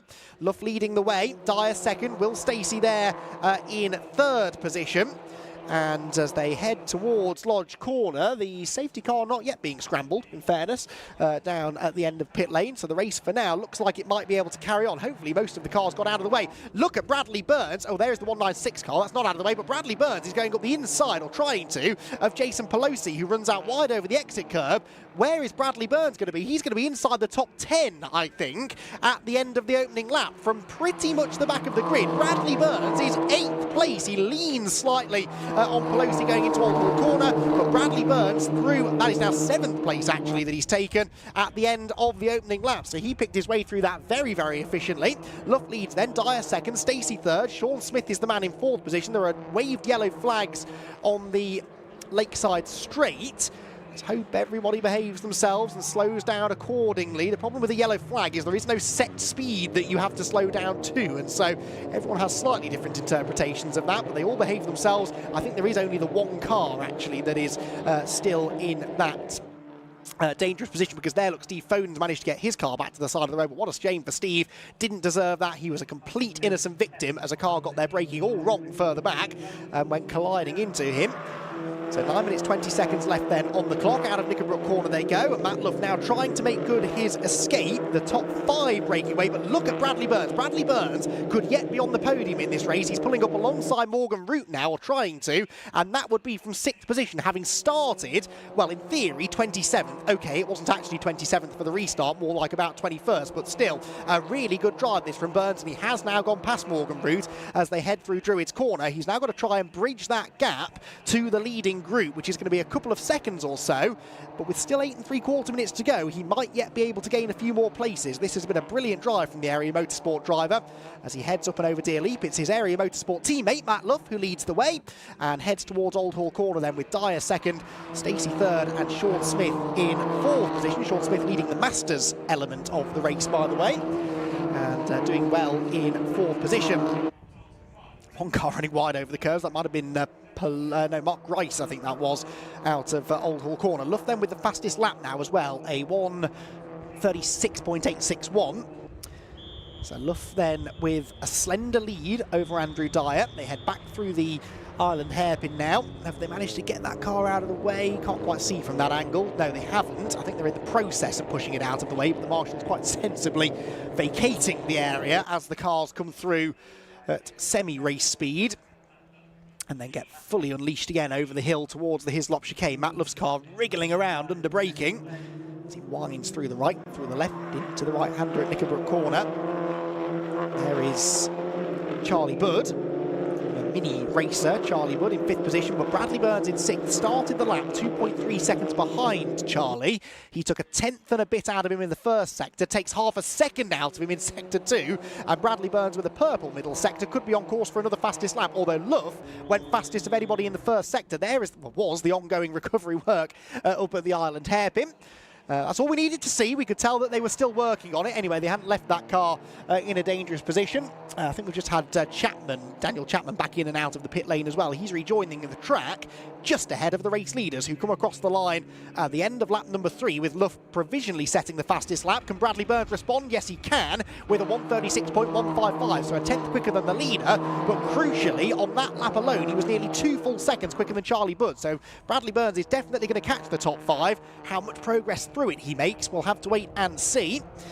Down through Cascades Corner we go, sideways for Charlie Budd there. There's the confirmation of that fastest lap for Bradley Burns, and of course with it, a lap record, because this championship's never raced here at Oulton Park before. Bradley Burns through the hairpin. Have they got rid of those yellow flags? Couldn't quite see on the way. No, they're still waving. They haven't quite got that car out of the way, but as we saw, they almost had. So I think next time around, green flags will be waving once more at the Island hairpin. Over the hill then, down towards the chicane. Now, Daniel Chapman is not leading the race. He, I hope, realises this is the lead group behind him. I'm sure he does, and he will get out of the way as soon as he can. Yes, he does. Pulls to the right-hand side of the road, exiting Knickerbrook Corner. Good heads-up driving that from Daniel Chapman. Doesn't want to interfere with the lead group, who are separating slightly now, I would say. Matt Luff looking a little bit more secure as the race leader. Although, having said that, Dyer closing in again as they go through Druids Corner. The battle really is the one for 4th, isn't it? Sean Smith, Charlie Budd, and that man there, Bradley Burns, who has still had to overtake probably 15 cars to get where he is now. Did a lot of that overtaking on the opening lap of the race, but of course the closer to the front he gets, the tougher the overtakes become. I think a podium might be a stretch, but he could probably get to 4th place here. Well, he's on the tail of the 4th place squabble already as they come across the line. Chapman heading back for the pit lane, so he's done an exploratory lap, but clearly the problem's still not resolved as Bradley Burns sets another fastest lap now, 36.0, so he's almost into the 35s now as he chases down these two ahead of him. Andrew Dyer, interestingly, did the fastest first sector of anybody in the previous lap, though he's still only 6/10 adrift of Matt Luff, so not letting Matt Luff have this one easy. Matt himself finished a similar margin behind Carl Swift in the very first race of the season at Brands Hatch. Had to settle for that 2nd place, but looking now maybe like he might be able to get a race win. Right, Bradley Burns to the outside of Charlie Budd into the hairpin where the green flags are waving once again. He couldn't get the move done on the way in, but he tries to time the switchback manoeuvre as he got an overlap, but tries to close the door, does manage to close the door, but Bradley Burns was almost in that gap there. They kick up a bit of bodywork, he lunges to the inside into the Hislop chicane. That's a really brave move under braking, and Bradley Burns gets the car stopped as well. Phenomenal overtaking, and he is now into the top 5 positions, but Bradley Burns supremely confident on the brakes, and I don't think it will be long before he finds a way past Sean Smith as well. And actually, if he gets past Sean quickly, might he have time to catch the top 3? Nah, maybe not. That might be too big of a gap. But we've seen in clear air, he has got simply electrifying pace. His fastest lap is about 3/10 quicker than the race leader has been, and about 4 or 5/10 quicker than anything Will Stacey's done so far. He's looking to the inside into Lodge Corner. There's just about a gap. How did he manage to squeeze the number 6 car through the inside line and stops the car on the apex? That was sublime overtaking from Bradley Burns. He's run a bit wide on the exit though, and so Sean Smith will try and come back at him here and still has a small overlap heading towards Old Hall Corner. He's got the inside line, but there's no way he can compete with Bradley Burns under braking, and Bradley Burns does move through into 4th position. This has been a masterclass in racecraft from Bradley Burns. I would love to watch back his onboard footage from this race, because the way he picked his way through the field on the opening lap must have been a sight to behold, and we've seen some of the overtaking that he's pulled off since then. Absolutely top quality from Bradley Burns. That is the kind of driving that we want to see. So Burns, just as I say that, makes an absolute Horlicks of the Island hairpin, goes straight on and opens the door up again for Sean Smith. So never mind, some brilliant racing followed by a little bit of an uncharacteristic mistake there from Bradley Burns. He's not given the place up just yet though, and so Sean Smith will have to get the job done under braking, where he lost, or where Bud lost a place a lap ago. He's going to squeeze Burns, they lean on each other, sideways goes Smith. Burns sort of, I thought, was trying to let him go, but actually does then sweep round the outside. There's further contact. Oh, he's around goes Bradley Burns, and crunch into the barriers, and Bradley Burns' race is done.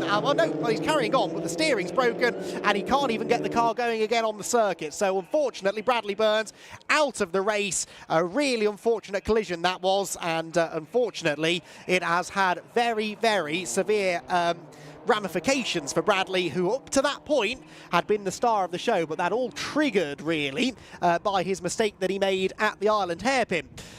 Right then, Matt Luff leads the way, Andrew Dyer second, Will Stacey third. This is now the battle that we need to focus on really, as they battle for positions within the podium places here. We're starting the penultimate lap of the race, and Andrew Dyer, by the skin of his teeth here, is hanging on from Will Stacey. Will, who did some Mazda MX-5 racing, he's raced in Lotuses over the years as well. Lots of one-mate racing for Will Stacey, and acclimatising himself in characteristic fashion, really, very quickly to the Audi TTs. But where, if anywhere, will he make his move? He tries to go to the outside into the Island hairpin. That was very late on the brakes, and I think he almost went to the outside more to avoid the back of Andrew Dyer's car than to actually try and make an overtake. But he styled it out pretty well. Got a good run off the corner, did Will. But I don't think he's going to try and throw it up the inside into the Hislop chicane. He's got just under a lap and a half to go to make this move stick. Bud, by the way, got back ahead of Sean Smith in all of those shenanigans down at the chicane as well. So Charlie Bud back into fourth position now. There is Bradley Burns' car in a very dodgy place. Marshall's again in attendance as Bradley gets out of the car. That's good news. He's okay. Gathered he was okay when he tried to drive what was left of that car away from the scene of the accident, but sadly the steering too badly damaged, and he had to park it. They will leave that car there. I think we might even get an early checkered flag potentially. No, not yet. I can't see a checkered flag being unfurled, so they're going to let this race run to its conclusion, which means one more lap standing between Matt Luff and the checkered flag, and his first race victory in the category. The last lap board is held aloft. There you can see it on the left-hand side of the screen. And Matt Luff comes through 1.3 seconds clear of Andrew Dyer in second. Will Stacey in third, then no one. An empty racetrack until eventually you get four of them across the line together. Look at this. So this is Charlie Budd and Sean Smith, who now, because of that altercation they had with Bradley Burns, have been caught by Jason Pelosi and Paul Luty. Good to see Paul Luty running well in this one. Steve Laidlaw is ninth. TCR UK racer Steve Laidlaw, and Mark Grice completing the top 10. Leading group descends upon the Island hairpin. Where will Stacey try the move? He's going to go straight on. He's on the grass again, narrowly avoided the back of Andrew Dyer's car. I think they're all struggling for brakes. I think they're all running out of brakes. We've seen this in almost every race so far today, even the TCR race earlier on, that this is such a difficult place on brakes. It's so warm as well today that those brakes are going to be overheating. Will Stacey has been parked up behind Andrew Dyer every step of the way, so that doesn't help with the cooling of the car either. And I think he's just running out of braking performance. So again, did well to avoid a collision with Andrew Dyer there. And I think we'll now probably have to settle for third position. But for Matt Luff, this has been a race victory that has been in the making for quite some time. He has come close a couple of times so far this season. But Matt Luff now the Civic Cup champion from a couple of years ago, turning into a bit of a front-wheel drive expert is Matt Luff. And finally, he is going to get his first victory in the championship. He makes his way out of Lodge Corner then towards the checkered flag. Area Motorsport celebrate another race victory. And for Matt Luff, his first in the Demon Tweeks Audi TT Cup Championship. Victory goes to Matt Luff. Andrew Dyer comes home in second. Will Stacey, I suspect, a relieved third place after that one. And then who is going to get fourth? This is a bit of a drag race to the line, but Charlie Budd will just about fend off Sean Smith, with Morgan Root getting the better of Jason Pelosi after a at times bruising, but always entertaining first race of the day for the Demon Tweeks Audi TT Cup Championship. Their second race to come a little bit later on in the day. But, well, we'll wait and see how many of them we get out on the grid for that one, because there are a few repair jobs to be done. and not a lot of time really to get them completed. Our amended timetable has the Audis back out at 5:15, so they've got an hour and 3/4 to get the cars back out again. Now, the next race, the Fiesta Junior, is due to start at 3:25, so we are now actually about 10 or 15 minutes behind time. But we had about half an hour to play with, so we should still be okay, as long as we don't have any more dramas, to get the rest of the races in. Last car, I think, coming towards the checkered flag, or one of them anyway, is the number 24. That is across the line now safely. And I don't think have that many more that we're waiting for. We did have someone else actually coming through, so we're just waiting for the stragglers to get through. Yeah, that was David Richardson getting to the line. Paul Savage, the number 24 car ahead of him. And that's everyone home now after a dramatic first race of the day for the Demon Tweeks Audi TT Cup Championship. So Matt Luff then victorious at last in the Audi TTs. He wins from Andrew Dyer after a brilliant early tussle between the two of them. Will Stacey comes home in third, with Charlie Budd and Sean Smith completing the top 5, and Sean Smith the victor in the Masters category. Then it was Morgan Root and Jason Pelosi, with Paul Luty, Steve Laidlaw and Mark Grice completing the top 10. Luke Handley was 11th, Joe Weaver was 12th, and then Rashan Tyler Chigarimbo, despite a pit lane start and I think a further visit to the pit lane, ending up in 13th place, still on the lead lap. Tim Gray was 14th in, I believe, his first race in the car. Ross McCarr was 15th, ahead of Paul Savage and David Richardson, whilst Bradley Burns made a dramatic exit from the race late in the going down at Knickerbrook. Daniel Chapman in and out of the pit lane a few times, unfortunately wasn't able to make the finish. Nor, for what it's worth, were Steve Foden or Nick Brady or the number 78 of Forber as well. So there were a few of them. Richard Forber, who started 7th on the grid. That's a shame for him and Steve Foden after their tangle up at the Island Hairpin. So drivers head towards Parc Fermé, where shortly the top 3 will be greeted by Scott Woodwiss, and we'll hear their thoughts on what actually for the leading group wasn't too dramatic a race, although Matt Luff and Andrew Dyer of course had that tussle in the early stages. But Matt Luff managing to get his way back through into the lead. We didn't see how he did that because we were focusing on what was happening behind, but Matt Luff will very shortly be able to explain to us exactly what happened. And he will be elated, I'm sure, to have finally got that first win in the category. And as I said, not the way he'd have liked to have done it, but he's taken good points out of Carl Swift. Yes, the dropped scores will save Carl. Hopefully he'll be okay to get out in the second race later on, but if he's not, then yeah, that will tighten things up most definitely in the championship race. Next race, don't forget, is another of our regular TCR UK support series, the BRSCC Fiesta Junior Championship. They're up next. Then we have our reversed grid TCR race, followed, realising I'm reading the wrong timetable here, let me double check that's still the case. Yes, Fiesta Juniors next, then TCR, then the AIRTEC Motorsport Fiesta ST240s, followed by the Audis and the Fiesta Juniors to complete the day's action. Right then, let's hear from our top 3 finishers and our first time winner in the championship, Matt Luff. Let's head down to Scott. Well, that was an eventful first Audi TT race of the day, but out of it we do get a positive in that we do have a first-time winner. Just having a chat with one or two of the officials here, so I might get him in just a second. We obviously are quite a little bit tight on time because of some of the delays that we've had, but I will see if I can possibly doorstep if we can. I was also going to try and get Andrew Dyer and also Will Stacey, but they seem to have possibly wandered off slightly. So actually, Will Stacey let's get Andrew Dyer here for a second. Andrew, let's grab you over here for a second, for second place. Plenty went on in that race, but it was almost kind of behind you for the most part, so you were pretty much just chasing Matt for most of that race. How was that? Yeah, it was good fun. I had a good start. Took the lead like early on, but Matt just got past me, so I thought I'd try and follow him, build a bit of a gap. Start just to keep with him, then the tyres went off a little bit, and once I got off his bumper, I was struggling to catch back up then. And then Will started to get a bit closer. I started to get a bit hot and sweaty in the car. But no, overall good. Just happy with that. So try and do the same again for race 2? Yeah, hopefully. Try to go one place better, hopefully. Yeah, we've got to keep it tight because of the time, so well done for second place. I'm going to quickly see if we can grab just Will Stacey quickly for third place, and then Matt's just behind us as well. We'll have a chat. Well, congrats on the podium. Again, you're saying it's plenty went on in that race, but we'll gloss over most of that, apart from the fact you got a podium in 3rd place. Pretty strong drive for you. How was that? Yeah, I was fairly pleased. With the DS2, sometimes get a better start, but the lights had quite a long hold. So if you hold it for longer than 2 or 3 seconds, you lose all the power. So it didn't get the good start that I hoped. And I think towards the end we did lose brakes a bit. But yeah, I mean, still very happy with the result. You get more and more confident with front-wheel drive as well. Yeah, you can sort of get it sliding around a bit, get used to it, used to the rotation. You can kind of get it rotate to sort of get around the corner. Okay, so for what again, we're tight on time, so I wish we could see more, but we'll see for race 2 hopefully later on.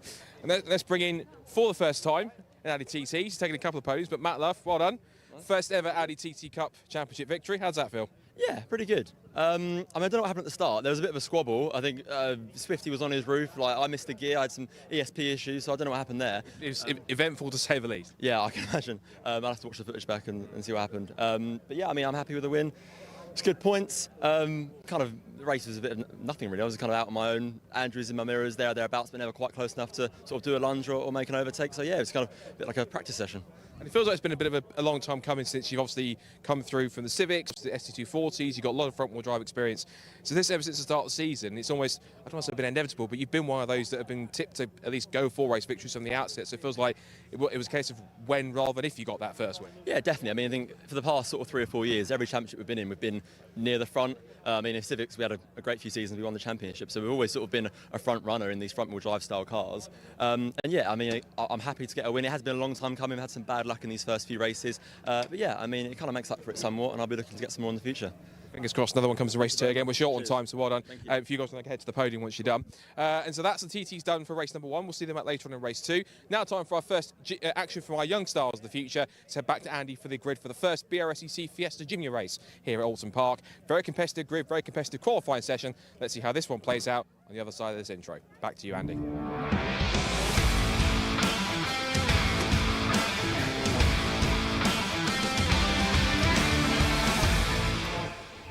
Thank you, Scott. The top 3 drivers from the Audi TT Cup Championship, very happy, as you would understand, after a very entertaining race. And I'm hoping that's what we're going to have coming up for you next, because down in the assembly area, there is a grid full of BRSCC Fiesta Junior Championship drivers. Now, this lot tend to put on a show wherever they go, and hopefully they can show us how it's done here on a track that's been catching a few drivers out throughout the course of the day. There is, guess what, some barrier repair going on, this time up at the island hairpin, and that is going to take just a few minutes, I think. I hope. I don't like the fact that the rector cell barrier on the other side has been knocked over, because that tells me that maybe the barrier's moved, and if that's happened, then they're going to have to move the fix the posts. And yep, there is the Oulton Park van back in attendance again at the island hairpin. So the and we've also got Bradley Burns' car that needs recovery. So we're going to be a few minutes here, aren't we, before we get the Fiesta Juniors out on track. So in that case, we'll take a step away. We will have a quick ad break and Fiesta Junior action coming your way soon. Is your business ready to switch over to cloud telephony before the BT analog switch off? If you're not sure, you can get a telecoms and IT health check from Maximum Networks for free, covering broadband, phone systems, IT support and more. Arrange your free audit today at maximumnetworks.co.uk. Got so much weight on my shoulders, enough to knock me out, but I'm still holding the throne. You never know till it's over. You want an honest man, but you don't understand. I won't be here when you wake up again. You want an honest man, but you don't understand. I won't be here when you wake up again.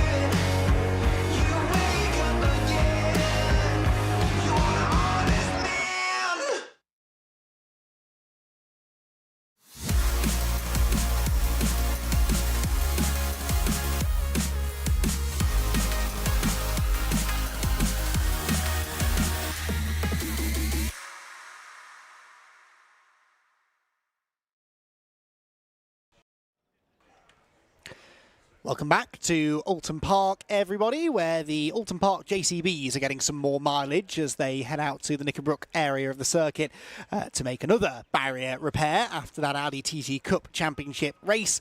But that is almost complete. In fact, it might now be complete, I think, on the run up Clay Hill. Just need Bradley Byrne's car out of the way now. The recovery vehicle is in place. Bradley is there to supervise, and it shouldn't be too long before we get that car out of the way. And when that is the case, we'll get the Fiesta Juniors released from the assembly area. They will have a 15-minute race to enjoy. And an interesting qualifying session that came earlier on. Jensen O'Neill going, who at the start of the season, many people were tipping to win pretty much everything. Well, he didn't actually get a race victory last time out at Snetterton. He had 2 solid results still. I think it was a 4th and a 2nd place finish across the 2 races at Snetterton, but the wins there shared between Jensen Mason and Finn Leslie. So Finn Leslie it is who moves to the top of the points table, 8 points clear now of Jensen O'Neill going, who is then 22 points clear of Jensen Mason, who is next in line.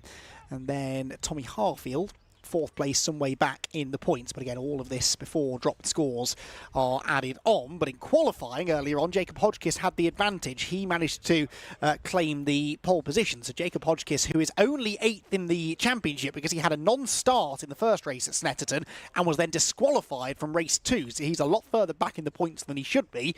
Now, I know I've been talking about dropped scores and how that can help some drivers who have maybe not had the best of starts to their season. Well, sadly, that doesn't apply to Jacob Hodgkiss because a disqualification, I should say, you can't count as a dropped score, so he will have to keep that 0. The non-start from race 1 he should be able to count, but not the DQ from race 2. So he is going to have a bit of work to do to get back into the championship picture, but the race win that he will be hoping to get from pole position here would go some way towards salvaging the situation. Tommy Harfield then, who starts alongside him on the grid. Well, Tommy is 4th in the championship at the moment, and he has executed a strong qualifying effort to beat Jensen O'Neill going. He's 3rd. Finn Leslie is 4th in the championship in the grid, I should say, ahead of Alfie Garford and Tom Merritt and the rest of them in behind. Jensen Mason was one who didn't qualify too well, the man who is 3rd in the championship standings, only 8th on the grid for this one.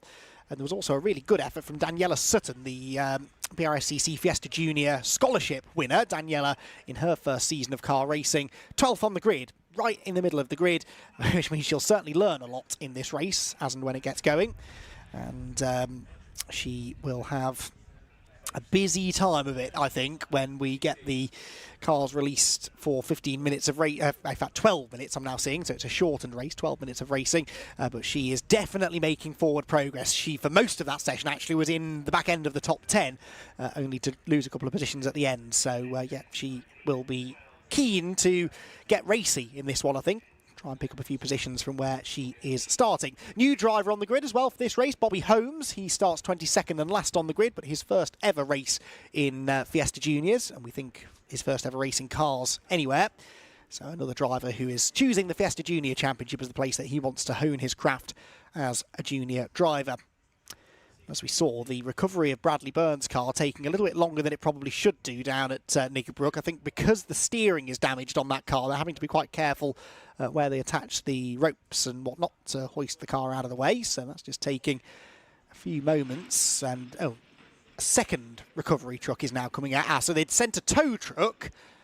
They'd sent a tow truck, even though the car quite clearly had 2 wheels that were pointing in opposite directions at the front of the car. They've now realised they need a flatbed truck, so they are going to get that car onto the back of the flatbed, which probably was the right thing to do from the start. So they will get that car eventually out of harm's way, and we will then get the Fiesta Juniors going for their first of 2 races. Busy afternoon for the junior drivers. Bear in mind, we'll have wrapped up racing in 2.5 minutes, and they haven't actually done their first race yet.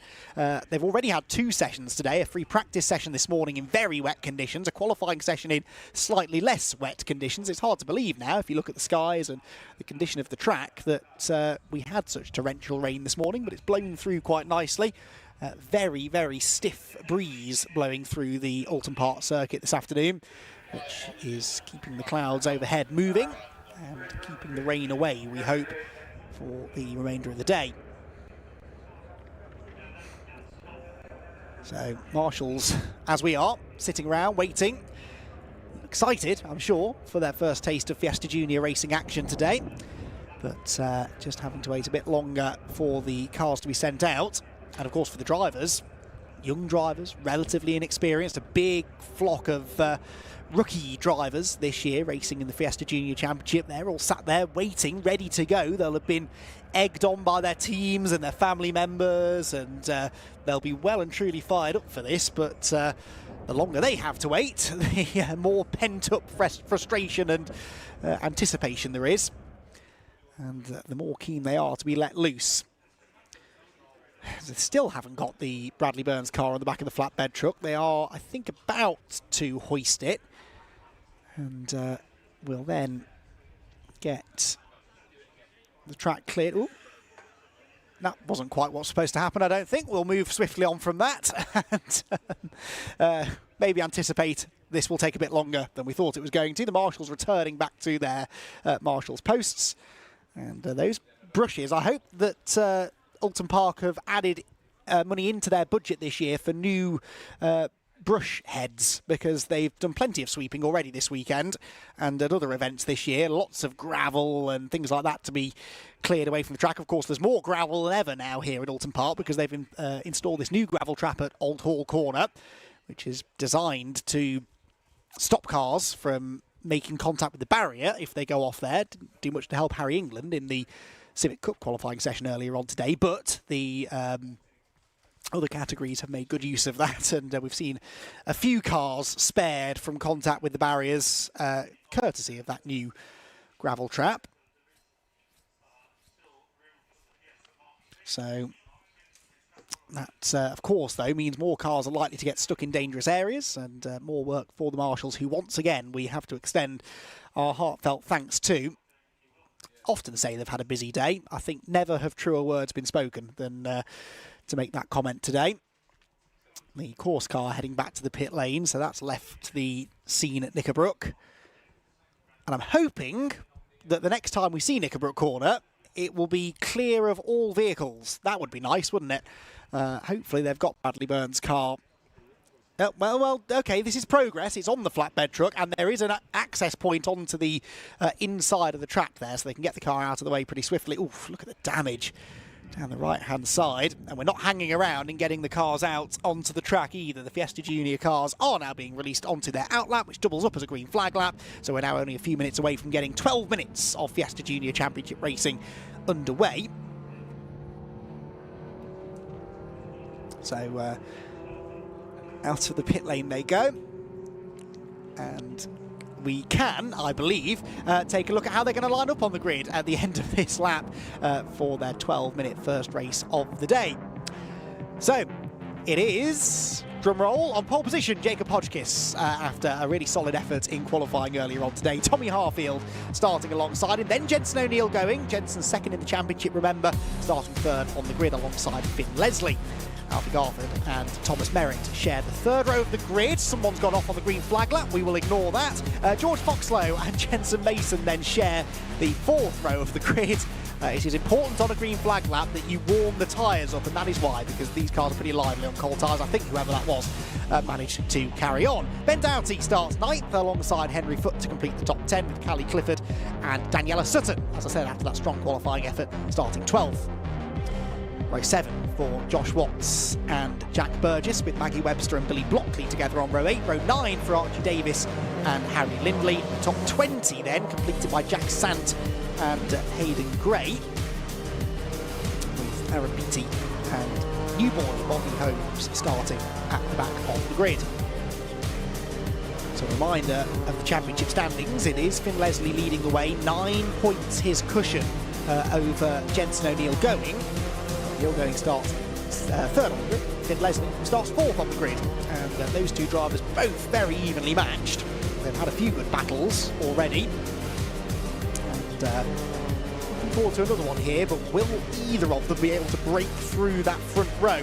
Should mention as well, Jensen O'Neill going a new livery on his car for this weekend, which is a sort of homage. It's not exactly an exact replica because it's a completely different colour, but it's a homage to his father's livery that he used to run, Jamie Going, the man behind the Jam Sport operation. And this is Jensen's take on his livery that he ran back in the early days of Fiesta racing. JD Going and his Jam Sport team have been such an integral part of the success of the Fiesta Championship of recent years and the Fiesta Junior Championship as well. And that car looks superb, I have to say. One of the really quick Mark 6s, the older spec car. In fact, it's the only Mark 6 in the top 10 on the grid. I think the next best is Callie Clifford, who starts all the way down in 11th on the grid. So Jensen doing a really good job in the older car. It's being phased out gradually. This will be the last year that the Mark 6 is allowed to race in the Fiesta Junior Championship, and Jensen really wants to try and get the championship victory for that car and for his team. Jensen is waving out of his driver's door at someone or something. I don't really know what that was all about, but anyway, he's shut the window now and looks as though he is going to be taking the start of the race, which is only moments away. The green flag waved at the back of the grid. 12 minutes of BRSCC Fiesta Junior Championship racing about to get underway, and it will be Jacob Hodgkiss from pole position. It will be Tommy Harfield looking to try and get around the outside of him when the lights go out. That happens now, and away we go, and it's a good start by Jensen O'Neill Going. I think he's got an overlap on Tommy Harfield and is trying to come through on the inside line for second place, so it will be Jacob Hodgkiss that leads the way. Jensen O'Neill Going banging door mirrors there with Harfield as they turn into Old Hall Corner. They all go in, and I think they're all going to come out as well. That's good news. Down towards Cascades we head then. Who got second place though? I think it's still side by side, and of course the next corner at Cascades, a left-hander. That favours Tommy Harfield, and he will hang on then and keep Jensen O'Neill Going behind him as they head towards the Island hairpin for the first time. Nice clean run through the first few corners, but now you've got to spot your braking point down at the Island hairpin. This has been a trouble spot already today, and Jensen O'Neill Going is very, very, very late on the brakes, gets up the inside of Tommy Harfield, and there's a collision further back. Absolute carnage again at the hairpin. Callie Clifford is involved in that, several others. That looks to me like Ben Doughty maybe, or no, sorry, Josh Watts is involved. We've got her foot as well rejoining. Lots of damaged cars at the Island hairpin, where, as I said, you've got to be careful with your braking point. There are cars with very badly damaged suspension, and many of them are not going to be able to get going again, I don't think, under their own steam. So we'll wait and see how race control decide to deal with this. But that Island hairpin, it doesn't get used that often. Generally, club level championships, when they come to Oulton Park, will tend to use the full circuit. That's Tom Merritt.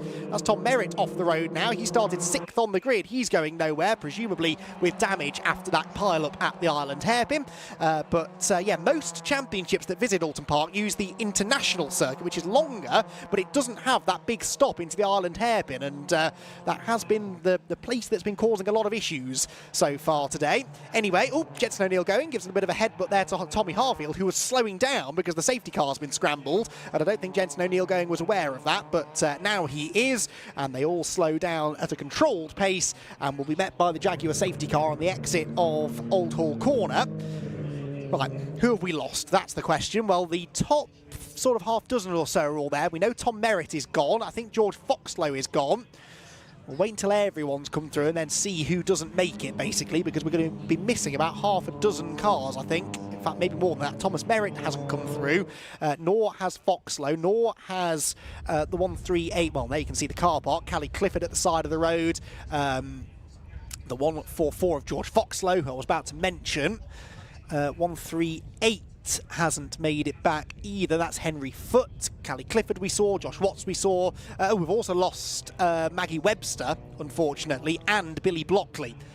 Webster's just come through, actually. So Maggie Webster, her car is not in showroom condition, but it is at least still running, and she's just come through to complete the lap. So we've got 16 of them through, although into the pit lane has come Archie Davis. So Archie Davis must have been involved in that in some way, and he has headed for the pits. So Davis may or may not be back out again. There is Maggie Webster coming through Cascades. And the field slows behind the safety car, heads down to the Island hairpin, which, I mean, the tyre tracks down there tell the story, don't they? So many races today have come unstuck down at the slowest corner on the track. It may be the slowest corner on the track, but it's a very high-speed approach to it and a very bumpy braking zone. And that really is the problem, isn't it? Because it's so difficult to get the cars stopped there, especially on cold tyres. The order then, Jacob Hodgkiss leads, Tommy Harfield second, Jensen O'Neill going third. That remains grid order. Fourth is Alfie Garford, fifth Finn Leslie, sixth Ben Doughty, seventh Daniela Sutton. So Daniela Sutton in seventh position, picked her way through that nicely. She was right in the middle of all of that and somehow came through in seventh place at the end of the opening lap ahead of Jack Burgess, Jack Sant and Aaron Beattie. So the BRSCC Fiesta Junior Scholarship winner, Daniela Sutton, doing a fantastic job and staying out of trouble, which I was talking to someone earlier on today and said that was really the priority. Starting in the middle of the grid, things can happen in the middle of the grid, and she was well aware of that and managed to avoid it. There is the very badly damaged number 29 car of Josh Watts. He's going no further. He's out of the car already. You can see his helmet on the tyre wall. Or someone else carrying damage there further back. Who's that? That's not Hayden Gray, Jensen Mason, isn't it? Jensen Mason with damage to the back of his car. Jensen started 8th, so would have been involved in the early bit of that shunt, I think. But good start by Jensen O'Neill, going initially not quite able to get past Tommy Harfield, who in fairness stuck it out around the outside at Old Hall Corner because he knew that that would give him the inside line for Cascades, and that ultimately was where he wanted to be. The 315 car Billy Blockley's being pulled out of the way. So Hodgkiss leads them around. Of course, a shortened race anyway. We're nearly halfway through that shortened race now. And the field are not going to go racing this time. And I would be doubtful as to whether they go racing next time, although at least there is no obvious barrier damage up there, so it should just be a case of pulling cars out of the way, and then we should have a clear track again. Field weaves its way across the line, and Jacob Hodgkiss, the race car consultants driver, in fact it's a race car consultants 1-2, isn't it, with the Jam Sport car of Jensen O'Neill going in third position. And Jacob Hodgkiss then with the race lead, and some valuable championship points could be going his way. It's not the way that he would like to get a race victory if we end up running the majority of this race behind the safety car, but it does at least allow him to bounce back a little bit from the disqualification that he had at Snetterton. Now, I confess I can't remember why he was disqualified at Snetterton, whether it was a driving standards thing. Yeah, I think it was an on-track incident rather than a technical infringement. So that is why he was disqualified. He'd already non-started the first race as well, Jacob. So he unfortunately took no points home from Snetterton. And as I said, you can't drop a disqualification. So that's a result that will stick with him for the rest of the year. Jacob Hodgkiss then keen for a restart. So too Jensen O'Neill going, who will be a bit frustrated, I think, actually, that he wasn't able to continue that winning streak that he had from Brands Hatch earlier this year. Jensen won the first 2 races, then had dramas in the third race, mechanical-related dramas, I seem to remember, and didn't score too well. And OK, Snetterton was all right, results-wise, but it wasn't the same kind of highs that he'd experienced at Brands Hatch, and he won't want to lose momentum in this championship because he was one of those drivers who, yes, he's officially entered into the Rookie Cup, but of course he had done a couple of races through the back end of last year. Once he turned the age that was required, the minimum age that was required to enter into the championship, he had done a couple of races and was immediately quick. So I think a lot of people expected him to be winning a lot at the start of the season. He wasn't the only one that raced last year, of course. There were others as well, including Jacob Hodgkiss and Finn Leslie, actually, who was also a winner last year. But Jensen, I think, probably knew that the first 2 or 3 events of the year were his opportunity to score some good points before the real rookies, the ones that genuinely hadn't done a lot of racing in this championship before, started to find their feet mid-season. Well, he's not going to have that opportunity now. Because he's missed out on a couple of opportunities to win at Snetterton, and now is probably not going to have much of a chance to win this race because, OK, we're going to have some racing in this one, but only 3 3/4 minutes to go. The lights have just gone out on the safety car, though. That's good news. So we're going to get a restart this time. with what's going to be about 3 minutes, just less than 3 minutes left on the clock. What's a flying lap around here? Yeah, just under 2 minutes, isn't it? So we should get 2 laps, I think.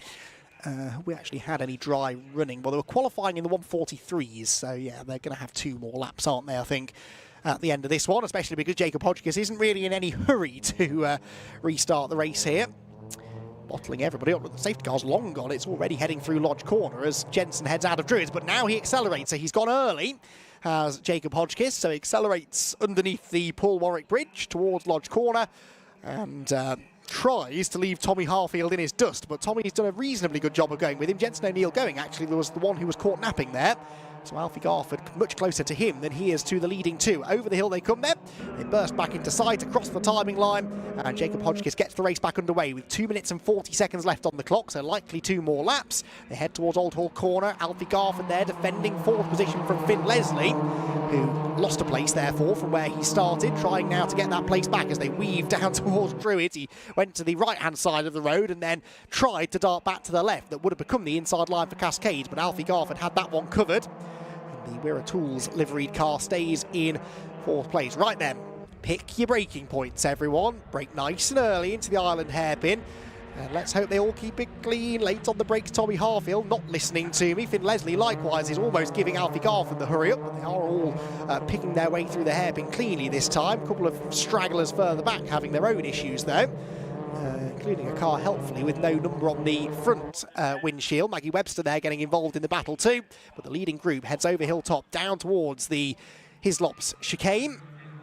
And all starting to group back together again here, I think, aren't they? Jensen O'Neill going, definitely closing in on Tommy Harfield. And I think Tommy has taken a bit of time out of the race leader, Jacob Hodgkiss.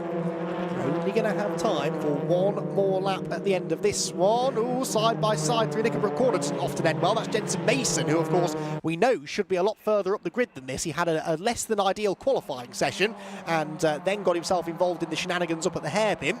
But Jensen Mason, who is 3rd in the championship standings, looking to try and do some damage recovery in this race. Lead us down towards Lodge Corner then. About to begin the final lap of the race, and Jacob Hodgkiss with the narrowest of advantages over Tommy Harfield. Jensen O'Neill going, though, is the one that looks really racy in 3rd position. He's tucked up right behind Harfield as we come across the timing line towards Old Hall Corner. Harfield sort of in the middle of the road. Hodgkiss fully defending into Old Hall Corner.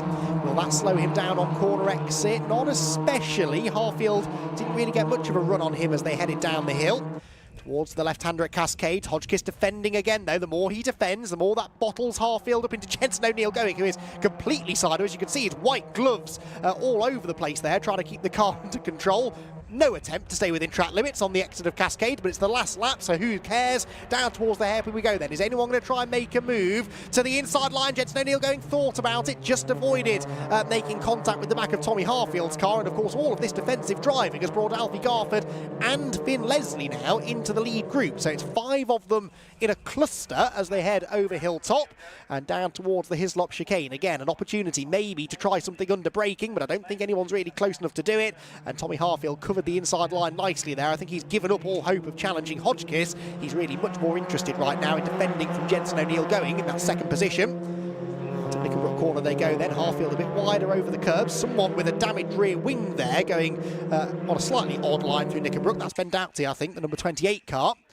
Leaders then up towards Druids Corner. Hodgkiss still defending, isn't he? So he's not really able to get away here from Harfield, but I don't think Tommy is going to be close enough to lunge him into Lodge Corner.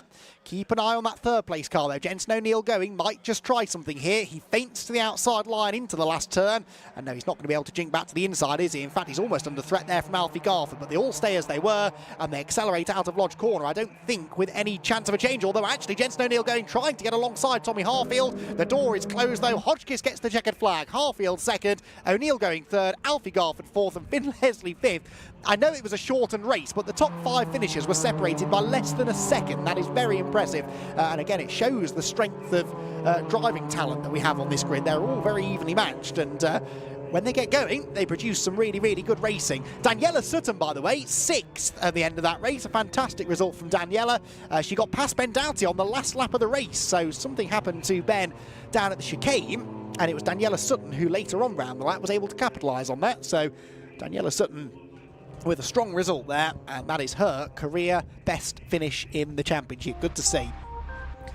So Jacob Hodgkiss gets himself the race victory, and for Jacob, that is, he says, quickly checking the championship standings, yes, his first victory of the season, from Tommy Harfield in second and Jensen O'Neill going third. Alfie Garford was fourth ahead of Finn Leslie, then Daniela Sutton, that fantastic result in sixth ahead of Ben Doughty, Jack Burgess, Jack Sant and Aaron Beattie to complete the top 10. Jensen Mason recovered to 11th ahead of newcomer Bobby Holmes, who was 12th, Maggie Webster 13th and Harry Lindley in 14th place.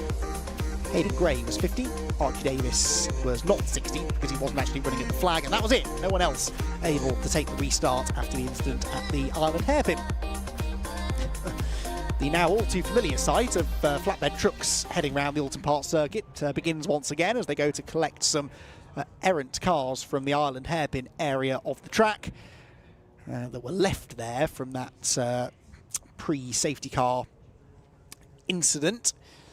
Jacob Hodgkiss, with that first victory of the season, closes in nicely in the points. He's going to need a few more of those, though, if he's going to be a contender for the championship come season's end at Silverstone.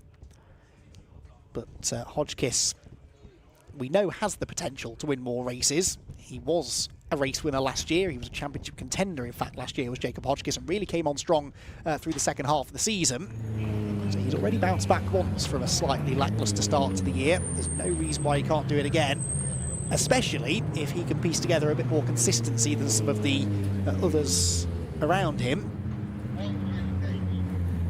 I think it is going to be one of those years, isn't it, where consistency is what scores you the championship, really. You don't necessarily have to win the most races. Others are going to make mistakes and get themselves involved in incidents, then you just need to make sure you're not getting yourself involved in those incidents, and you should pick up some good results. So the Fiesta Juniors due to be back out again a little bit later on. The final race of the day, in fact, will be the Fiesta Juniors at 5:45. So that's the plan at the moment. 4 more races to go. TCR UK up next for their second race of the day. Then the AIRTEC Motorsport Fiesta ST240s will be back out. Then the Audi TTs. And then the BRSCC Fiesta Junior Championship after that. So cars being guided towards the Parc Ferme area, where Mr. Scott Woodwiss is ready and waiting to chat to our podium finishers. Scott, over to you. A bit of a shame for the safety car, but we still got some great junior racing for what we had, and most importantly, for the man who finished in P1, it is a first victory of the season for him. So let's have a quick chat with him, with Jacob Hodgkiss. I think, Jacob, you've had some up and down luck, but I think that first win, it's won't be a long time coming this season. So after Snetterton, you needed that one, didn't you? Yeah, it was a rough one at Snetterton, but, you know, we bounced back, pole and first win, so can't really ask for more coming back, but, you know, really happy with it. Yeah. Of course, a slightly disruptive race and slightly shortened from the delays, but I think the main thing is you got the points, and I think you'll take each win you can now. Yeah, just take every win we can, build the points back up that we lost sadly at Snetterton, but, you know, we're going to have to move on, and this is a great way to do it, so. Great stuff. Well done, great drive, and we'll see you for race 2X and stuff. Right, let's grab Tommy Harfield for second place and bring him in. Tommy, great drive and well done, second place. You're getting up there, some good podiums. I feel like that first win's almost, it's in touching distance. Yeah, it's coming. It's improving every weekend, and yeah, quick here and quick last weekend, so it's coming. You'll be on the front row again for race 2, so you're thinking try and get a better start, try and find a way past Jacob, because obviously we know how quick he is, but you'll seem to be up there and giving a good run. Yeah, we're hoping to get away and battle it out at the end, but yeah, the race was short, and hopefully more of the same, and hopefully it swaps this next time around. Well, on second place, great drive. We'll see if it's to race 2 later on. Right, I am going to see if we can bring quickly Jensen and he'll go third place overall and also top Mark 6 as well, so congratulations. Tough race of the laps that you had, but still third place overall, top of the Mark 6 is still really good points for the championship. Yeah, we're looking at the long game here. Weren't going to risk a move going into any of the hairpins really. But yeah, it was a really good race. Jacob's got his first win of the season, so me, Finn and Jacob now have got our first wins, and hopefully, well, next race should get more than 2 laps, so yeah, it's brilliant. Yeah, fingers crossed, some unfortunate delays and disruptions, but still some good racing, and again, just try and keep banking those points for race 2, hopefully. yeah, hopefully he can get some more points. But yeah, we'll see what happens. Great job. Well done. We'll see for race 2 stuff. Now, one driver I do want to get before we go to the ad break, because we've got TCR coming next. I do want to have a word with our 2024 scholarship winner, which is Daniela Sutton, because she had a fantastic result in P6. I'm putting my glasses on because I am blind. Let's see if we can find where Daniela has got to, because I do want to have a word with her, at least if we can, just to find out. But you can see plenty of camaraderie around here in terms of drivers. They're all having a bit of a chat and a bit of a conversation. And it's been pretty impressive in terms of how that one's run so far this weekend. I was hoping we'd have a chat with Daniela. If not, we'll probably try and get her in the end of race 2 if she's at the end. But excellent result for P6 for Daniela Sutton, for the scholarship winner nonetheless. So hopefully she'll be back out for race number 2 and try and improve on that from the 3rd row of the grid. We're going to give a chance now to go to an ad break. So we'll be able to throw back to Andy very shortly, because after the ad break, we've got race 2 coming up for TCR UK. It was a victory for the defending champion, Carl Boardley. Let's see if he can make it 2 from 2 from what will be the reverse grid, because of all people on the reverse grid poll, finishing 10th, it's the man himself, Stuart Lyons. So, question, can he win a race on his second race back in that Audi from the front row of the grid? Question mark? We'll wait and see. Let's see on the other side of the ad break when TCR Race 2 continues to build up after this break. Is your business ready to switch over to cloud telephony before the BT analog switch off? If you're not sure, you can get a telecoms and IT health check from Maximum Networks for free, covering broadband, phone systems, IT support and more. Arrange your free audit today at maximumnetworks.co.uk.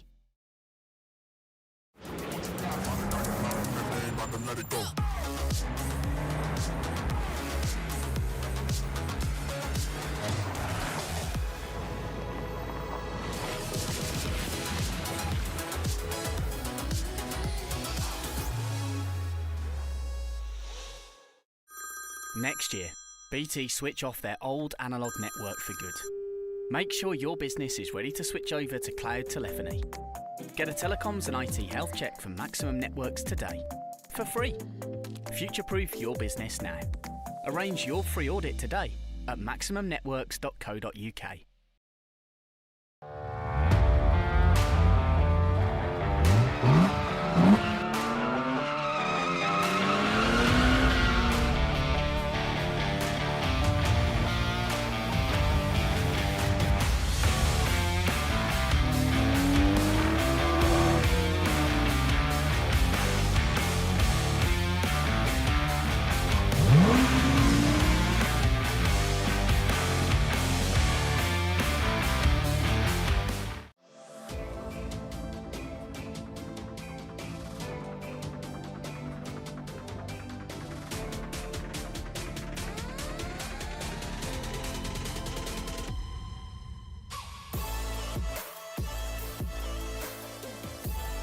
He's all the way round the outside. Miles for the lead. Side by side, who's going to be the bigger man?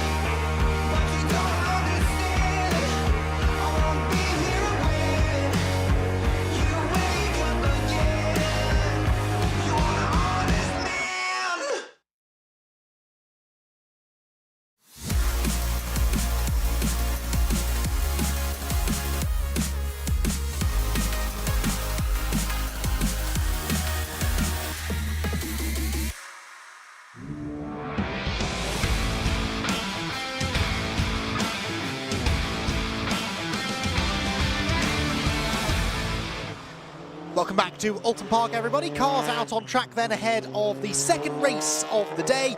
8th round of the TCR UK Championship. The reversed grid second race has been shortened now down to 17 minutes after some dramas earlier in the day have led to a revised timetable, and we've got Stuart Lyons, the championship promoter, on pole position. What more could you ask for?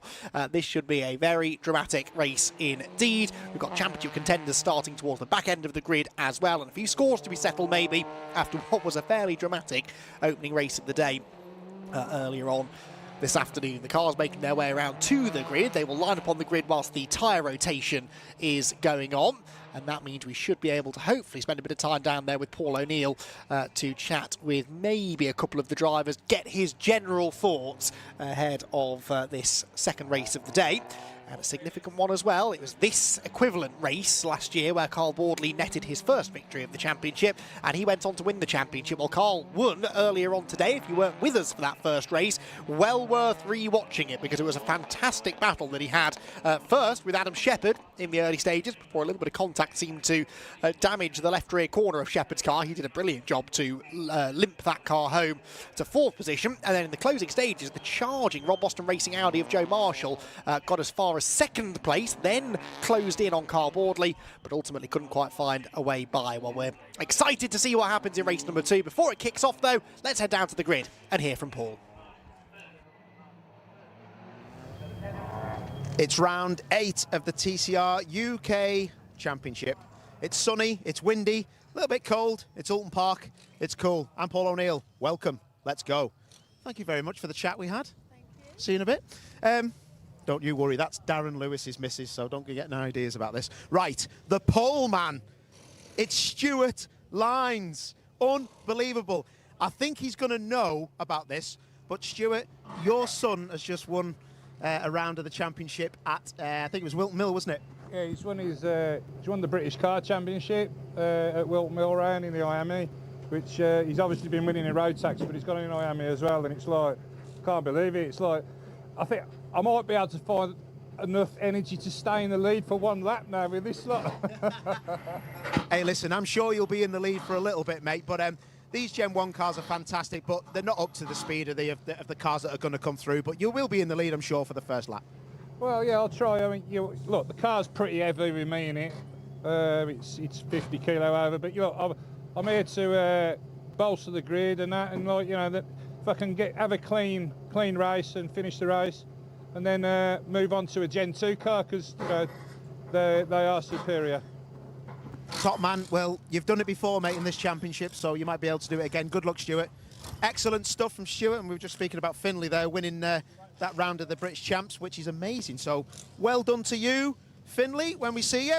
Right then, let's go and have a little word with Mr. Laidlaw. Steve's in the car. They're quite noisy inside, these Hyundais. Fella, we're here again, front row. Yeah. Speed looked good in the race previous, so looking forward to it? Yeah, very much so. I think if I can find somewhere close to pace we had in testing yesterday, then I'll be happy.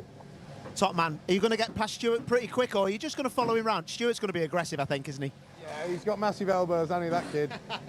Not just got massive elbows, mate, he's got massive something else as well. Anyway, have a good one, Steve. We'll catch you in a bit. Let's shut the door. They're just crossing the tyres for these guys. This is a big race, actually, for Steve Laidlaw and for Will Beach, because Capture Motorsport are right up the front for this one. Let's speak to Rick Kerry quickly. Ricky, are we looking forward to this, mate? You need to keep Will Beach behind for this one, don't you?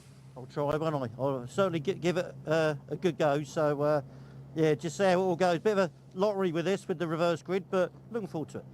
You get the temp in them rear tyres, Captain, and then past Linesy and you've won it. Well, we'll have a go, can't we? We'll have a go. Top man. Good luck, fella. Spot on. Right, have we got time? A little bit of time. Will Beach won the last. I just don't want to get in his way. If you can just see that. See the white sticky tape just going down there? That's Leon from Capture. He's just putting white tape down there, so he lines it up so he knows when he comes back and he hasn't got any reference where he needs to be. So the whistle's going. I don't think we're going to get time to speak to Will, but good luck, Will. He's going to try and get that second win in the Gen 1 Cup. So let's head off the grid, because we're about to rock and roll. I just hope they've got the temperature up in these rear tyres. The lads who were on the podium before were telling me it took 3 laps to get the rear tyres to temp. But listen, we're going to head back up to the comms box and let's watch this race unfold. It's going to be wicked. Thanks, Paul. Yes, lots of storylines to follow through this one, isn't there? With Stuart Lyons on pole position, with that Gen 1 Cup battle between Will Beach and Rick Kerry. That's going to be a really interesting one, actually, because Will Beach, I think, has been a bit quicker than Rick Kerry this weekend, but Rick now starts 1 place ahead of Will on the grid. And then keep an eye to those quick Cupras and the quick Audi coming from further back. We've got Callum Newsham back out there after his collision that he had with Joe Marshall. Joe was penalised 3 places on the grid for this race after that. He wasn't given a penalty in his race result, but he was given a penalty on the grid for this one. So he now starts back behind Callum Newsham, interestingly, the two who clashed at the start, early on anyway, in race number 1. So green flag lap then gets underway. The cars make their way towards Old Hall Corner. Lots of wheel spin I noticed from Stuart Lyons' Audi as he accelerated off the line. Hopefully he gets that under control in a few minutes time when the race gets underway. Right then, words I didn't think I was going to be saying any time in this year. Stuart Lyons start from pole position in a TCR UK round. Steve Laidlaw company on row number 1. Row number 2 is where you will find Rick Kerry and Will Beach. They're those 2 front runners in the Gen 1 Cup, and they share the 2nd row of the grid, Golf ahead of Hyundai. 3rd row then for Darren Lewis, much improved Darren Lewis this weekend, and Luke Sargent starting alongside him. He had a grassy moment in race 1, but survived to get a solid top 5 result. 4th row then, this is where we start getting into perhaps some of the favourites for the race win. Adam Shepherd with now a repaired Cupra, starting from 7th on the grid, and actually that bad result by his standards in race 1 gives him a good grid position now for race number 2. We know what his start's going to be like. Brad Hutchison starts alongside him in the Mondit Elland Cupra. Back end of the top 10, we find Carl Wardley and Mark Smith. Carl Wardley, the race 1 winner, became the latest winner this season, the 5th winner from 7 races. Mark Smith for company, who was the only man to brave slick tyres in a wet qualifying session earlier on this morning. And then we have Callum Newsham and Joe Marshall. So those 2 who tangled in race 1 at Old Hall Corner, sharing the 6th row of the grid after Newsham's non-finish and Joe Marshall's grid penalty. And then behind them at the back, we've got a pair of Hondas, Will Powell and Brad Thurston, neither of whom had a good time in race number 1 after they tangled, not directly, but indirectly down at the Island hairpin. They shared the 7th row of the grid. Right, Paul O'Neill joins me in the commentary box, and Paul, you look as excited. Oh, Jeff Holden starts at the back of the grid, by the way. Oh. I had forgotten about Jeff Holden. At the back, Jeff, I'm awfully sorry. We didn't see Jeff in the earlier race, unfortunately, because he had engine issues, and that is my excuse, and I'm sticking to it. But Jeff is going to be bringing up the rear of the grid and looking to move forward from there. Right. You're horrible, you, mate. Horrible. I'd hate to race in this championship knowing you were commentating and all forget about me. I'm so sorry. Jeff, thankfully, is one of the few drivers on the grid who I hope would forgive me. He's a very nice guy, as Jeff. And yes, I am trying to dig my way back into his good books. Right, Paul O'Neill, what are your predictions for this 2nd race? I mean, naturally, we start looking towards the back of the top 10 for Shepherd, for Hutchison, for Boardley, for Newsham and Marshall. But what progress can they make? It's not going to be as easy here as it was at, for example, Snetterton to get to the front. It isn't, but I would expect Stuart Lyons to lead at least a lap. I would also expect probably Adam Shepherd to win this one, I'll say. But, you know, they will come through. Oh, it's difficult to... Sorry, I just stood on my lead and then he ripped my headphones off. It's difficult to come through, as you know, Andy, but it's possible. And, you know, the speed of some of the Gen 2 cars, mate, it's just going to make it too easy. Not too easy. It will make it easier for them. If it was a reverse grid of Gen 2 cars at the front, I would have a different opinion. But I'm looking forward to this because Stuart Lyons is a very capable racer. Steve Laidlaw, you're pointing out, I think he's out of position in his box, out of the comms box window. That will be looked at. I wouldn't like Steve to park next to me in a supermarket car park because he's not even close to being in his grid slot there, and that will definitely result in a penalty, I'm sure, for being out of position on the grid. Anyway, Stuart Lyons, in fairness, isn't that close to his grid markings, but at least hasn't gone beyond it and about 6 feet out of position. Right, the red lights are on, the revs are rising, and we're about to go racing here at Oulton Park once again, and Rick Kerry has stalled on the grid. Let's hope they all miss him. Oh, I think they just about have. Rick Kerry goes nowhere, now gets going. Oh, no! Lyons, he leads the way. There's a speed, and around goes Shepherd. Around goes Adam Shepherd. The championship leader is in the barriers, heading to Old Hall Corner, and that is major, major drama for the championship. Can he dig his way out of the gravel? Somehow, the answer is yes, but surely that car will be carrying damage. Yeah, when it breaks next time. Lindsay goes around in front of the pack, off the road he goes, and around goes Will Beach too, and he's headbutted by Joe Marshall. Big collision down at Cascades Corner. Lindsay's car is undamaged, but Joe Marshall and Will Beach are going no further. There's a circuit blockage down at Cascades. I think Brad Hutchison leads. Callum Newsham is second place from 11th on the grid, but surely, Paul, there will have to be a race stoppage. Yeah, those cars look like they're going nowhere. That looked horrendous. What a nightmare. I think it was all people checking up because Stuart Lyons rotated. Whether that was contact, I don't think it was. But you can see how cold the rear tyres are on these cars. A lot of the guys on the podium were telling me today it took like 3 laps for the tyres to come up, and the safety car looks like it's been deployed. Well, okay, I don't know whether we have the facility to have a look back at that start and see what happened to Adam Shepherd, but his car got turned aggressively sideways. How he didn't collect anybody else, I don't know, but that car surely is wounded after a fairly significant whack with the Armco barrier. The safety car has been scrambled. It is waiting for them on the start-finish straight, and the race already has been neutralised, but that was a messy start to the race. It's always a danger here at Oulton Park, especially with the reversed grid. Rick Kerry stalling probably didn't help matters either, and we can, I believe, take another look at the start. So Paul, let's have a little look, see what we can see here. Somehow Adam Brad Hutchison arriving at speed to be greeted by the safety car. I think he probably expected the safety car to be on the pit lane exit, but of course on the first lap of the race it follows the field around and can pick them up a bit sooner. But Hutchison leads, Newsham second, Boardley third. Let's take a look, Paul, at what happened at the start. Yeah, so everybody was trying to avoid Rick Kerry, but that had nothing to do with it. Oh, so that was Laidlaw and Darren Lewis making contact, and on the outside was Adam Shepherd in the 117 and got speared round. Racing incident, that, wasn't it? I think so. I mean, there wasn't anything Shepherd could do, certainly. He, by the way, has not pitted. So Adam Shepherd, and this, by the way, was Stuart Lyons. I mean, that's cold tyres, isn't it? That's a cold right rear, isn't it? And look at it rotating. It went round so fast. Yeah. Luke Sargent was lucky. He takes to the grass. Lyons does the right thing, keeps the steering wheel straight, gets out the way, but Will Beach checks up. He rotates and then into the front of him. That's going to be quite badly damaged. Both of those cars, you can see straight away, Joe Marshall's car does not move, and neither does Will Beach's. Yeah, well, there is Will Beach. I believe a red flag, race being stopped. Unsurprisingly, they're all being guided down the Foster's layout. Petition to bring back racing to the Foster's circuit, by the way, here at Oulton Park. That was always a cracking little layout, and it would take away this troublesome island hairpin that's been causing so many issues throughout the course of the day, although we hadn't got that far in this one before all hell broke loose down at Cascades Corner. Stuart Lyons there, I think, stopping just to make sure everyone's okay. He, of course, does have a vested interest in that, being the championship promoter, and he will, well, he'll probably get another chance to start from pole position now on the restart, because we hadn't completed 2 racing laps, so it'll be back to original grid positions, and Lyonsy got going again after his spin, and will be able to reclaim his front row starting position. But look, there is Adam Shepherd.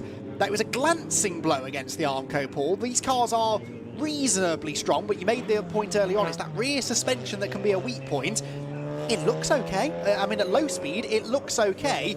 We saw him driving a very badly wounded car in race number 1 at speed, and I'm pretty sure he's going to try and do the same again now in race 2. Yeah, definitely. He should be okay. I tell you who is very, very, very fortunate, I think, if he gets away with it, is Rick Kerry, who's out of our comms box window, re-lined up on the grid after stalling and causing evasive action by a lot of people. I feel really sorry for Stuart Lyons because, I mean, he's still in the race, that's great, but going backwards and seeing those accidents, Stuart he'll be gutted that people have got damage from his spin that's resulting in people checking up. So, yeah, it's not so good, that, but I'm glad that people didn't get big hits. Yes, so, as I'd already said, we are going back to original grid order for this race restart, but I've now been officially notified of that, so it is original grid order for the race restart then, and Stuart Lyons gets another crack at this then, to start from pole position. Adam Shepherd, of course, will reclaim his position. It was the right-hand side of the car, wasn't it, that went into the barriers? I'm trying to get a look at the right-hand side of his car. I'm so lucky that he didn't spear into somebody. We saw that in one of the support races earlier on. If you get turned sideways on the pit straight, mid-grid, it's a miracle no one collected him, and also then a miracle, really, that no one collected Stuart Lyons down at Cascades as well. But Adam Shepherd, if he can carry on in this race and get anything close to a meaningful result, that could be, at the end of the season, one of the big talking points, because he survived today 2 incidents that could easily have resulted in 2 non-scores. Yeah, definitely. It's that's pretty... They just said it. Okay, so a lot of people running around I just heard, I don't know how true this is, we think it's a full re-grid start, but then I've just heard somebody run past the camera and say, is it a safety car restart? I would be very surprised at that, and I don't know why it would be, but let's just bear that in mind, because Rick Kerry is in his, above this picture shot, Rick Kerry's in his grid place, and there are marshals around the car maybe looking to move him away from that.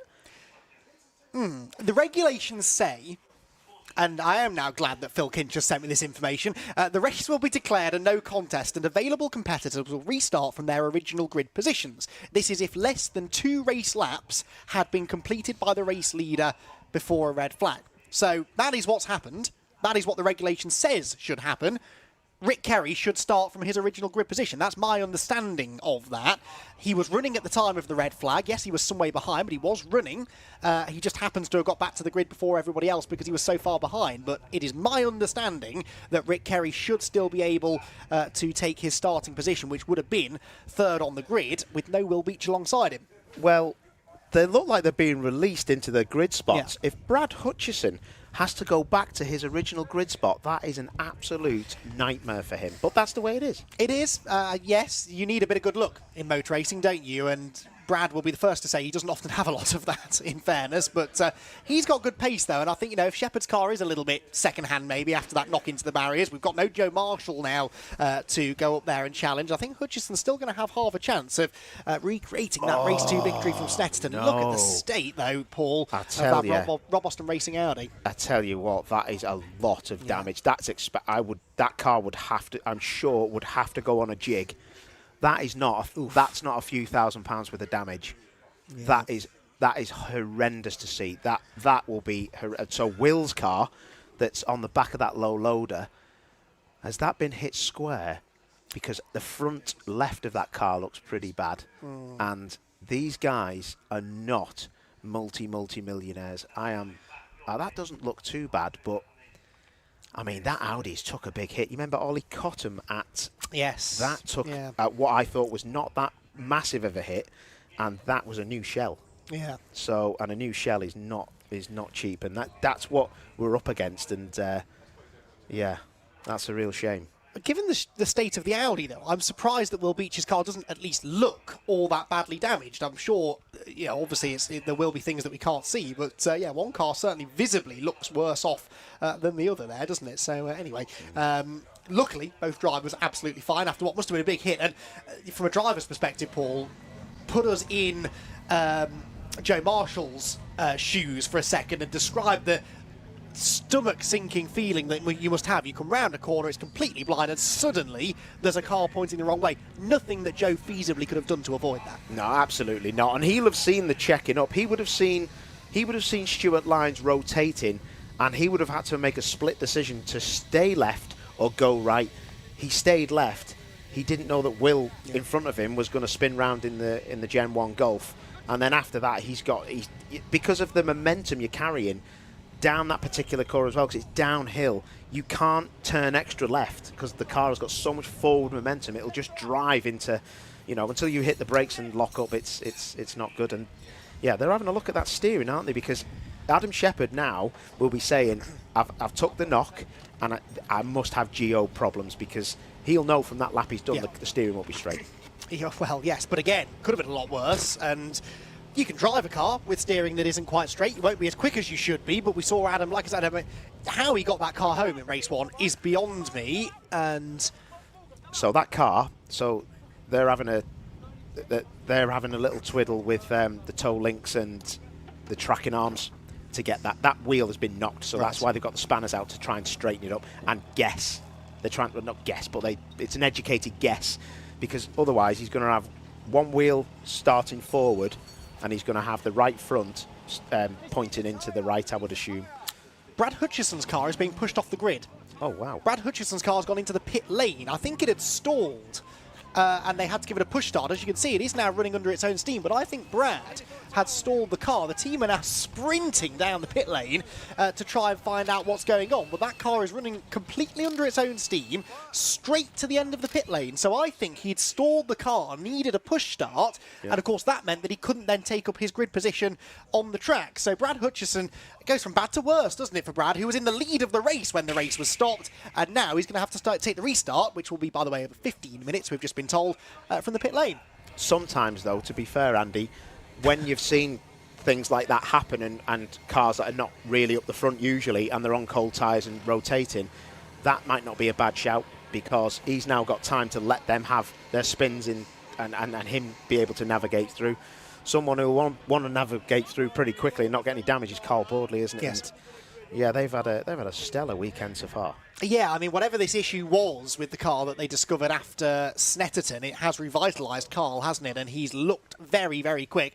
I would argue maybe wasn't the quickest car on the track. Well, he certainly wasn't the quickest car on the track in race one, but he had that knock with Adam Shepherd, of course, hadn't he? And now Bonnet going up on the Bondit Elland Cupra of Brad Hutchison. And what's that they've got on the floor with them there, Paul? Is this oil that's being... that looks like brake fluid. Brake fluid. Yeah, because that's a brake reservoir or a clutch reservoir that they're doing something with there. Yeah, so that is definitely a fluid of some sort. Could actually be power steering fluid. Okay. So yeah, interesting. Right, safety car has got the race back underway. It's a safety car restart, but the time has started ticking. So they're going to start. It's basically going to be a rolling start, but a single file rolling start. They'll do, I presume, 1 lap behind the safety car, maybe 2, and then get the race back underway. There are 2 possible reasons they've done this. One is because that's not the first start line accident we've had today, and we're already some way behind timetable, and we've got far too many cars with damage already.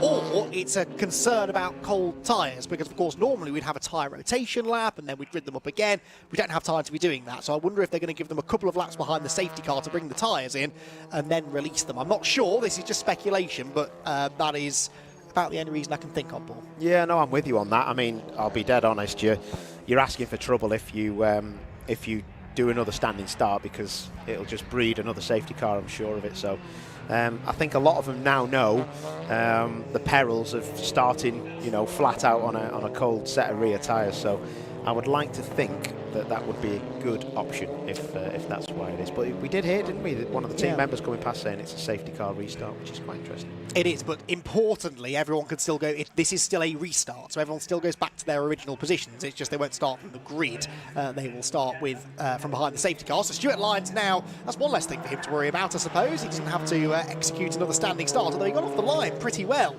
first time around. It was when he tried to turn left at Cascade that the trouble began. But that right rear tyre, Paul, that's the one that takes the longest to heat up, because you really only lean on it properly once at Cascades, maybe over Clay Hill as well, so it will take that tyre longer, and if you don't work it hard enough on the green flag laps, then that is the kind of thing that can happen. Yeah, exactly.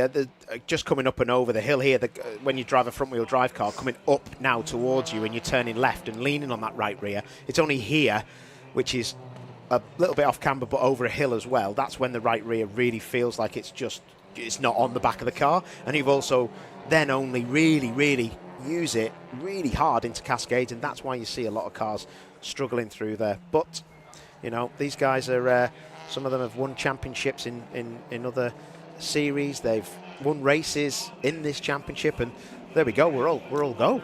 Well, the lights never went off the safety car, but anyway, the safety car's disappeared and we're racing again. Stuart Lyons leads into Old Hall Corner with 12.5 minutes to go, and Steve Laidlaw right on his tail. But look, it's caught everybody out further back because the lights did not go out on the safety car until the very last second. Anyway, we are racing. Stuart Lyons leads them at Cascades, and Steve Laidlaw hunting around behind him. Now, this has further played into the hands of the Gen 1 drivers, such as Lyonsy, because the really quick Gen 2 cars are further back, apart from Adam Shepherd, who was on his toes, he was awake, and he has gone with the leading group. Wow, well, you can see this now. Shepherd is the only person, like you say, the only known name to win races in this top group that can get through. I would think he's going to get through this pretty quickly. You would imagine so. He's already dispatched of Luke Sargent, who is the only other one of the really new Gen 2 cars in this group. Oh, Will Powell's gone straight on at the island hairpin. That might be mechanical more than driver error. Rick Kerry gets elbowed aside now by Adam Shepherd, who 20 minutes ago, if that was in the barriers, pointing the wrong way at Old Hall Corner,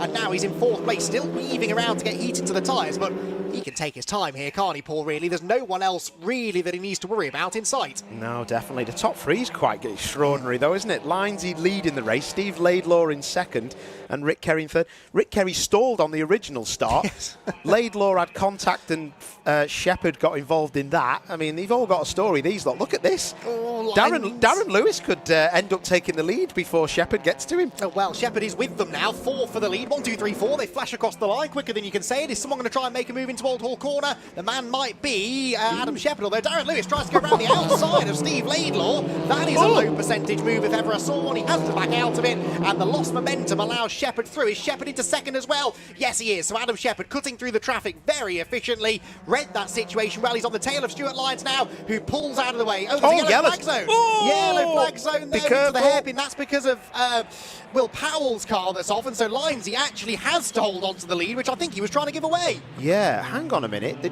Shepherd was P2 anyway, wasn't he? Yeah. So, yeah, that's just been done backwards. Wow, what is going on here? This is crazy. Stuart Lyons is now, I think, relinquishing the race lead to Adam Shepherd. So Shepherd on the inside line is going to go through. Is he down into the Hislop chicane? And Adam Shepherd, in a car that may or may not be walking wounded, leads the race with 10 1/4 minutes to go. Through the Hislop chicane they go. Lyons second, Laidlaw third, fourth Darren Lewis, fifth is still Luke Sargent, and sixth Carl Bordley. So Carl Bordley is now starting to become a factor in this race, but Shepherd's gone. So Carl is going to be frustrated, I think, at that safety car restart. There's going to be some very annoyed Gen 2 contenders at the back of this pack where they've been stuffed, to be honest, and not been able to fight for this lead like Adam Shepherd has. Yeah, I mean, you could argue that Shepherd was awake and went with them, but no, you're absolutely right. The further back you are, the harder it is to see. Oh. That's Luke Sargent getting racy. That's more like it, Luke, up the inside of Darren Lewis, and that's into fourth place for the second lap in a row. Darren is wide at Lodge, and that opens the door for Carl Bordley, who needs to be careful, needs to pick up the points. Look at Lyons there, defending from Steve Laidlaw a lot more heavily than he defended against Adam Shepherd,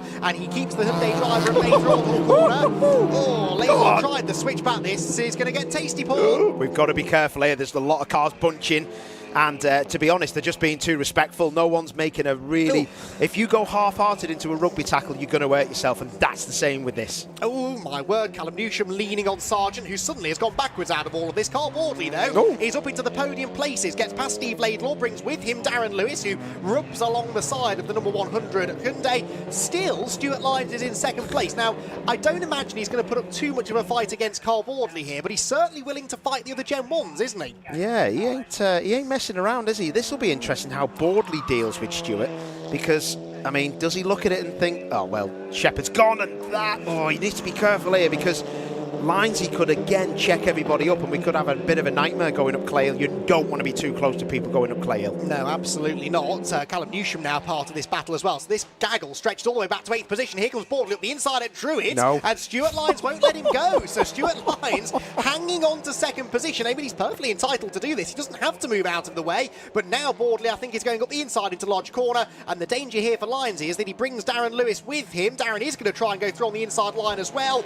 And I think he might get it done. Almost leans on the Audi. Lewis goes by. Laidlaw up the inside as well. And Stuart Lyons getting hung out to dry. Well, there you go. Adam Shepherd as well has just put in the fastest lap. He's gone. He's won this. Unless something happens to his car. Callum Newsham, big lunge on Luke Sargent. I'm enjoying this racing. They've been pretty good. It's been eventful, hasn't it? That was 2 for the price of 1 there for Newsham, by the way. He got past Lyons and Luke Sargent into Old Hall Corner.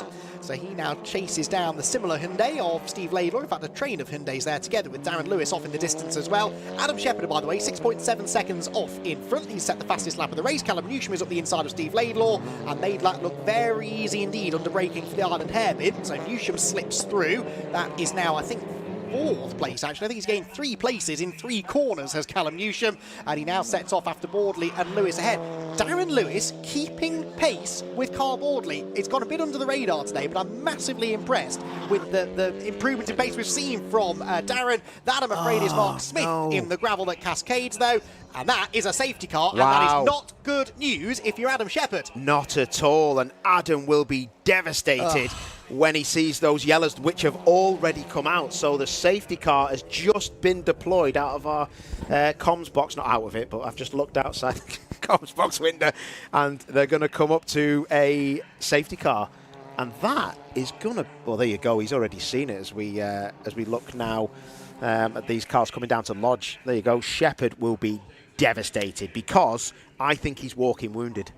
I agree. That was the point I was about to make, actually. I don't think Adam will thank me for saying this, but I'm sort of rubbing my hands with glee here because Carl Boardley will definitely want to try and get the double here, won't he? He knows he needs the points in the championship. Shepherd may well be in trouble, and Carl will scent blood in the water if that's the case. We're going to get a restart here. It might only be a couple of laps, but if Adam Shepherd's car is broken in any way, then Carl Boardley will definitely fancy his chances. I should point out that Shepherd has got the fastest lap. It's 1:26.788. Now, that compares to the race one pace of 26.2s or so. Well, yeah, the fastest lap was Joe Marshall with a 26.2. The fastest Cupra in race one was a 26.6 for Hutchison. So Shepherd, I'd say, is a little off the pace. I'd say he's maybe dropping 4 or 5 tenths from where he should be based on that lap time. Is that the damage? Is the fact he was controlling the race? I guess we'll find out now. But if he is off the pace, then Boardley is in prime position. Yeah, definitely. The only thing I will say, just looking at the last sectors before the safety car come out, he was only a tenth down and a tenth up against Boardley, but they'd not really had a clear run in it, and maybe Shepherd wasn't going as fast as he can. But I'll tell you what, if Shepherd wins this race, he needs to go out and kiss everyone in his team, because to get that car back out, be able to drive in a straight line and do fastest lap, I think that is a pretty good effort. It's one thing, though, isn't it? And again, you might be able to talk more about this, but it's one thing with a damaged car to be able to set a decent lap time. But if that damage is affecting the way the car is handling at certain parts of the track, that can make defending very difficult. It only needs one little snap of opposite lock somewhere, like a Cascade, like a Druid, and the door's open, isn't it? So he might be able to run a decent lap time, but can he defend the lead? Adam's one of the best front-wheel drive drivers I've seen in the country, if I'm honest. So you learn to deal with your hindrance, I suppose. It's like, you know, you just know where you're strong, so you'll do all you can to, you know, get the car as quick out of the corner as you possibly can. So it's not an easy thing to do, but if anyone can do it, it'd be Adam Shepherd, and he's very switched on. He knows the score. Right, okay, so through Druid's corner they go, and the Honda of Brad Thurston bringing up the rear, and the field makes its way through Lodge Corner, still with the lights on at the moment. Are you saying Paul needs to turn?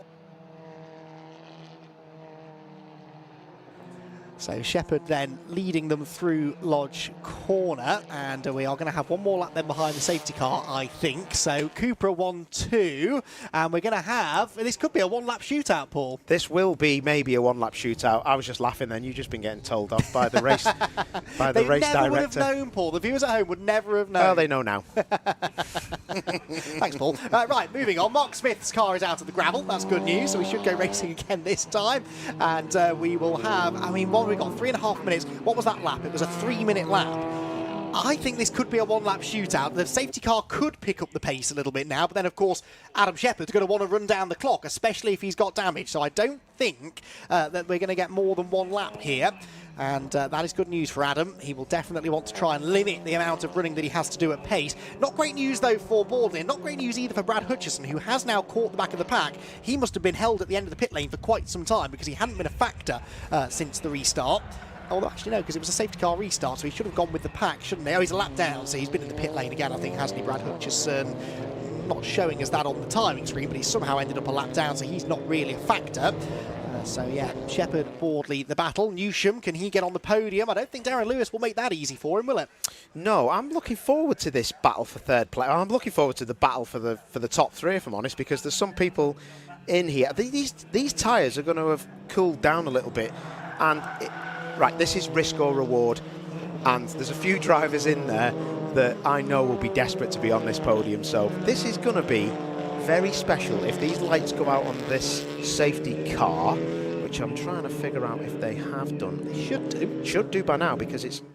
No, it's not. It needs to be done pretty quick. Now right, they've gone out. I think they're just waiting a little bit later than they normally. Normally it's the bridge. I was always told the bridge at Clay Hill is the marker. But anyway, the lights are out. We are going racing. And Adam Shepherd, you know what? We might just get 2 laps here. Remember, they're lapping in the 1:26s, 27s at full racing speed. We have 1 minute and 50 left on the clock. Keep your eye on that clock. If they cross the line with more than that time left, then we will have time for 2 laps. Shepherd has gone and accelerates well away from Carl Boardley. A brilliant restart that from Adam Adam Shepherd. Out of Lodge Corner he will come then, up and across the timing line, and I think we do just about have time for 2 more laps. A minute and a half were left on the clock, and Adam Shepherd came across the line. So Shepherd leads by 0.8 of a second from Boardley second, Lewis third, and Newsham in fourth. If Shepherd is wounded, we will start to see signs of that, I would imagine, Paul, pretty quickly. Yeah, definitely. Well, let's see how quickly he can try and catch him, but I think Shepherd has got this. I think the safety car restart has won him this. Yeah, I mean, that was a brilliant restart, wasn't it? Way wide over the curve. There goes Callum Newsham. He's gapped Boardley, actually, through Cascades Corner alone. He's wriggling around under braking into the hairpin, but Shepherd hanging on out in front then. Side by side further back there as around the outside attempts to go Luke Sargent, and Brad Hutchison unlapping himself there from Stuart Lyons, and gets past the Audi, who's got Rick Kerry for company. Lyons, by the way, leading the Gen 1 Cup from Rick Kerry, so that's a battle for class honours. Here comes Sargent up the inside this time of Steve Laidlaw, and on this occasion he will get the job done, just about gets the car stopped into his lops. Good move. Yeah, that was a good move, actually. He didn't need to do it there, but he thought, this is my best chance, and I don't want to... He doesn't know, this might be the last lap in his eyes, but yeah, this has been great. Been a bit of a shame with the instances, but this has been a good race. Carl Boardley, fastest of anyone in Sector 2, 2/10 faster than the race leader, but he lost 2/10 in Sector 1, so it's pretty much exactly the same as it was when we took the restart. The last lap board or checkered flag, last lap board is being ready down below, so I think we are going to get that one extra lap. Here is the battle for the Gen 1 Cup. Rick Kerry to the outside of Stuart Lyons as we head through Lodge Corner. Stuart Lyons would love to take a trophy home at the end of the day, but to do so he has to fend off Rick Kerry, and that won't be easy. Absolutely not, but this last lap is going to be absolutely critical. These guys are flying, and can Darren Lewis hang on? Callum Newsham in the same type of car is behind him. Darren's drove so well this weekend. Superbly well. This is by far the best we've seen from him. He's never had a podium in the championship before, and he's less than a lap away from claiming the first one. Now, the hairpin, to me, Paul, that gap has come down between the Cupras. In the first sector, they were almost identical. It's under braking, isn't it, into the hairpin, where I suppose if Shepherd has got damage, he might be a bit more tentative under braking, so Boardley will close in slightly through this middle part of the lap, and if Shepherd is struggling under braking, then a move at Lodge Corner could be on. Yeah, definitely. He just needs to be as close as he can now out of Knickerbrook chicane. Nope. Was that Lindsay with a bit of... I think he's been passed by Rick Kerry. I think that's what we call the end of there. Looked like his bumper was hanging off or something. But yeah, back to these front four. They are flat out purples and green sectors, and Boardley is now right with him. But he's not close enough in my eyes. It would be a massive lunge, and Boardley is not that man. I don't think he's quite close enough, is he? Another lap, he might have done it. Newsham's on the grass in the background. That lets Darren Lewis off the hook. Wow. So Darren Lewis, the third, looks good. Hutchison has stopped at the hairpin. The leaders, though, are at Lodge Corner. Adam Shepherd, by some miracle, is going to win round number 8 of the TCR UK Championship at Oulton Park and gets one over on Carl Boardley. That could be so important when we get to Silverstone at the end of the year.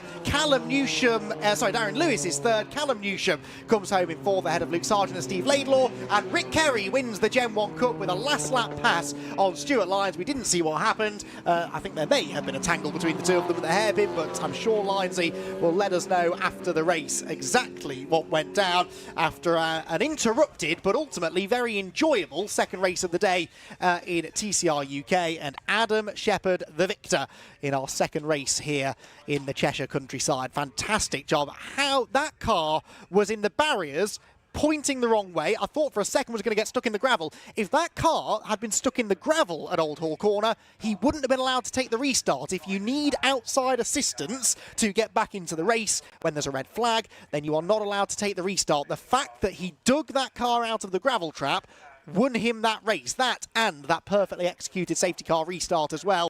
But a fair slice of good fortune playing into Adam Shepherd's hands, and he claims himself another race victory.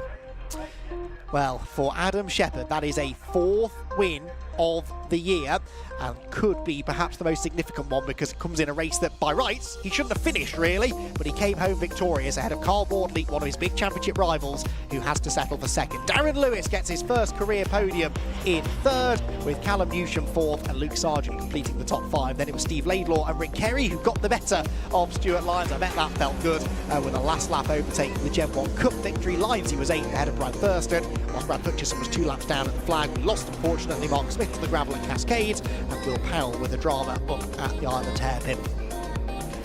course, that doesn't include those that we lost before that with the shenanigans at Cascade, Joe Marshall and Will Beach. Hopefully those cars are repairable for our next round in about a month's time or so at Croft. So, championship-wise, Adam Shepherd extends the margin then. Carl Bordley, by the way, had moved into second place in the championship after that race earlier on today. There were 24 points between them. Of course, that will now come down. However, with dropped scores calculated, it will get a little bit closer because Bordley has fewer points to drop than Adam Shepherd does. So it's still pretty close between these two, and I'm really interested to see what happens in their battle through the second half of the season, because they both now have cars that are working really well. Bordley seems to be getting on top of his. They seem very evenly matched, don't they? And because they're both in the same cars, things like balance and performance changes won't really come into play. They will always have, in theory, the same performance underneath them. It's just about what they can do with it, and it could be a real nail-biter when we get to Silverstone at the end of the year. So the cars are checked for ride height down in the pit lane. There you can see the roller going underneath Adam Shepherd's car. This will be a little bit of a concern for Adam because, of course, it did have that ding with the barriers. That can sometimes knock things loose underneath the car, but that doesn't seem to have happened. And he pulls up into position number 1. Winner's circle for Adam Shepherd, and a 4th race win of the year. And, yeah, I don't think he knows how that happened either. That is a pretty incredulous-looking Adam Shepherd, who will celebrate the win, no doubt about it, but might well count himself extremely lucky for having claimed that victory, having been in the barriers on the initial start to the race. There is Brad Hutchison. Well, I'm not sure what happened to him at the end. He'd been in and out of the pit lane anyway in the Cupra, and unfortunately pulled off at the side of the road up at the Island hairpin on the final lap of the race. Also on the final lap, by the way, Carl Bordley set the fastest lap, so that's worth a bonus point too. So a bonus point there for Bordley for fastest lap. A 26.268 is a new lap record. Fractionally quicker than what Joe Marshall did in race number 1. Only fractionally, half a tenth or so, but that does mean Carl Bordley now is a lap record holder. Right, let's head down to the pit lane then, and hear from, I'd imagine, a fairly surprised race winner, Adam Shepherd. Adam Shepherd wins round 8. There's 2 things I'd like to say to you. That was the greatest comeback since Elvis. Also, you should rename yourself Houdini. How have you ended up in the barrier, nearly stuck in the gravel and winning the race? I don't know. I got a great start on the first launch. I got hit from behind, I don't know who from. And when I went in the barrier, it spun around and I was in the gravel. And I was like, if I end up here, you're not allowed to restart if you cause a red flag. So I was like flat out in the gravel, shifting through the gears, trying to get me out, and just crept out, and luckily there was a red flag which meant me regrid. It turned out the tyre was through to the cords from the crash, so the team's grabbed the spare tyre and it's a rear, so I was running rear pressure on the front left. So the car was great through lefts, all through rights, because the front left's a rear tyre and it's old, so it's I don't know, I don't even know. Yeah, the team were unbelievable. We changed the clutch between race 1 and race 2 as well because we lost clutch. Changed the rear hub that got hit and broken race 1, so yeah, it's just unbelievable to end with a win. Yeah. All that kind of stuff, mate, is what makes you a great racer, isn't it? And it always seems like you never have a normal day at the racetrack, do you? No, we don't, no. Huge thanks to all the team, Shipper Motors, Area Motorsport, my 5G Communications, my sponsors, Dad putting up for me, moaning and groaning, so yeah, it's great, thank you. I've heard your dad's quite handy at fighting as well. Oh yeah, he is, yeah. Bit of a weapon, to be fair, yeah. Right, enough of that. Well done team. Absolutely brilliant stuff. Carl Bordley, let's talk to the man in P2. Well done, mate. Did he look hobbled out there, or you just thought, let's just bag the points, I've had a good day? No, we were told that we were going to do a lap under the safety car and regrid. Wow, is that why everybody was all over the place? Go. So I'd like someone to explain to me what changed on that lap, because they all started at Oulton Park, I started at Snetterton. I was going to say that the Gen 2 faster cars did have the problem of the big gaps, and I just thought that was down to people just being too slow on that. But if you were told that, that's not what you want to hear, is it? No, not at all. We were told that we were going to do a lap behind the safety car to get some heat back in the car, and we were going to regrid. And then someone in their wisdom decides that we're going to go racing. And like I say, by that time, we was at Timbuktu and everyone else had gone. So are you going to go and argue the toss with that? Because it's not ideal as a driver, is it? 100%. I mean, at the end of the day, you can't say one thing and give people instruction for one thing and then do another, but it is what it is. We've got home P2. Well done to Adam. And obviously well done to Darren as well for getting up on the podium. Obviously a little bit, you know, some cars have got damage and stuff like that, which is a little bit unnecessary. So I do think we need to readdress this reverse grid starting procedure really, or at least, you know, maybe have a bit of a gap between some of the Gen 1 cars and Gen 2 cars or something like that. Just needs to have a bit of a look at, because at the end of the day we don't want to see cars with loads of damage, because it's only going to deplete the grid further. So fair comment, Carl, but well done on a good weekend, mate. Stellar weekend. Yeah, all good. Cars in one bit. You know, and yeah, just well done. Thanks to the team, really. You know, we found some issues after Snetterton. We've put them right, and yeah, we're back where we need to be. Back in business. Well done, Carl Boardley. Spot on. Right, let's go round to see where he is. Where's Darren Lewis? Where's Darren? There he is. Let's have a big round of applause for Darren Lewis's first podium. Here he is. Mate, put it there, my man. What a result. That was mega, wasn't it?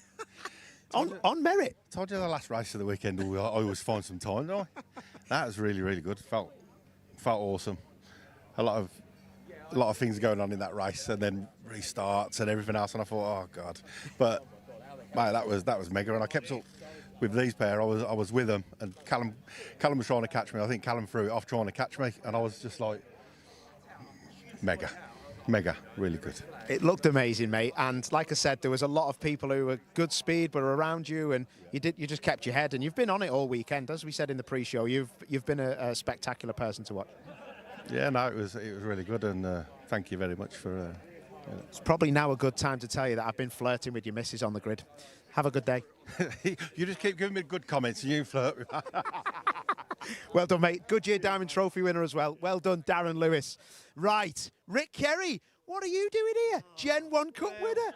Well done, mate. I made hard work of it, didn't I? I made hard work. I got the first race, I had the pit limiter on, and I've never used it, didn't I? Turn it off. So I ended up trundling down in the pit limiter, and then it started, and I thought, brilliant result, red flag, I can start again.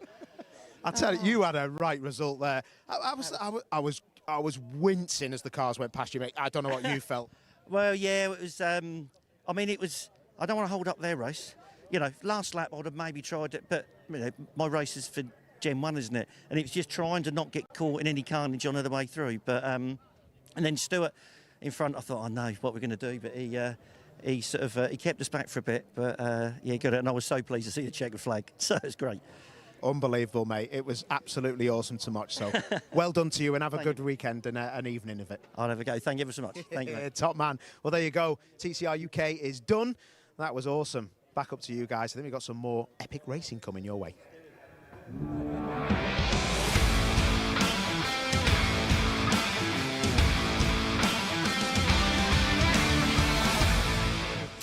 Yes, we do, Paul, absolutely. We have the AIRTEC Motorsport Fiesta ST240 Championship heading out, and they've produced some pretty epic races for us in the past. Their race earlier on today was certainly a nail-biter, with Simon Horrobin coming out on top over Alistair Kellett. Kellett led early on, but then had a mysterious falter coming up and over hill top, and Horrobin was able to creep through, grab the victory, but then had to defend, so keep hold of the win, which he did, and with it gets the pole position for race number 2. Alongside him will be championship leader Alistair Kellett, and then John Cooper and Connor Blackburn row 2, Henry Howarth and Charlie Ellis row 3 as them start this one in the same order they finished the earlier race. Now, Charlie Ellis seems to be doing something quite impressive, which is starting 6th and 7th on this grid. I think he's 6th with Caitlin May.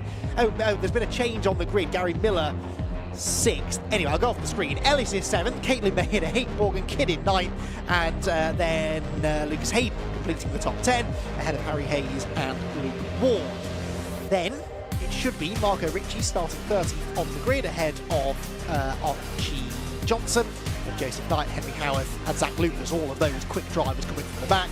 Dan Lewis and James Pope hopefully also coming off the back of the grid, but there may be a couple of those that haven't been able to make it out because a few of them were in the wars in that race earlier on. If we hold this shot for a second, I can double check. So we have got Archie Johnson, we have got no Joseph Knight, Zach Lucas is there, which means there's no Henry Howarth, and Dan Lewis and James Pope are there. So I think the only two we're missing are Joseph Knight and Henry Howarth, hopefully. Joseph Knight went off at a corner, Cascades, I think, and Dan Lewis, of course, ended up in the pit wall, didn't he, at the start of the race, so we lost a couple of them. We lost more than that in race 1, so good work from some of the teams to get cars back out there, including James Pope's car. The car at the back of the grid, you'll notice it's not exactly symmetrical as far as its paint scheme goes at the moment. That's because it was in the barriers pretty heavily at Cascades on the opening lap of the first race.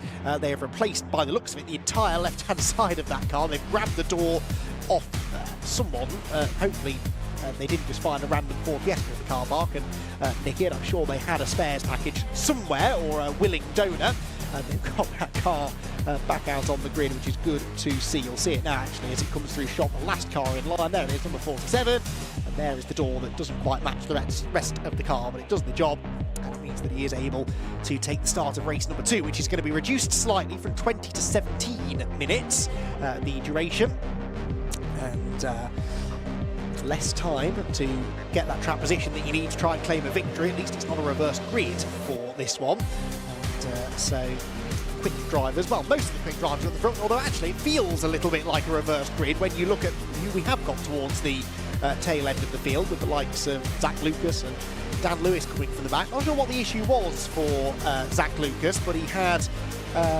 he lost ground at the start anyway with that moment down at Cascades on cold tyres, but then a couple of laps later he pulled off at the side of the road at Cascades as well. I don't think he'd gone off and pulled off with mechanical dramas, which perhaps had led to the first incident that he'd had over there anyway, I'm not so sure. Anyway, field making its way onto the grid. It is 2x2 start, but the Fiesta drivers had a narrow miss, I think it's fair to say, in race 1 earlier on, where they just about managed to avoid disaster. Henry Howard, that's why the grid sheet was wrong. So Henry Howard is starting 4th, but on my grid sheet he was starting 15th. Okay, answers on a postcard, everyone. He finished 5th, which makes even less sense.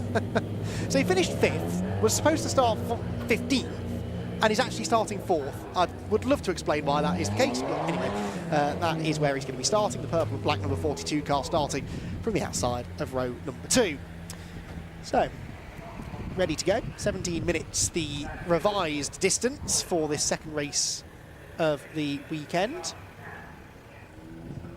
And we have the back of the grid in place. The green flag will be waved, and we have 17 minutes of AIRTEC Motorsport Fiesta ST240 Championship racing ahead of us. The lights go out, away we go, and a good start made by John Cooper. Look, he tries to find a gap up the inside of Simon Horriban, who's squeezing him over to the wall. They avoid touching, do they? Oh, only because John Cooper backs out of it, but steaming round the outside goes Alistair Kellett, and the championship leader is the race leader. There's a car sideways further back, that's Luke Waugh. Can he gather it together? No, around he goes, but mercifully he spins left, not right, and that means no one else was involved. They're on cold tyres, they're sliding around down through Cascades corner. Henry Howard there on the outside of Connor Blackburn for 4th position. Miracle of miracles, they're all still there as they come out of Cascades and head for the island hairpin now.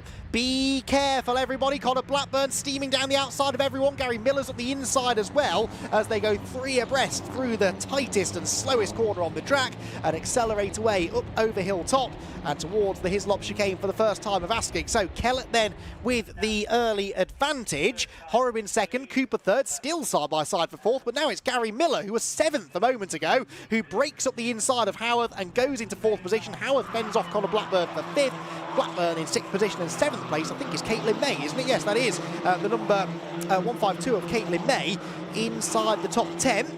What progress of Zach Lucas, I wonder, from the back of the field? I haven't spotted him yet. Is he inside the top 10? No, I think he's about 11th or so as they head for Druids for the first time. Through that quick double apex right-hander he goes. There he is, yes, so he is, I think, 9th maybe. I think he is inside the top 10, just about, Zach Lucas, as we come towards the completion of the opening lap of racing. Through Lodge Corner we go. Lunge up the inside there. That was a lovely move made by the number 11 machine of Charlie Ellis, and he gains a place at the expense of Caitlin May and might now bring with him Zach Lucas, who is up the inside line as we head for Old Hall Corner. Simon Horriban skating around under braking as they head through the surprisingly quick right-hander at Old Hall that begins the lap.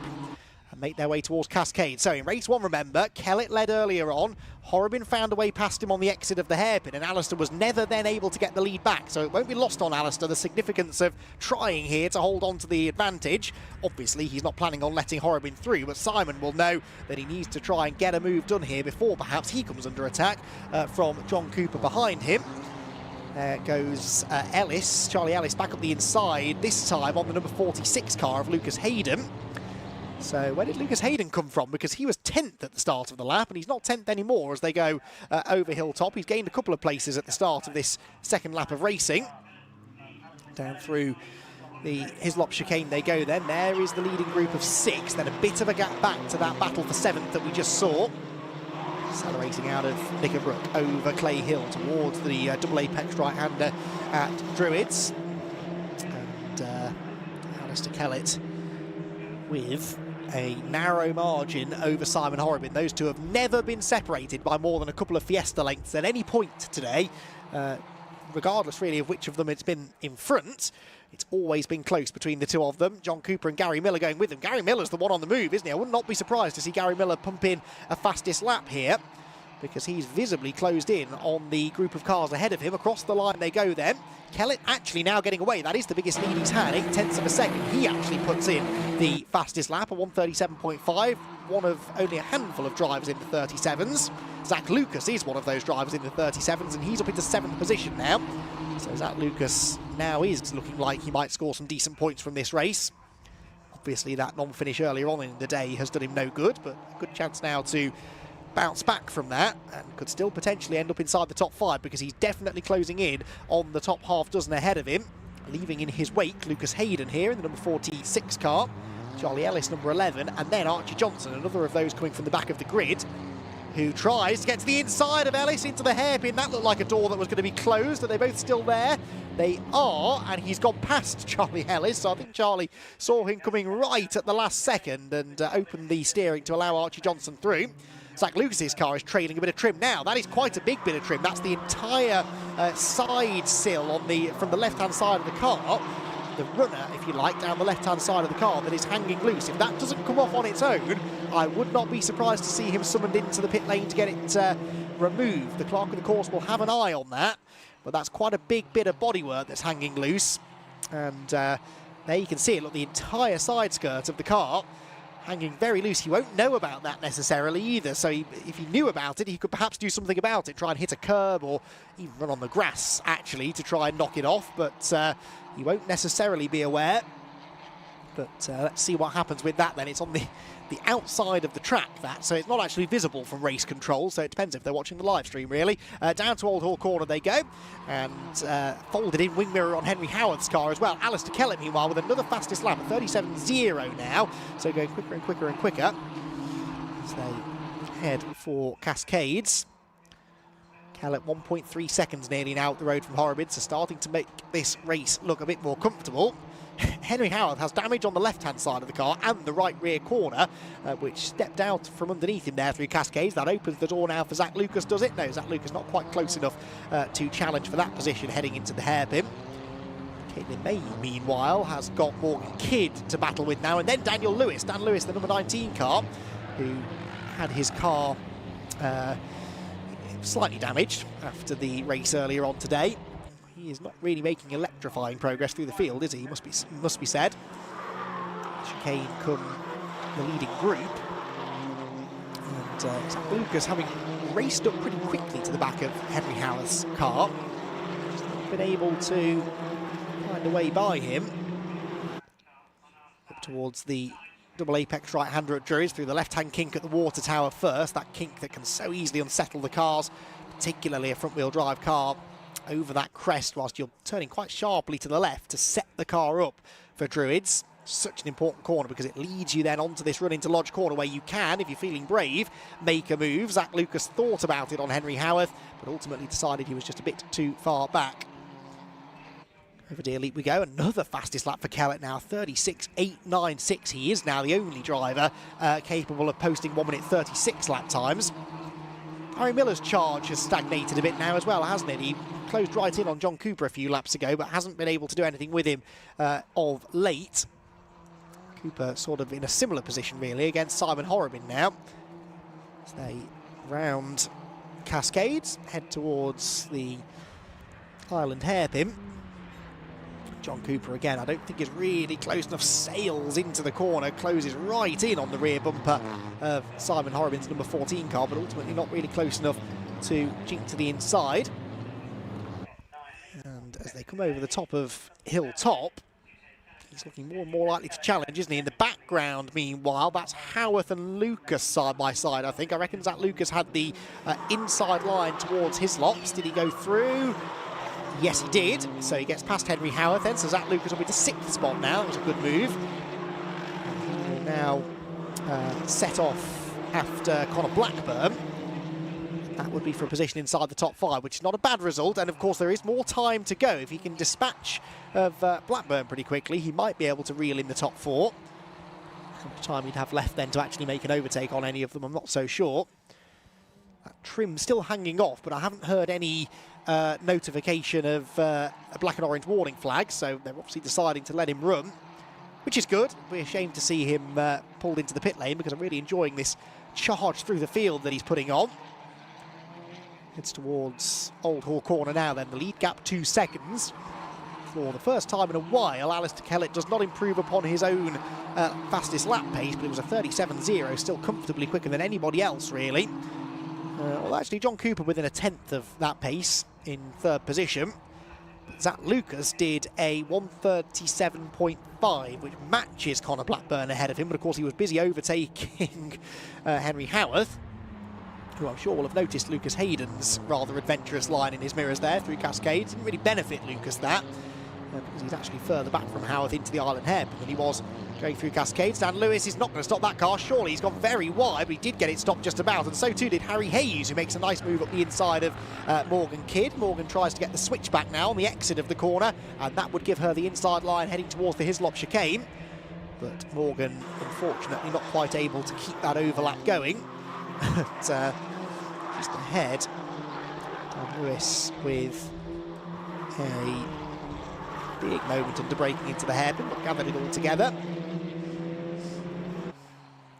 Through Druids we go. Battle for second continues. Simon Horrobin with John Cooper filling his mirrors. John's had a couple of little looks, but not really seriously considered a lunge, I don't think, just yet. 7 minutes 20 to go, though, and he's looking a bit more racy now, isn't he? John Cooper's number 88 car squirming around under braking into Lodge, but gets off the corner reasonably well. Alistair Kellett stretching the margin now, 2 seconds his lead. Personal best lap for Horrobin that time though, and actually he was 100th of a second or so quicker than Alistair Kellett. Out towards Cascades they go. So Kellett leads by 2 seconds. Horrobin to Cooper is only 3/10, although Cooper gets it all wrong into Cascades. That was armfuls of understeer that time actually, heading into the left-hander.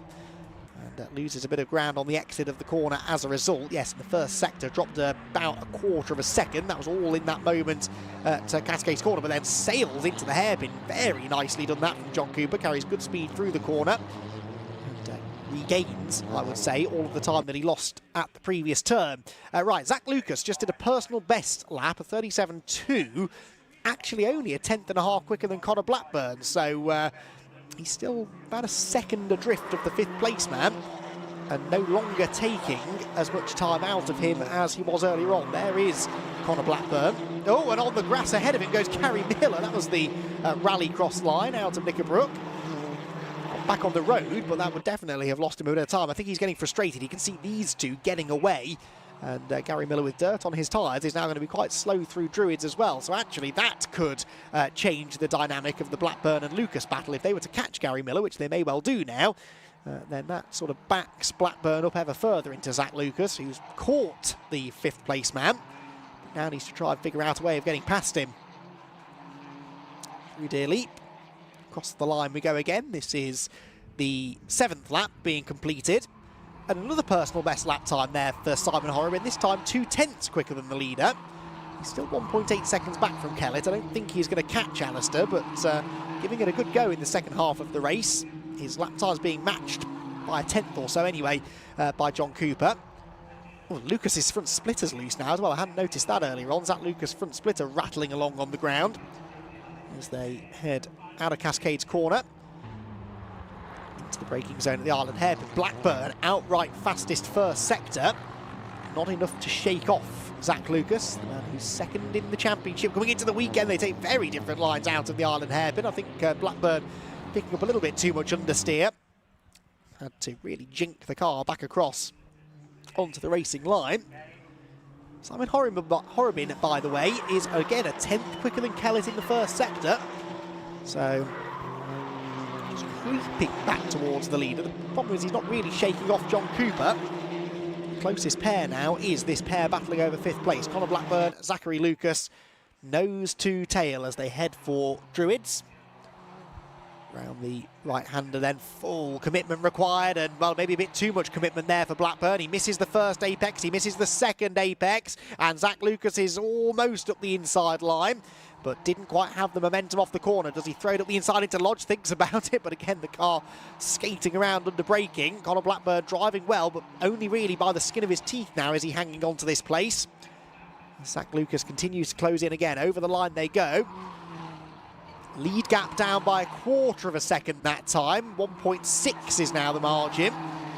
3 3/4 minutes to go. Blackburn all over the curb, coming off Old Hall corner. A little bit of wheel spin, bit of torque steer almost there as the turbo kicked in and he was over the curb, bit grip limited. And that is all music to the ears of Zach Lucas, because the more mistakes Blackburn makes, the more likely it is the door might be left open for Zachary to make that overtake. Further back, this is Lucas Hayden versus Archie Johnson. Johnson made some good early progress from the back of the field, but now has sort of got stuck behind Lucas, and ahead of them, Henry Howarth takes a very agricultural line off the hairpin. Ultimately, not enough to cost him a position. The leaders down at the Hislop chicane. Black and white warning flags, by the way, going out to Conor Blackburn and to Luke Waugh about exceeding track limits. Only warnings for the time being, no penalties applied yet, but is a bit of a concern for those two. Well, less so for Luke Waugh, I suppose. He's well off the back of the pack, but Conor Blackburn won't want to get a penalty because that will definitely allow Zach Lucas through. 664 now also being given. Oh, that's another notification about a black and white warning flag for Conor Blackburn, isn't it? The 5th place man who is under continued pressure here, heading for the final turn. And Zach Lucas once again peeks to the inside, gets very sideways over the crest of the hill, heading out of Lodge Corner. Across the line they go. Alistair Kellett, as if to illustrate the point that he's not under any threat from Simon Horrobin, sets a new fastest lap, 1:36.769, 2/10 quicker nearly than Horrobin, his pursuer. There's Henry Howarth, meanwhile, 7th position. Lucas Hayden still in behind him. That gap coming down slightly on that lap, and now a time penalty for Luke Waugh. Well, okay. With respect, doesn't make a big difference to the race result. I think Luke probably won't care all that much either, really. So far back is he after that off that he had at the first corner. Out of the hairpin goes Howarth. They're all just sort of stagnating, aren't they? That lead gap's come down, hasn't it, in the first sector by 2/10 again. So Simon Horrobin not giving up the chase. I suppose he has to keep pushing, really, because John Cooper is sort of hounding him, isn't he, from behind. But I'd say that lead gap came down in the first sector, and it does not come down in the second sector, so I'm talking absolute nonsense, not for the first time. The gap stays pretty much as it was, and yeah, Simon Horrobin, I think at times it looks like he's closing in under braking maybe, but not ultimately able to get within striking range, and now John Cooper makes a mistake at Druids, and that means that he drops back out of striking range again into Lodge Corner. Had a change for 11th on the previous lap, by the way. Number 26, Harry Hayes, got himself ahead of Daniel Lewis, who's not really had great pace in this race, but you have to imagine that car is not quite straight after its meeting with the pit wall at the start of the earlier race. On to the final lap we go, though.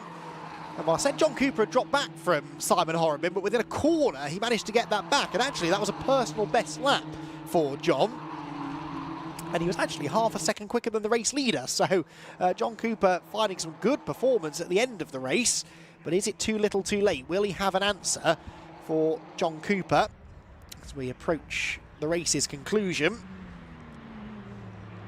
Again, they seem to have visibly closed in on the leader here. Yeah, another 2 tenths taken out of Kellett in Sector 1, so 1.4 seconds-ish is now the margin. Oh, I've just seen a very slow Dan Lewis going across the line. He's well off the pace now, but there, Zach Lucas almost into the side of Connor Blackburn's car. Down through the Hislop chicane we come again, but yeah, just saw Dan Lewis going very slowly across the line, so I think he's managing an issue, is Zach. Inside looks Zach Lucas. Again, he's starting to get frustrated now, isn't he? He's been stuck behind Connor Blackburn for so long. Where, if anywhere, is he going to make this move? Over Clay Hill they go, towards Druids for the final time. It's a good exit from Druids that Zach is looking for, really, to try and make the move into Lodge Corner. Approaching Lodge Corner, though, is Alistair Kellett. Alistair Kellett looking good now for a race victory. He let one get away earlier on today, but he makes up for it in race 2. He fends off the late challenge from Simon Horrobin, crests the hill and wins race number 2 of the day in the AIRTEC Motorsport Fiesta ST240 Championship. Simon Horrobin second, John Cooper third, Gary Miller a lonely fourth, and it will be Connor Blackburn in fifth. Zach Lucas never was able to find a way through and has to settle for 6th position. Not bad going from the back of the grid, but actually mid-race he would probably have been expecting a little bit more than that. The rest of them cycling through as well. I don't think we had any major changes on the final lap. Morgan Kidd and Caitlin May come through 12th and 13th. Class winners, by the way, because this field is split into a few different classes. You've got a Pro and an AM class, and then you've got a Masters class within each of those. So Kellett wins overall, wins the Pro class, and wins the Masters class. Horrobin wins the non-Masters Pro class, if that makes any kind of sense. The AM class won by Henry Howarth, and the AM Masters class won by Margot Ritchie. I'm confusing even myself now, so 6 different classes to be won. But Alistair Kellett claiming 3 of them all in one. The overall victory, the Pro class victory, and the Pro Masters class victory as well. There is Dan Lewis, by the way, limped across the line in the end. His last lap was some 20-odd seconds off the pace, so he definitely had a mechanical malady in the closing stages. It unfortunately prevented him from being a contender. So, Alistair Kellett, the race winner by 3/4 of a second in the end, over Simon Horrobin second, John Cooper third, and Gary Miller in fourth ahead of Connor Blackburn fifth. He fended off that spirited attack from Zach Lucas, who ends up 6th. Henry Howarth 7th, was a class winner in the AM category, ahead of Lucas Hayden 8th and Archie Johnson 9th, Charlie Ellis 10th, then it was Harry Hayes, Morgan Kidd, Caitlin May and Margot Ritchie in 14th. 15th is James Pope, Luke Raw 16th, and Dan Lewis completes the runners, albeit with some sort of drama. Slowed him down at the end of the race. So Alistair Kellett then nets another race victory and further extends now his championship lead, which already coming into the weekend was a decent one, not massive. He was 10 points clear of Zach Lucas, but of course Lucas has had a bit of a nightmare this weekend, whilst Alistair Kellett has a 2nd place and a race win to his credit. Also had that pole position and fastest lap in that race as well. So lots of points going the way of Alistair Kellett, and that will do his championship hopes the world of good. Zach Lucas will count these races as dropped scores, but that will only salvage so much, really, for a weekend that could have delivered an awful lot more for Zach, who, remember, started that first race on the front row, got a bad start, then went off on cold tyres, and then had the mysterious issue that took him out of the race altogether over at Cascades Corner. So, cars make their way towards the Parc-Fermé area, where they will very shortly be greeted by the always enthusiastic Scott Woodwiss, who will be waiting to chat to our podium finishers. And Kellett will be particularly pleased with the win. It's actually the same 3 drivers on the podium as we had in race number 1 earlier on, but in a slightly different order. Horrobin and Kellett, of course, swapping positions, which they did pretty much right at the start of the race, and never looked back from there, really. Kellett won that race with the early charge, didn't he, where he pulled a bit of a gap, and then really Horrobin wasn't able to close that back in again. Right then, Scott Woodwiss is primed and ready to chat to our podium finishers. Let's head down to Scott now. So the same top 3 overall in the second STT40 race, but as Morecambe Wise said, not necessarily in the same order, or words to that effect anyway. Let's have a chat, if we can head over, because the chatty trio over here are having a chat about that race. Same top 3, just in a slightly different order. I'm going to very quickly just doorstep in and have a chat with race 2 on AIRTEC. Another win, job done, more good points. Solid weekend in Cheshire. Yeah, considering I don't think I've ever finished 2 races around here, so got the start and went round the outside and just got in front of Simon, and I think that was job done really. Once I was ahead of him I could match him, and then I think John kept a bit busy and gave me a gap, so just managed it to the end there, just to make sure I didn't run out of brakes or do any track limits, so it's good, yeah. So of course now going forwards, of course championship lead to defend, Zach was a bit further back, so I think that's extended it a little bit, so you're kind of at the moment in the pound seats right now. Yeah, but look, as we found out for the last 3 years, this championship has never been won by more than 10 points, I think. So, and it's going to be the same this year. So, things change all over the year. So, we'll see what happens in Silverstone at the end of the year. Yeah, no one needs to mind you how close times you come close. So, hopefully this year's your year, but fingers crossed. But fingers crossed for Silverstone, and all being well, we'll see you there. Talk to you then. Great job. Great driving, we'll say. Well done. Let's go the other way now, because we've got both John Cooper and Simon Horriban over here by the fence. Let's see if we can bring him over. Simon. Let's bring him over. Race 1 winner. Wasn't quite the double, but still, second place, good result. I think it's been your best weekend to date so far this year. Yeah, it was good. Dallas has just got me off the start, just got a little bit of wheel spin. He just got that little jump. We got the gaps, all 3 of us, and that was it. And we're all the same pace, so it's hard to with a one make, to catch up and go past. What do you think was missing for the first couple of weeks? Was it just pace of others, or luck, or just fortune, or something in the setup? What do you think it was? Just a bit on the car. We just ain't got quite sorted, but it's sorted now. Good stuff. Well, well done. We'll see you on the podium. But excellent stuff. We'll see you next time. Good stuff. We'll try and rattle through because we've got Audi TTs and Juniors next. John, quickly for third place. A couple of third places. I think you'll take that. A couple more trophies to take home. Yeah, good race with that. I tried to get Simon off start, but he just got to turn 1 before me. And then it was just a case that I had no more pace than him, so we were to-ing and fro-ing, but didn't move anywhere. So good race, I enjoyed it. So. Yeah. Good run of form now. Keep it up at Silverstone, hopefully. Yeah, hopefully it carries on for the rest of the season now. So, but yeah. Well done. Good stuff. Excellent. Try and rattle through these. Let's grab Henry Howarth, who is down here. We've actually got our top 3 conveniently all together. So we'll see if we can gather them one by one. First of all, with Henry Howarth, 2 from 2. Well, you wait for your first and win, and 2 come along at once, as they say. Yeah, it was a really good race. This one was a bit more interesting, it's fair to say, because I had Lucas Hayden and Archie right behind me, so I did have to keep an eye on my rearview mirror this time. I couldn't cruise along like I did in race 1, but it was a really good race. I really enjoyed it, but yeah, just managed to come on top this race. Where do you think all the paces come from? Of course, you've had some good pace in the first couple of meetings, but you've taken a step up today. Yeah, it's been a big learning curve, but with some pre-season testing, I've really taken to the car, and yeah, it's just been going uphill all from there. Yeah, good stuff. Well done. Excellent stuff. We'll see you for next time out. We're going to quickly go through second and third. So Archie second, of course. Thoughts on today? Decent second place to come home, but it's been a bit up and down for you today. Yeah, brake failure in the first race meant I had to DNF because, yeah, it was annoying, but at the time I was running really well, taking fastest lap off the front boys, and I was on for possibly a top 5 finish, which was, good after the start I had. But no, I mean, starting from towards the back, I just made sure that I kept it clean through the start and just stayed out of trouble and just picked people off as I came through the pack. Okay, so we're going to cut it short because we're short of time, but girls are for second place. And Sprint Chellis in for third. Again, not bad. That's Charlie and his fan club is in the background again. 2 trophies to take home. Excellent stuff. The fan club is brilliant here. Yeah, brilliant race. Kind of kept my nose clean at the start. Just worked my way through the race and managed to get a P3. Go away, Aiden. But yeah, no, been a brilliant weekend. 2 podiums. Got to thank Race Car Consultants. Got me a brilliant car, and yeah, just brilliant weekend. We've got to run because the next race is out, but well done. Excellent stuff. See you next time. Good stuff. So that's the STT40s wrapped up. We'll see them again next time out. Next up, penultimate race of the day, our second Audi TT Cup Racing Championship race of the day at Oulton Park. They're coming up to the grid. So quickly back to Andy in the box.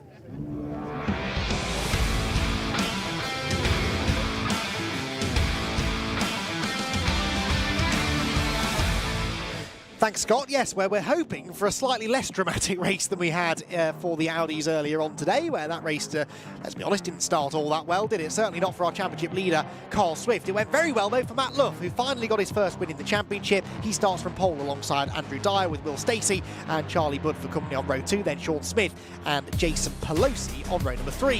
Fourth row, Morgan Root and Paul Luty with Steve Laidlaw and Mark Rice next. Luke Handley and Joe Weaver complete row 6. Seventh row for Rashan Tyler Chugarimbo and Tim Gray with Ross McCarr and Paul Savage next. Dave Richardson and Bradley Burns. Bradley Burns definitely wants to watch for number 6, charged through in race 1, starts race 2 from 9th if he has got that damaged car repaired, which I think he has. Then it is Daniel Chapman with Steve Foden, likewise, one to watch if the car is out there. Richard Former and Nick Brady on row 11. Then it should be championship leader Carl Swift, but I don't see Carl's car on the grid. He's the one, remember, that ended up upside down at turn 1, so unsurprising maybe that he's not taking the start. Sam Meager, likewise, I fear might not be there on row 12. Row 13, Ryan Edgecombe. We're now into those drivers that were involved in the start line shunt. Then Sam Laidlaw, Tim Dorr, Patrick Booth and Jonathan Williams. Most of those cars are there, but not all of them. So the one really to focus on from the back is car number 6, the blue and red. That is Bradley Burns. We saw the charge that he had through the field in race 1, only to come unstuck down at Knickerbrook. What can he do in race 2, which gets underway now? Then cars leaving the grid, not particularly rapidly if your name is Will Stacey, but very rapidly if your name is Andrew Dyer, because he is going to get the lead into Old Hall Corner. Dyer clears Matt Love. They're 3 abreast further back. Do they all get through this time? Of a fashion. One car ends up way wide over the grass, but that could have been a lot worse, actually. Out of Old Hall Corner they go. No, there is someone off, I think. I think there's someone in the tyre wall. I saw a bit of bodywork rolling. Yes, more carnage exiting the first corner. That is number 5, Sam Meager. That's his second accident of the day. Sam Meager has done a grand total of 1 corner of racing today, and he's been involved in 2 accidents at the start of the races. The red flag is back out again, and the race is being stopped. So, we'll try again, shall we? We are fast running out of time today, and the marshals, I'm sure, fast running out of patience, quite frankly, because Old Hall Corner, how many incidents is that now through Old Hall Corner today? Those poor marshals have had to work overtime today, and that is not ideal for them, and they're going to have more work to do. Now there is Sam Meager's car returning from its shunt at the first corner. We had a shunt in the commentary box as well, which we're trying to deal with very quickly as the cars head back around to the grid. Right then, so Matt Luff will get another chance at this. And Andrew Dyer, who got the jump on him there off the initial start to the race, will now have to do that all over again. And yes, unfortunately, it's just been one of those days today, hasn't it, where we've had trouble aplenty and quite a few damaged cars to be repaired between now and the next round of the championship at Croft, which at least is only a few weeks away. The good news is the JCB, which was probably primed and ready to go, is already on the scene. So I think it is more barrier repair work, a couple of cars that need to be recovered from Old Hall Corner, or the exit of Old Hall Corner to be precise. And the field will, yes, they will line up on the grid in some sort of order, and we will then get the track cleared up, hopefully as quickly as my accident in the commentary box was cleared up by Darren from Alpha Live. Right then, I think I need that coffee more than ever, because it's been a long day today at Oulton Park, but when we've been racing, it has been mighty, mighty impressive stuff, and we are hoping for more of the same now from the TTs, as and when we get the field back under green flag. So, it is Andrew Dyer who led. He will lead the field onto the grid, but not line up into pole position. That will be Matt Luff, who for the second time now today has managed to thank his lucky stars for an early red flag. Honestly, I'm sure he wouldn't have liked to see the red flag, but the first race, he lost positions at the start, got to try it again from pole position and absolutely nailed the restart. This time around, again, slow start. Dyer got past him, and Matt Luff gets a second bite of the cherry. So this will be a useful opportunity now for Matt to try his very best to salvage another race win, and an important race win it could be in terms of the championship, with Carl Swift now taking a non-start. Now, I can't remember if it's 2 or 3 dropped scores throughout the year for the Audis. If it's 2, then Carl has used up both of his drop scores now, really, with the non-finish earlier on, the non-start in this race. If it's 3, then he's got 1 more life that he can use. But either way, too early. It is 3, we're being told. Thank you, Scott, for confidently informing me of how many drop scores it is. I think it is 3. That rings a bell. It's my own fault for not reading the regs. But yes, 2 or 3 drop scores throughout the season. And that means Carl Swift can afford, if you like, 1 more bad result. And sometimes it's beneficial, as silly as it sounds, sometimes it's beneficial to have 3... to have a couple of non-scores, because then you're dropping 0 points, whereas if you win every race or you finish on the podium in every race, you end up dropping a huge amount of points. So it's funny how these things can work out. Carl Swift won't be happy with the way his weekend's gone, obviously, but he will at least have a chance to bounce back later on in the season. Right then, the grid being formed, the track being cleared. Whilst all of that is happening, we'll take another ad break. We'll have a restart for the Audi TT Cup Championship on the other side of the break. Is your business ready to switch over to cloud telephony before the BT analog switch off? If you're not sure, you can get a telecoms and IT health check from Maximum Networks for free, covering broadband, phone systems, IT support and more. Arrange your free audit today at maximumnetworks.co.uk.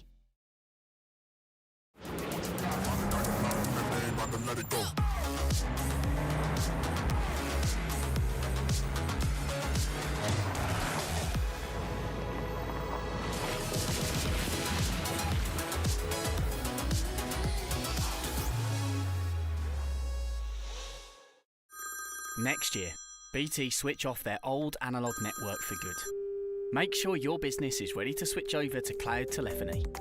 Get a telecoms and IT health check from Maximum Networks today, for free. Future-proof your business now. Arrange your free audit today at maximumnetworks.co.uk.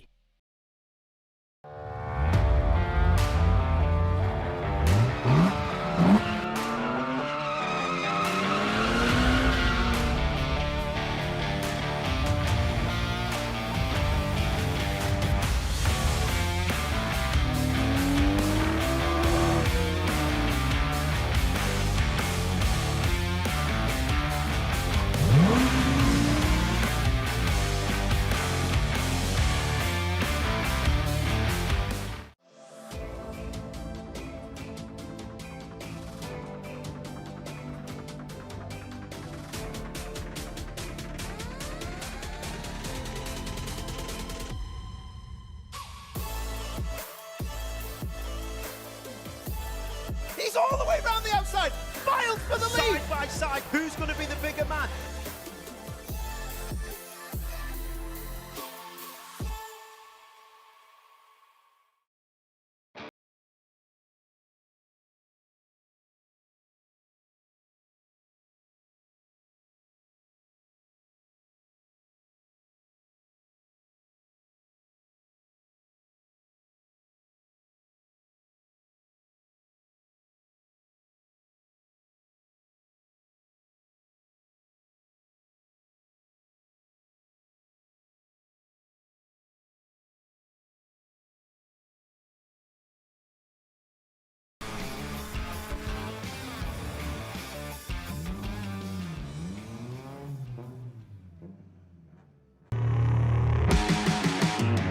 Got so much weight on my shoulders,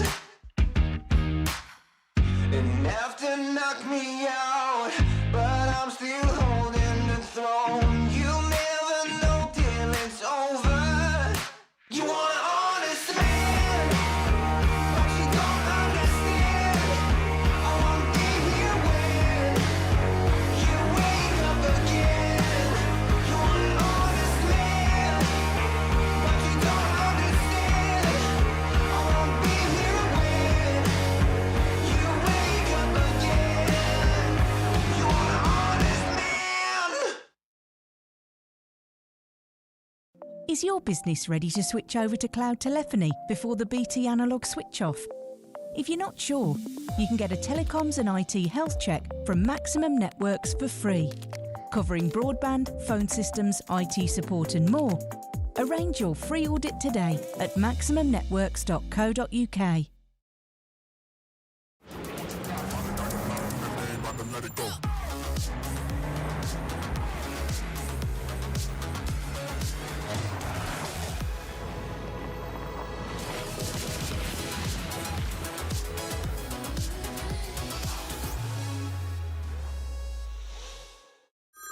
Next year, BT switch off their old analogue network for good. Make sure your business is ready to switch over to cloud telephony. Get a telecoms and IT health check from Maximum Networks today, for free. Future-proof your business now. Arrange your free audit today at maximumnetworks.co.uk.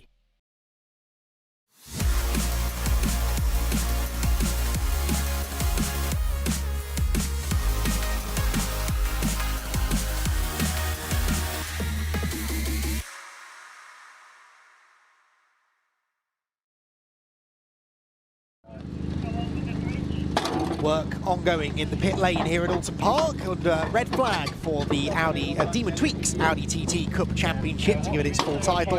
Their second race of the day, their second red flag of the day. Unfortunately, another Turn 1 incident that has claimed a number of cars from this race, and that is one of them, I fear. Sam Meager, I don't think, is going to be going much further down in the pit lane. His car, for the second time today, has been caught up in an early collision. There is the scene at Old Hall Corner. The marshals, again, have done a sterling job. We're all complaining here in the broadcast team about what a long and difficult day we've had. It is nothing compared to what the marshals have had to deal with today, and it really does put things into perspective when you really stop and think about what they have to deal with on a day like this, where everything's been going wrong. They've had incident after incident to deal with, and you know what, they've all still got a smile on their face. They're all still happy to be here, and they have certainly played a big part in in continuing the day's action. This epidemic of clumsiness is spreading now, not only from the track but across the broadcast team, and a few people who were laughing at me only 10 minutes ago now have egg on their face and coffee on their keyboard, I see, which is a bit of a shame. Anyway, the cars head out onto another green flag lap, and we have a shortened race distance now. 10 minutes will be the duration for this one, as I think everyone is going to be quite glad to see the end of today, aren't they? But two good races to be had, hopefully, beforehand. The restart for the Audis and the Fiesta Juniors, who will have their second race to come a little bit later on. So, Audis head through Cascades. And who have we got left is the question. I actually don't know who was involved in this. We haven't seen a clear shot of who was involved in the accident at Turn 1. It was at the back of the field. I don't think it was anyone top half of the grid. So it would have been something that happened a little bit further back. And the front runners, hopefully unaffected by this, will claim their grid positions. Brad Burns avoided it, I can see that. So Brad Burns still the one that we're really watching for from further down the order, because we know that he had such strong pace in the first round. Oh, Steve Foden was involved. Just seen his car coming back into the paddock on the low loader. His second start line Turn 1 accident of the day as well. Not what he was hoping for at his local track, and a track where he had such high hopes, qualified so well, really felt he was getting on top of the car. That is such a shame for Steve, who I once referred to as a Scouser, and he got very grumpy at me for that. I really should understand the local politics a bit better, shouldn't I, coming from this region myself? But he is from the northwest, and this very much is the circuit that Steve Foden calls his home. And he'll be back, I'm sure. He'll bounce back at Croft, hopefully, and get some more really good results, try and replicate that win that he had at Snetterton last time out. So Matt Luff arrives on the pole position. There is Brad Burns going through shot, the blue and yet red number 6 area motorsport car. Of course, the fewer cars take the restart, the fewer cars he has to overtake. He took an awful lot of them in the race earlier on today, and will be needing to try and do the same again. He needs another good first lap. He had a brilliant first lap in race 1, gained about nearly a dozen places in lap 1, and now with only 10 minutes left on the clock, he will have to replicate that if he's going to have any chance of getting a good result. Of course, ended up in the barriers down at Knickerbrook, did not get the result that he deserved, or didn't get a result at all in race 1. what can you do in race 2, which is about to restart. 10 minutes on the clock, the red lights are on, and we are about to go again. Can Matt Luff make a better fist of the start this time? He's got Andrew Dyer alongside him. Away we go. Will Stacey is slow away again, but a better start this time for Matt Luff, who will try and contest the lead into Old Hall Corner. Andrew Dyer, though, I think is going to just about draw clear, is he? Yes, he does. So Dyer leads them into Old Hall Corner. They all emerge the other side just about. Bradley Burns there over the curbs on the outside line, but for the second time in a row, Andrew Dyer gets the better of Matt Luff off the start, leads them through Cascades. Third position then is Sean Smith. He's had a really good start, has Sean Smith, capitalising on Will Stacey's slow getaway. Where is Will Stacey? Well, he's not, he's fifth, I think, isn't he, behind Charlie Budd. So Will Stacey with it all to do. Down towards the island hairpin we go there. Matt Luff weaving around in the braking zone. Through the tight right-hander they go. Right to the outside, that's the number 40 car, isn't it, of Joe Weaver, who has tried to find some grip and trap position on the outside line. I'm not convinced that worked very well. Will Stacey, meanwhile, hunting around behind Charlie Budd there. That's the battle for fourth position, which makes its way down towards the Hislop chicane. They've got the number 27 car in that group as well, and Mark Rice. He started 10th on the grid, so he's picked his way through some of the early drama pretty well as well. There's Brad Burns, by the way, 2.46.8 10th-ish, I think, Brad Burns at the end, well, not quite yet at the end of the opening lap. He could gain another place before we get to the end of this first lap of racing. Bradley Burns charging forward once again. Ooh, a couple of them getting sideways on gold tyres through Druids, but I think they all gathered it together. They arrive at Lodge Corner en masse, and it's Andrew Dyer leading.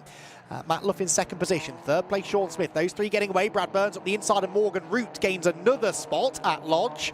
And where does that put him? I think that puts him well in, or just inside the top 10 anyway. Let's see as they cross the line. Dyer leads the way. Luffy in second position. Sean Smith third. Where is Burns? Yes, ninth place for Burns, and that was almost contact. I think there was some contact. One car is sideways. That was the number 40, I think, wasn't it, of Joe Weaver, but that was a concertina effect as the two cars behind him got together, and he sort of ended up being the one at the end of the line, if you like, who got punted sideways, but he managed to gather it together nicely.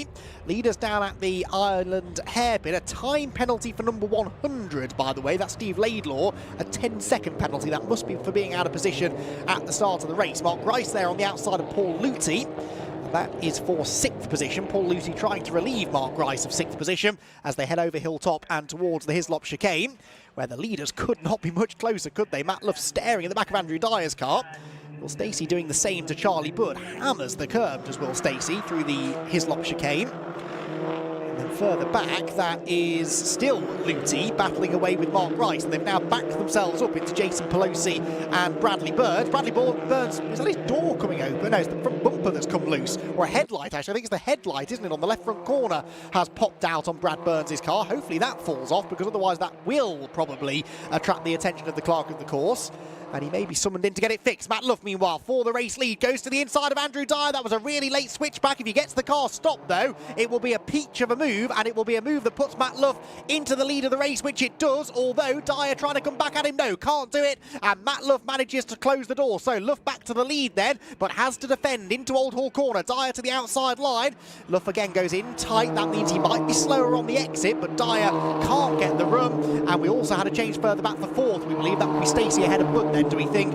Yes, there it is confirmed. Will Stacey getting himself ahead of Charlie Budd as Matt Luff sends it into Cascades. Full commitment into the left-hander. And he is in the lead once again. That is much more like it for Matt Luff. That was a brilliant overtake. So committed, so confident under braking into Lodge.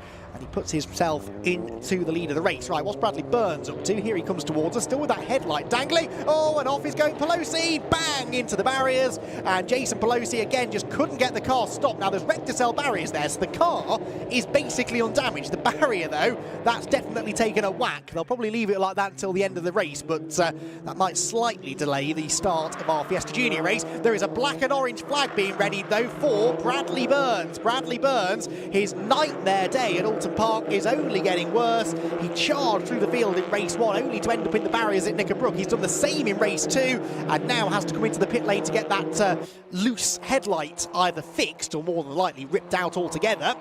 If it falls off between now and the end of the lap, he might be all right. Well, he might knock it off, actually, on Paul Luty's car as he gets up the inside of him nearly through Druid's corner. Ahead of them, Will Stacey trying to get back onto the podium as well. He's closed in on Sean Smith, but poor Bradley Burns, I mean, he will definitely be aware of that. Oh, Paul Luty gets right out of the way of the charging Burns, but it's going to matter little because Bradley will be shown the black and orange warning flag, and he knows he's going to have to head for the pit lane within the next couple of laps anyway. Luffy with a new fastest lap, a 36.5, couple of tenths quicker than Andrew Dyer, but of course he was still in the process of overtaking Dyer at the start of the lap. There is Pelosi, so that car's continued after headbutting the barriers at the hairpin. I don't see any fluid coming out of it, but he's still going to send the car into the pit lane anyway, just to be checked over. Not really worth, I suppose, taking the risk if there is more significant damage that we can't see. So, down to the hairpin, thankfully hitting their braking points. So the top two, Sean Smith and Will Stacey battling away for third, then Charlie Budd, then Bradley Burns. I don't know what's keeping that headlight in place. I think maybe just one stubborn wire that refuses to come loose. And that is why he's being summoned in to get it repaired. So Bradley's not going to get a huge amount of points out of this weekend. A weekend that promised a lot based on his pace that we saw, but just unfortunately qualifying didn't go to plan. And from there on it's been a bit of a struggle, hasn't it? And you have to wonder as well whether that headlight's come loose because it would have been replaced or reaffixed anyway after his accident in race number 2, and whether or not in the rush to get the car sorted they maybe didn't quite get it fixed as firmly as they would have liked. Wide at Druids there for Sean Smith. Will Stacey almost into the back of him as they come off the corner, but Sean gets right over to the inside of the road, hugs the white line on the approach to Lodge Corner, and defends the place going into the final turn. Can Will Stacey get the switch back? No, because Smith holds the inside, but actually Stacey read that really well, kept his foot in it and tried to come round the outside line and carry the momentum into Old Hall Corner. He has his nose ahead at the line by officially 38 thousandths of a second. He's on the wrong side of the road really into Old Hall Corner. Stacey tries to tough it out on the outside line, but Sean Smith stays ahead. Sean though then runs wide on the exit of the corner, and Will Stacey comes back at him. Side by side they run through Denton's into the bumpy downhill braking zone at Cascades, and Sean Smith hanging on. Will Stacey's going to run out of road, is he? No, Sean Smith left him plenty of room, almost too much room really, but it didn't matter. He hangs on to the place regardless. As they head for the Island hairpin once again. Stacey late on the brakes, outbrakes himself slightly, and now all of a sudden Charlie Budd is once again a part of that scrap. Matt Luff then leading the way, Dyer keeping him honest. Oh, the headlight's come off. The headlight has come off Bradley Burns' car. He's not yet served the black and orange flag, and that black and orange flag has now gone. So because he hadn't crossed the line 3 times, I think he's okay. I don't think he has to serve that penalty. Hopefully he realises it's come off and he now doesn't go into the pit lane anyway, but it has fallen off, and I think they're picking up a black flag and then they're putting the black flag back down. There was a conversation on the starting gantry as to how many times he'd passed that flag, and I'm pretty sure it was only 2. So Bradley Burns, I think, will be able to continue in this race, but whether he's got time to catch this battle for third place is doubtful really. He's some way behind them, although if they keep on scrapping, you never know. Through Lodge they come then. Still, it is Sean Smith in third position, technically back into third position because he was fractionally behind Will Stacey at the start of the lap. Matt Luff, meanwhile, with a new fastest lap of the race, a 136.3. Stacey sideways at Old Hall Corner, runs way wide over the curb. That was definitely a case of exceeding track limits.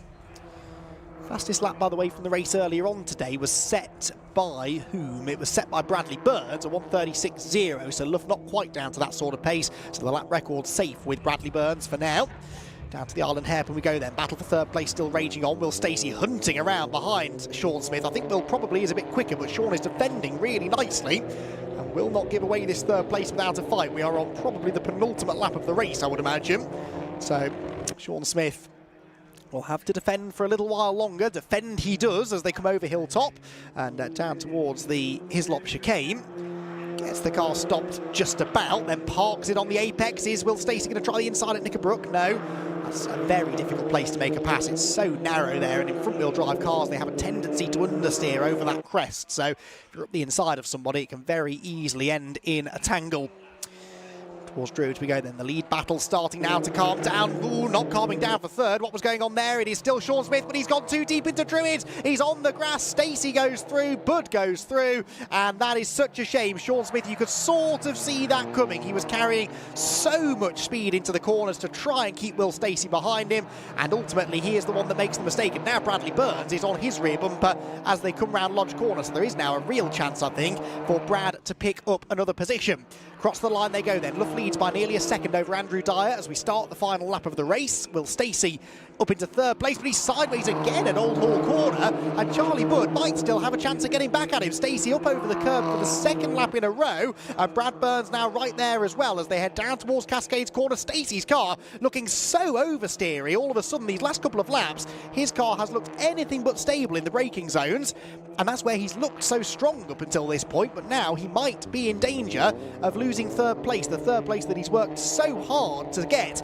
As the race has gone on, Bradley Burns and Sean Smith rubbing body panels into the hairpin, and now Sean understeers a bit wide on the exit, and I think Bradley Burns should get this move done now. He's got the inside line heading over Hilltop, and that should give him fifth position as they head into the chicane. That is Paul Savage going the wrong way round Cascades. I mean, after the day we've had, I'm not even going to ask what happened there. He's obviously had a rotation and thankfully gets going in the right direction. Right, Burns did get past Sean Smith. Has he got time to do anything about Charlie Budd? Doubtful, but he'll throw everything at this through the final couple of corners, that I am sure of.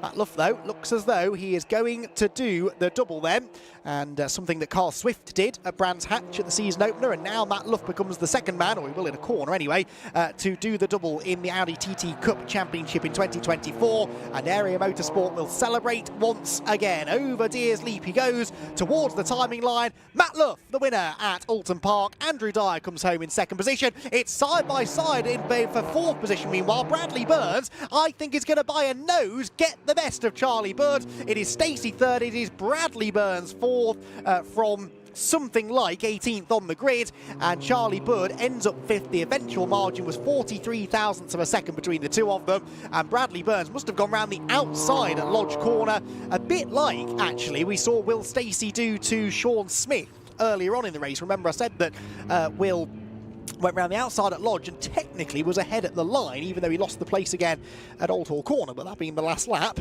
it was only who was ahead at the line that mattered. So Bradley Burns does, that time, manage to score some good points, just misses out on the podium, but a fourth place finish is not bad going at all, given where he started on the grid.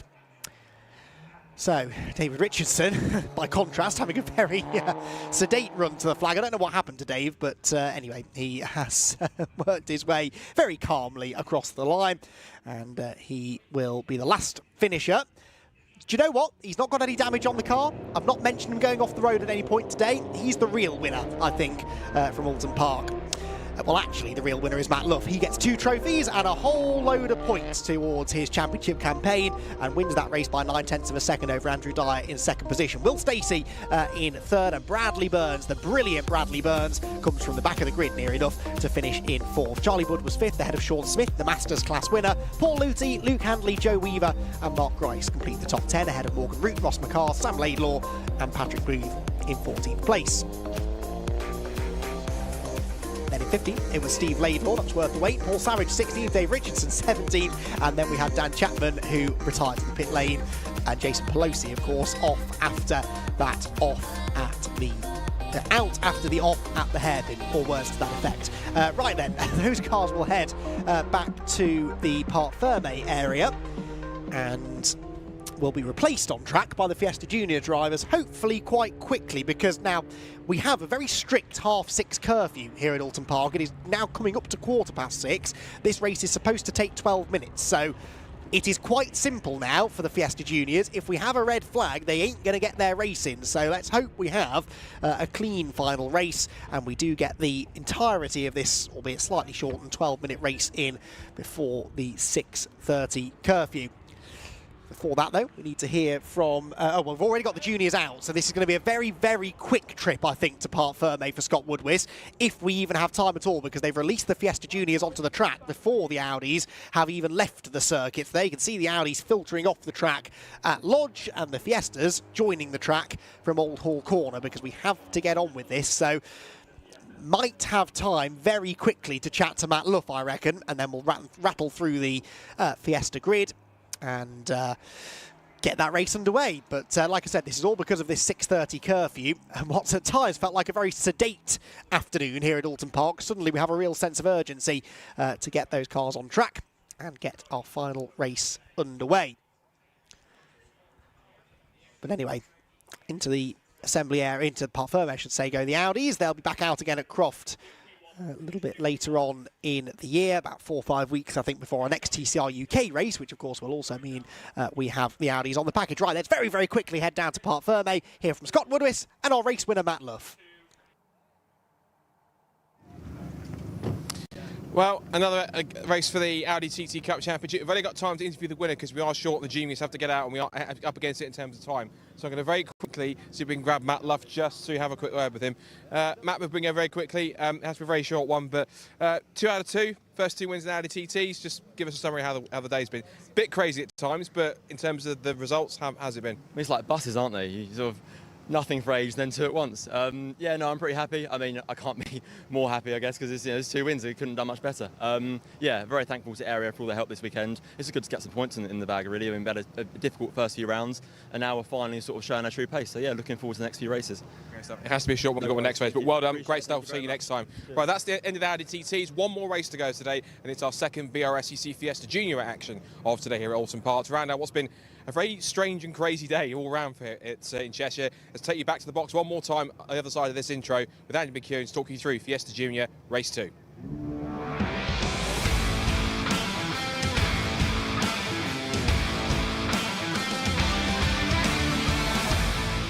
Thank you, Scott. Cars already lining up on the grid then ahead of our final race of the day, the BRSCC Fiesta Junior Championship. Let's very quickly rattle through the grid. We might be missing a few of these from the back after incidents earlier on, but we do have Jacob Hodgkiss on pole alongside Tommy Harfield, Jensen O'Neill going and Alfie Garford row 2, and Finn Leslie has Daniela Sutton for company on row number 3. Then row number 4, we will have Ben Dowty and Jack Burgess, with Jack Sant, Aaron Beattie, Jensen Mason and Bobby Holmes completing the top dozen.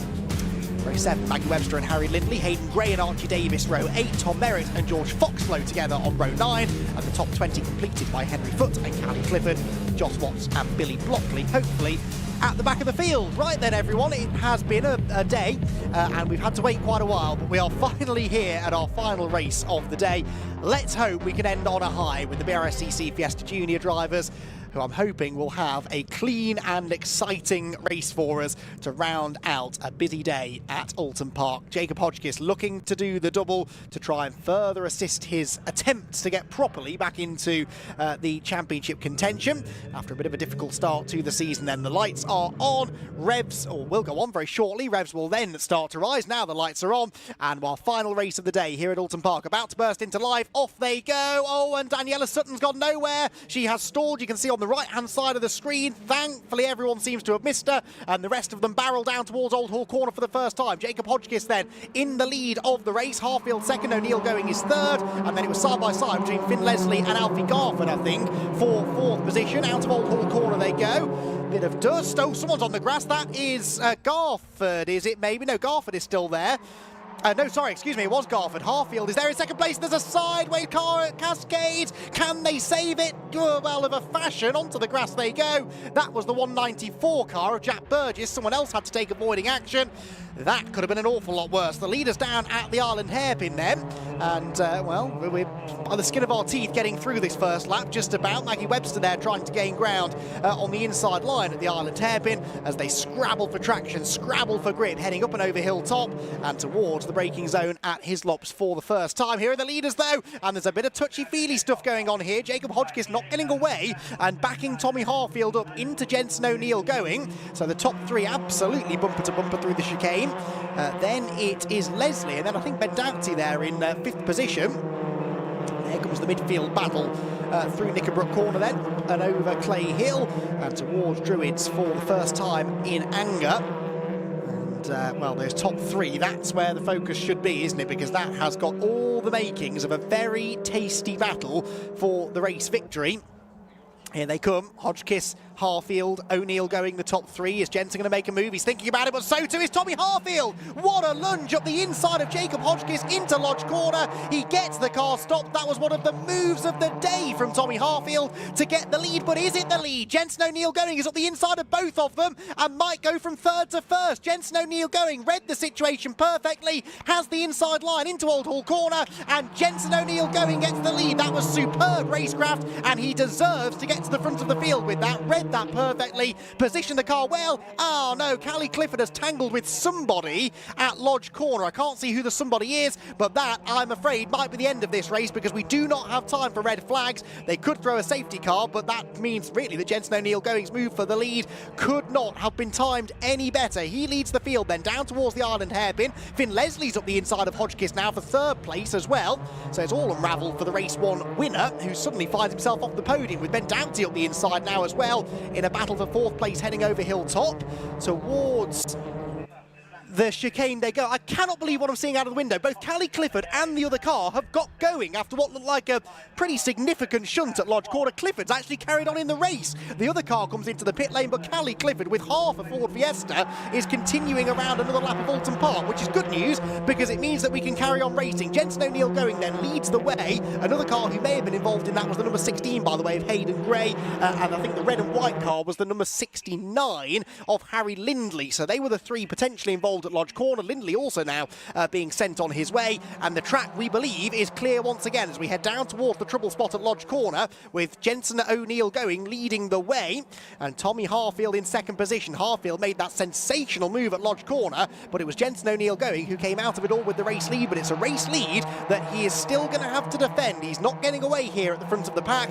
as the leading group of five head over Deers Leap as one. Jensen O'Neill going leads the way, Harfield second, Leslie third, Hodgkiss fourth, and fifth position for Ben Doughty. Then in sixth position is Alfie Garford, and then Jack Stanton, Archie Davis involved in a pretty good battle for seventh as well. But the leaders head out of Old Hall Corner. Someone out wide coming out of, that was Daniela Sutton again, I think, wasn't it? Danielle, what a shame that she stalled from sixth on the grid because that was a brilliant opportunity for her to start mixing it with the leaders. But sadly, she's now on a bit of a recovery drive from the back. Track limits for Jacob Hodgkiss there as he runs very wide over the curve exiting Cascades Corner. Head towards the Ireland hairpin then for the third time of asking.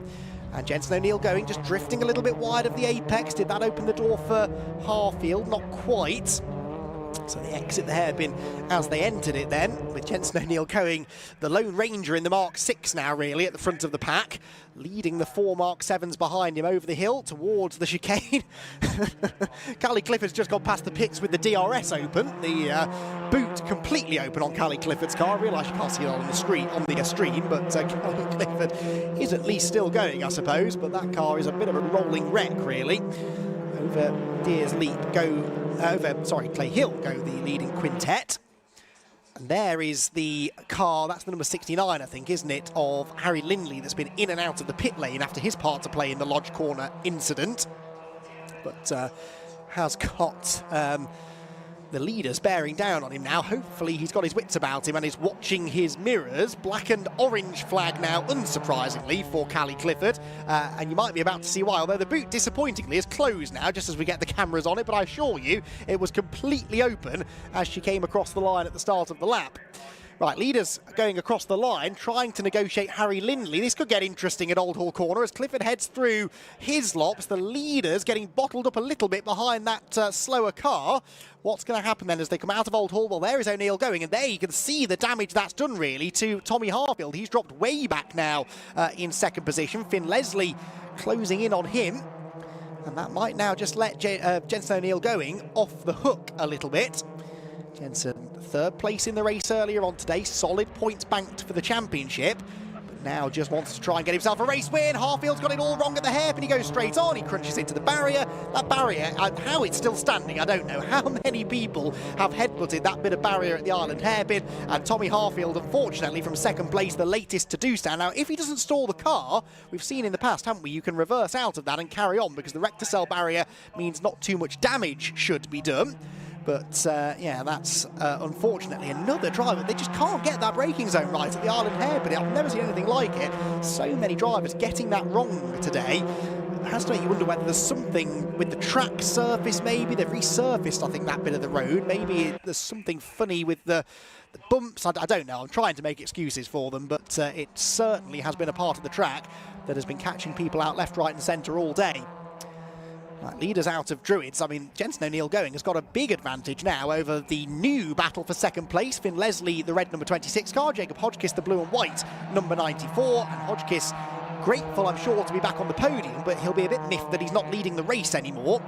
And we'll want to at least try and get back into second place if he can. We're halfway through now the shortened race. We have got just under 5 minutes to go. In fact, we're more than halfway through. And Jensen O'Neill Going sets the fastest lap at 1:43.982. Jensen so far not putting a foot wrong, is he? He's driven sublimely in this race. And through the Cascades corner they're about to go. And for Jacob Hodgkiss closing in on Finn Leslie for second. Can he find a way back through? Well, he's obliterating track limits going through Cascades. That's not the first time I've seen him go wide up the curb there. Just had a car into the pit lane, by the way. That is Hayden Gray, who'd been in once already. And he's back in again now, I suspect, to retire. So 4¼ minutes to go. The battle is on for second position. Finn Leslie versus Jacob Hodgkiss as they head over Hilltop down towards the Hislop chicane. I'm sure the Oulton Park hardcore are all still there on the spectator banking to our right, drivers left, enjoying the sunshine, enjoying our last race of the day, which, like all of the races today, has not been short of drama. Knickerbrook then over Clay Hill. Ben Doughty there in 4th position, perhaps on for one of his better results as well, certainly of the season, I would say. Quickly pull up the championship standings to remind myself. Ben, yeah, this would be his best result of the season so far if he could finish in 4th place. Hodgkiss, though, asking questions of Finn Leslie, who was the championship leader coming into the weekend, remember. Finn had a bit of an under-the-radar 5th position in race 1, but back on the podium now potentially for race 2. But he'll want to finish on the 2nd step of the podium, not the 3rd, because he knows how important it is to score points, especially with Jensen O'Neill Going on course to outscore him again for the 2nd time today, and potentially claim maximum points for a race win and for fastest lap, which he's just improved upon again, by the way. A 1:44, no he hasn't, sorry, that's an out-of-date timing screen. He is, there we go, he's not improved, but he still has the fastest lap of 43.982 for Jensen O'Neill Going. Second placed pair head out of Cascades corner up towards the Island hairpin. Jensen O'Neill Going just needs to keep his composure here then, and another race victory will be heading his way. For Jensen it would be a 3rd win of the year, and a very significant one with Finn Leslie not having quite as strong a weekend as him. Finn could still take a 2nd place here. He needs to defend from Jacob Hodgkiss. I say needs to defend, actually he doesn't really need to defend, because Jacob's being quite gentle with Finn. He's not really been showing the nose too much. He's not been taking any major risks. I don't know whether he's trying to work with Finn to try and close in on the race leader, but that ship sailed, I'm afraid, Jacob. You ain't going to catch Jensen in this race. So I would be surprised if we don't see a real attack from Jacob before the checkered flag. Towards Druids they come then, pitching the car into the double apex right-hander, which again has caught a few drivers out today, and when that happens it can open up the door for an overtake at Lodge. Into the braking zone they go then, headlights ablaze for Jacob Hodgkiss. Checkered flag is waiting, because we're running up against the curfew, so this is the final lap, and Jensen O'Neill Going is going to come through to claim another race victory, his 3rd of the season. Jensen O'Neill Going wins at Oulton Park. Finn Leslie comes home in 2nd, and Jacob Hodgkiss on the podium in 3rd. Meanwhile, that's the lapped car getting out of the way, isn't it, further back? But yeah, Jensen O'Neill Going will be very, very happy with that race victory. A hard race victory after a fantastic move that he made coming off Lodge Corner. Went into Lodge Corner 3rd, came out of it with the lead and never looked back, winning in the end by nearly 2 seconds. Everyone else coming across the line. Josh Watts' car is quite a bit narrower than it was at the start of the day. That was a pretty basic repair that had to be done on the bodywork of that car between races 1 and 2. Daniela Sutton, by the way, recovered to 15th after her stall. That's a shame, though. Started 6th on the grid. Really looked as though she was on for a best result of the season. and ended up some way down the order, but definitely some positives to take away from the weekend for Daniela, who showed much more pace than she had done earlier on in the season. So the drivers make their way over Hilltop then, and it will be Jensen O'Neill going who celebrates a race victory. Finn Leslie comes home in second, and Jacob Hodgkiss on the podium with them in third. Ben Doughty was fourth ahead of Alfie Garford fifth, then it was Archie Davis, Tom Merritt, Jack Sant, Henry Foote and Maggie Webster in 10th. Josh Watts was 11th ahead of Aaron Beattie, George Foxlow and Jack Burgess. 15th place Daniela Sutton after that poor start. Jensen Mason was 16th, then Tommy Harfield 17th, so he did get going again after headbutting the barriers at the hairpin. Billy Blockley was 18th, Bobby Holmes was 19th, Harry Lindley a lap down in 20th, whilst Callie Clifford, did she finish the race in the end? Callie Clifford, no, she retired to the pit lane with that damage, retired to the pit lane anyway, did Hayden Gray. I'm not sure if that was damage or a mechanical issue. Those two not running at the flag. Well, thank you everyone for joining us today. We've got podium interviews to be had, but that will conclude what has been a very, very tough day here at Oulton Park. But when we've been racing, it's been very, very exciting indeed. And don't forget that the TCR Brigade will, and all of its various support categories, including Fiesta Juniors, will be out next at Croft on the 13th and 14th of July. We have 4 more rounds to go in the championship this year for TCR UK and for Audi TTs, Fiesta ST240s and Fiesta Juniors, who have joined us, and Civic Cup of course, who have joined us here this weekend, as they will do for the full season. So they'll be out at Croft on the 13th and 14th of July. Then we head to Silverstone on the 17th and 18th of August, Thruxton on the 21st and 22nd of September, and Silverstone International on the 12th and 13th of October. Sure, there'll be a few close championship battles to be decided when we head to the Silverstone International Circuit at the end of the year. And another chance before I hand over to Scott Woodwis to wrap up the show to thank the marshals who have put in a stint today. They've had a lot of incidents of various descriptions to deal with, and they've dealt with them all as professionally as we expect, as efficiently as they could, and they have done a really good job to keep everyone safe and to keep the race meeting going. The fact that we did get all of our races in, okay, we had to shorten a few of them here and there, but we got all of our races in after the earlier delays. That is a massive testament to the Orange Army, and we thank them once again for their service. Also a big thanks as well to everyone at the BRSCC for keeping us on track too as best they could in difficult circumstances, and managing to get us to the end of the day in one way or another. And we look forward to working with them all again in the very near future. I was going to thank Paul O'Neill and Scott Woodwis as well for their help, but I think Paul might have talked his way out of that now. No, thank you, Paul. As always, pleasure to have you. Pleasure to have you in the commentary box, Paul, and it will be the last time. Scott Woodwis also has done a good job up and down the stairs to get our podium interviews. And yeah, been a good day of racing all around here at Oulton Park. Right, are we ready with podium interviews yet? Hopefully we're not that far away. We should be able to hear from our top 3, and this time be able to go into a bit more detail with them about how their race went. And we are ready, I believe, to head over to Scott Woodwis. So that is it from me, Andy McEwen. Big thanks for joining us. We will be back again at Croft next time out, but for now, to chat to our podium finishers and to wrap up the show, let's head down to Scott Woodwis. Well, an entertaining second Fiesta Junior race around at what's been a very challenging day, to say the least, for everyone involved. But the person who certainly got the most out of that is Jensen O'Neill going. Now, always in the situation, I want to go interview them and they run off. So I think Jensen's just over there. So see if we can possibly get Jensen's attention and see if we can have a chat to him. He's all the way over the other side of the... I think he's picking out Jack Burgess while he's at it. I think he's quite happy in that side of things. Let's see if we can go over anyone and have a quick chat and see if we can grab our race winners, bring him over. I'm going to ask you to put Jack Burgess down for a second so we can have a chat to you. Another victory at the top of the field. Good performance, some great battling to get towards the front. Talk us through that battle that got you into P1. Yeah, it's a really good battle, to be fair. Jacob and Tommy Tommy went on Jacob, saw the move, went past both of them. It's really good. And I don't really know what happened to Tommy, but sure he got into the wall, so I hope he's okay. But yeah, just like, it's amazing. So 11 years ago, my dad raced one of these exact cars. So we copied his livery for this weekend, finish off the season in the Mark 6. The last ever season the Mark 6 we had to use. So yeah, really well. But yeah, that's it. Can't really say much more.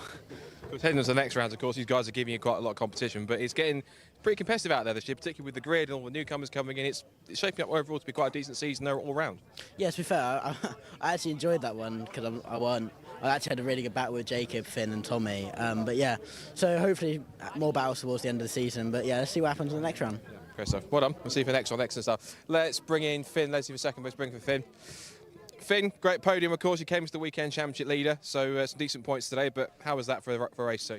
I think it was quite good. Obviously, Jensen's second in the championship scored maximum points, and we've done the best we can to minimise that. But on drop scores, I'm guessing I'd still be leading, to be honest. So, you know, it's been a fairly good weekend. As I missed Friday practice again because of exams. Yeah.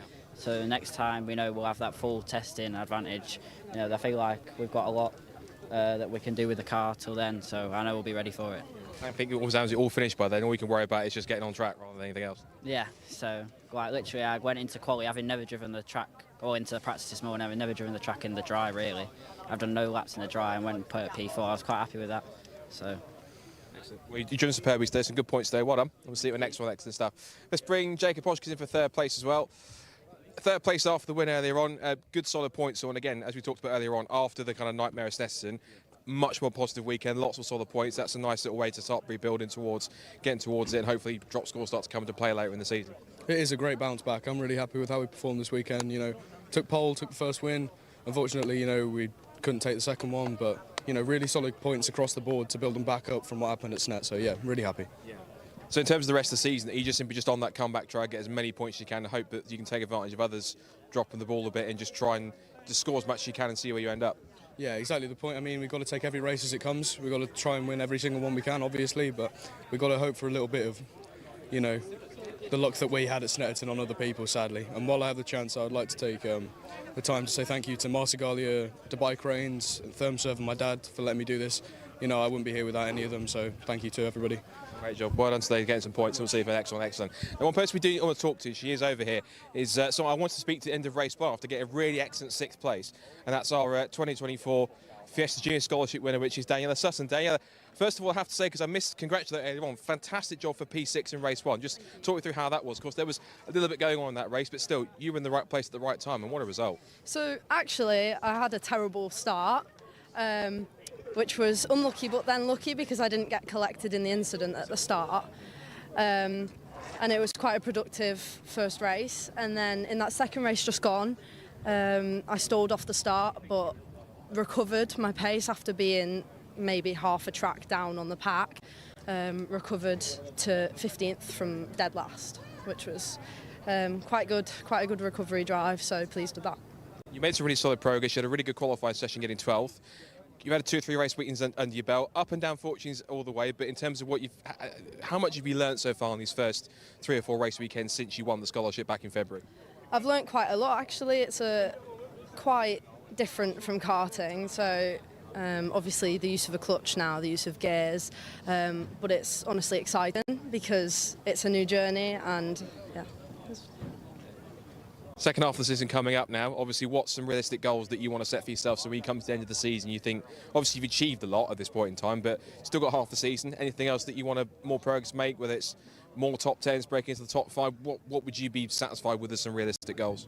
We want to work our way to the top of the grid. Obviously every race that we go out we aim for pole, because if we aren't aiming for pole then why are we really here? But yeah, every race we're just learning more, getting better, getting more comfortable with my car. So the aim is to just move and push to the forward of the grid. You've made some great progress, well done. Great job on the 6th place, and we'll see you for the second half of the season. Congratulations, and we'll let you go and relax now. It's all good stuff. So that was Daniela Sutton, 2024 scholarship winner. Of course, if you've seen on socials and recent BRSCC announcements, you'll see the 2025 scholarship has been launched. That's taking place from the 28th to the 30th of October this year at Blighton Park. If you've got a young racer that wants to get involved and potentially win a full season's worth of Fiesta Junior racing, like Daniela has this season, with a prize package worth in excess of £65,000, head to the BRSCC website. You can find all the details on how to sign up in terms of eligibility, what the scholarship entails, what the 3-day contest is part of, and also what you could win as part of that package. So that wraps up racing today at Oulton Park. I have to say, first of all, a big thank you, I think it goes without saying, to every single one of the marshals, officials and volunteers, particularly the marshals today. They've had quite a lot to do today in many cases, and particularly mixed conditions. There was rain this morning, relatively warm conditions today. They've had a lot to do, but they've all done it with a smile on their face, so they are absolute rock stars. So to every single one of the marshals that have been here today, thank you so much for all your efforts today. It's been, again, lots of challenges, lots of trials and stuff, but it's been all round for them. Quite a lot of work for them to do, so thank you to them for all the efforts they've done. Thanks to all the officials, all of our recovery teams, and everyone that's been involved. Thanks to everyone, of course, in the meeting. And thanks to everyone else who's watching, for you at home, whether it's for TCR, on the Alpha live stream, or anywhere else you may have been watching. Thank you so much for the support as well. We'll see you soon for more action from a BRSCC Race Weekend Live. But from myself, Scott Woodward, Samantha McKeown, and all the guys at Alpha Live watching, from everyone here at Oulton Park, thanks for tuning in. We'll see you for more action very soon in a couple of weeks' time on the BRSCC streams when they're at Anglesey. And next time out, TCR, I believe, heads to Croft. But until then, take care, and we'll see you next time.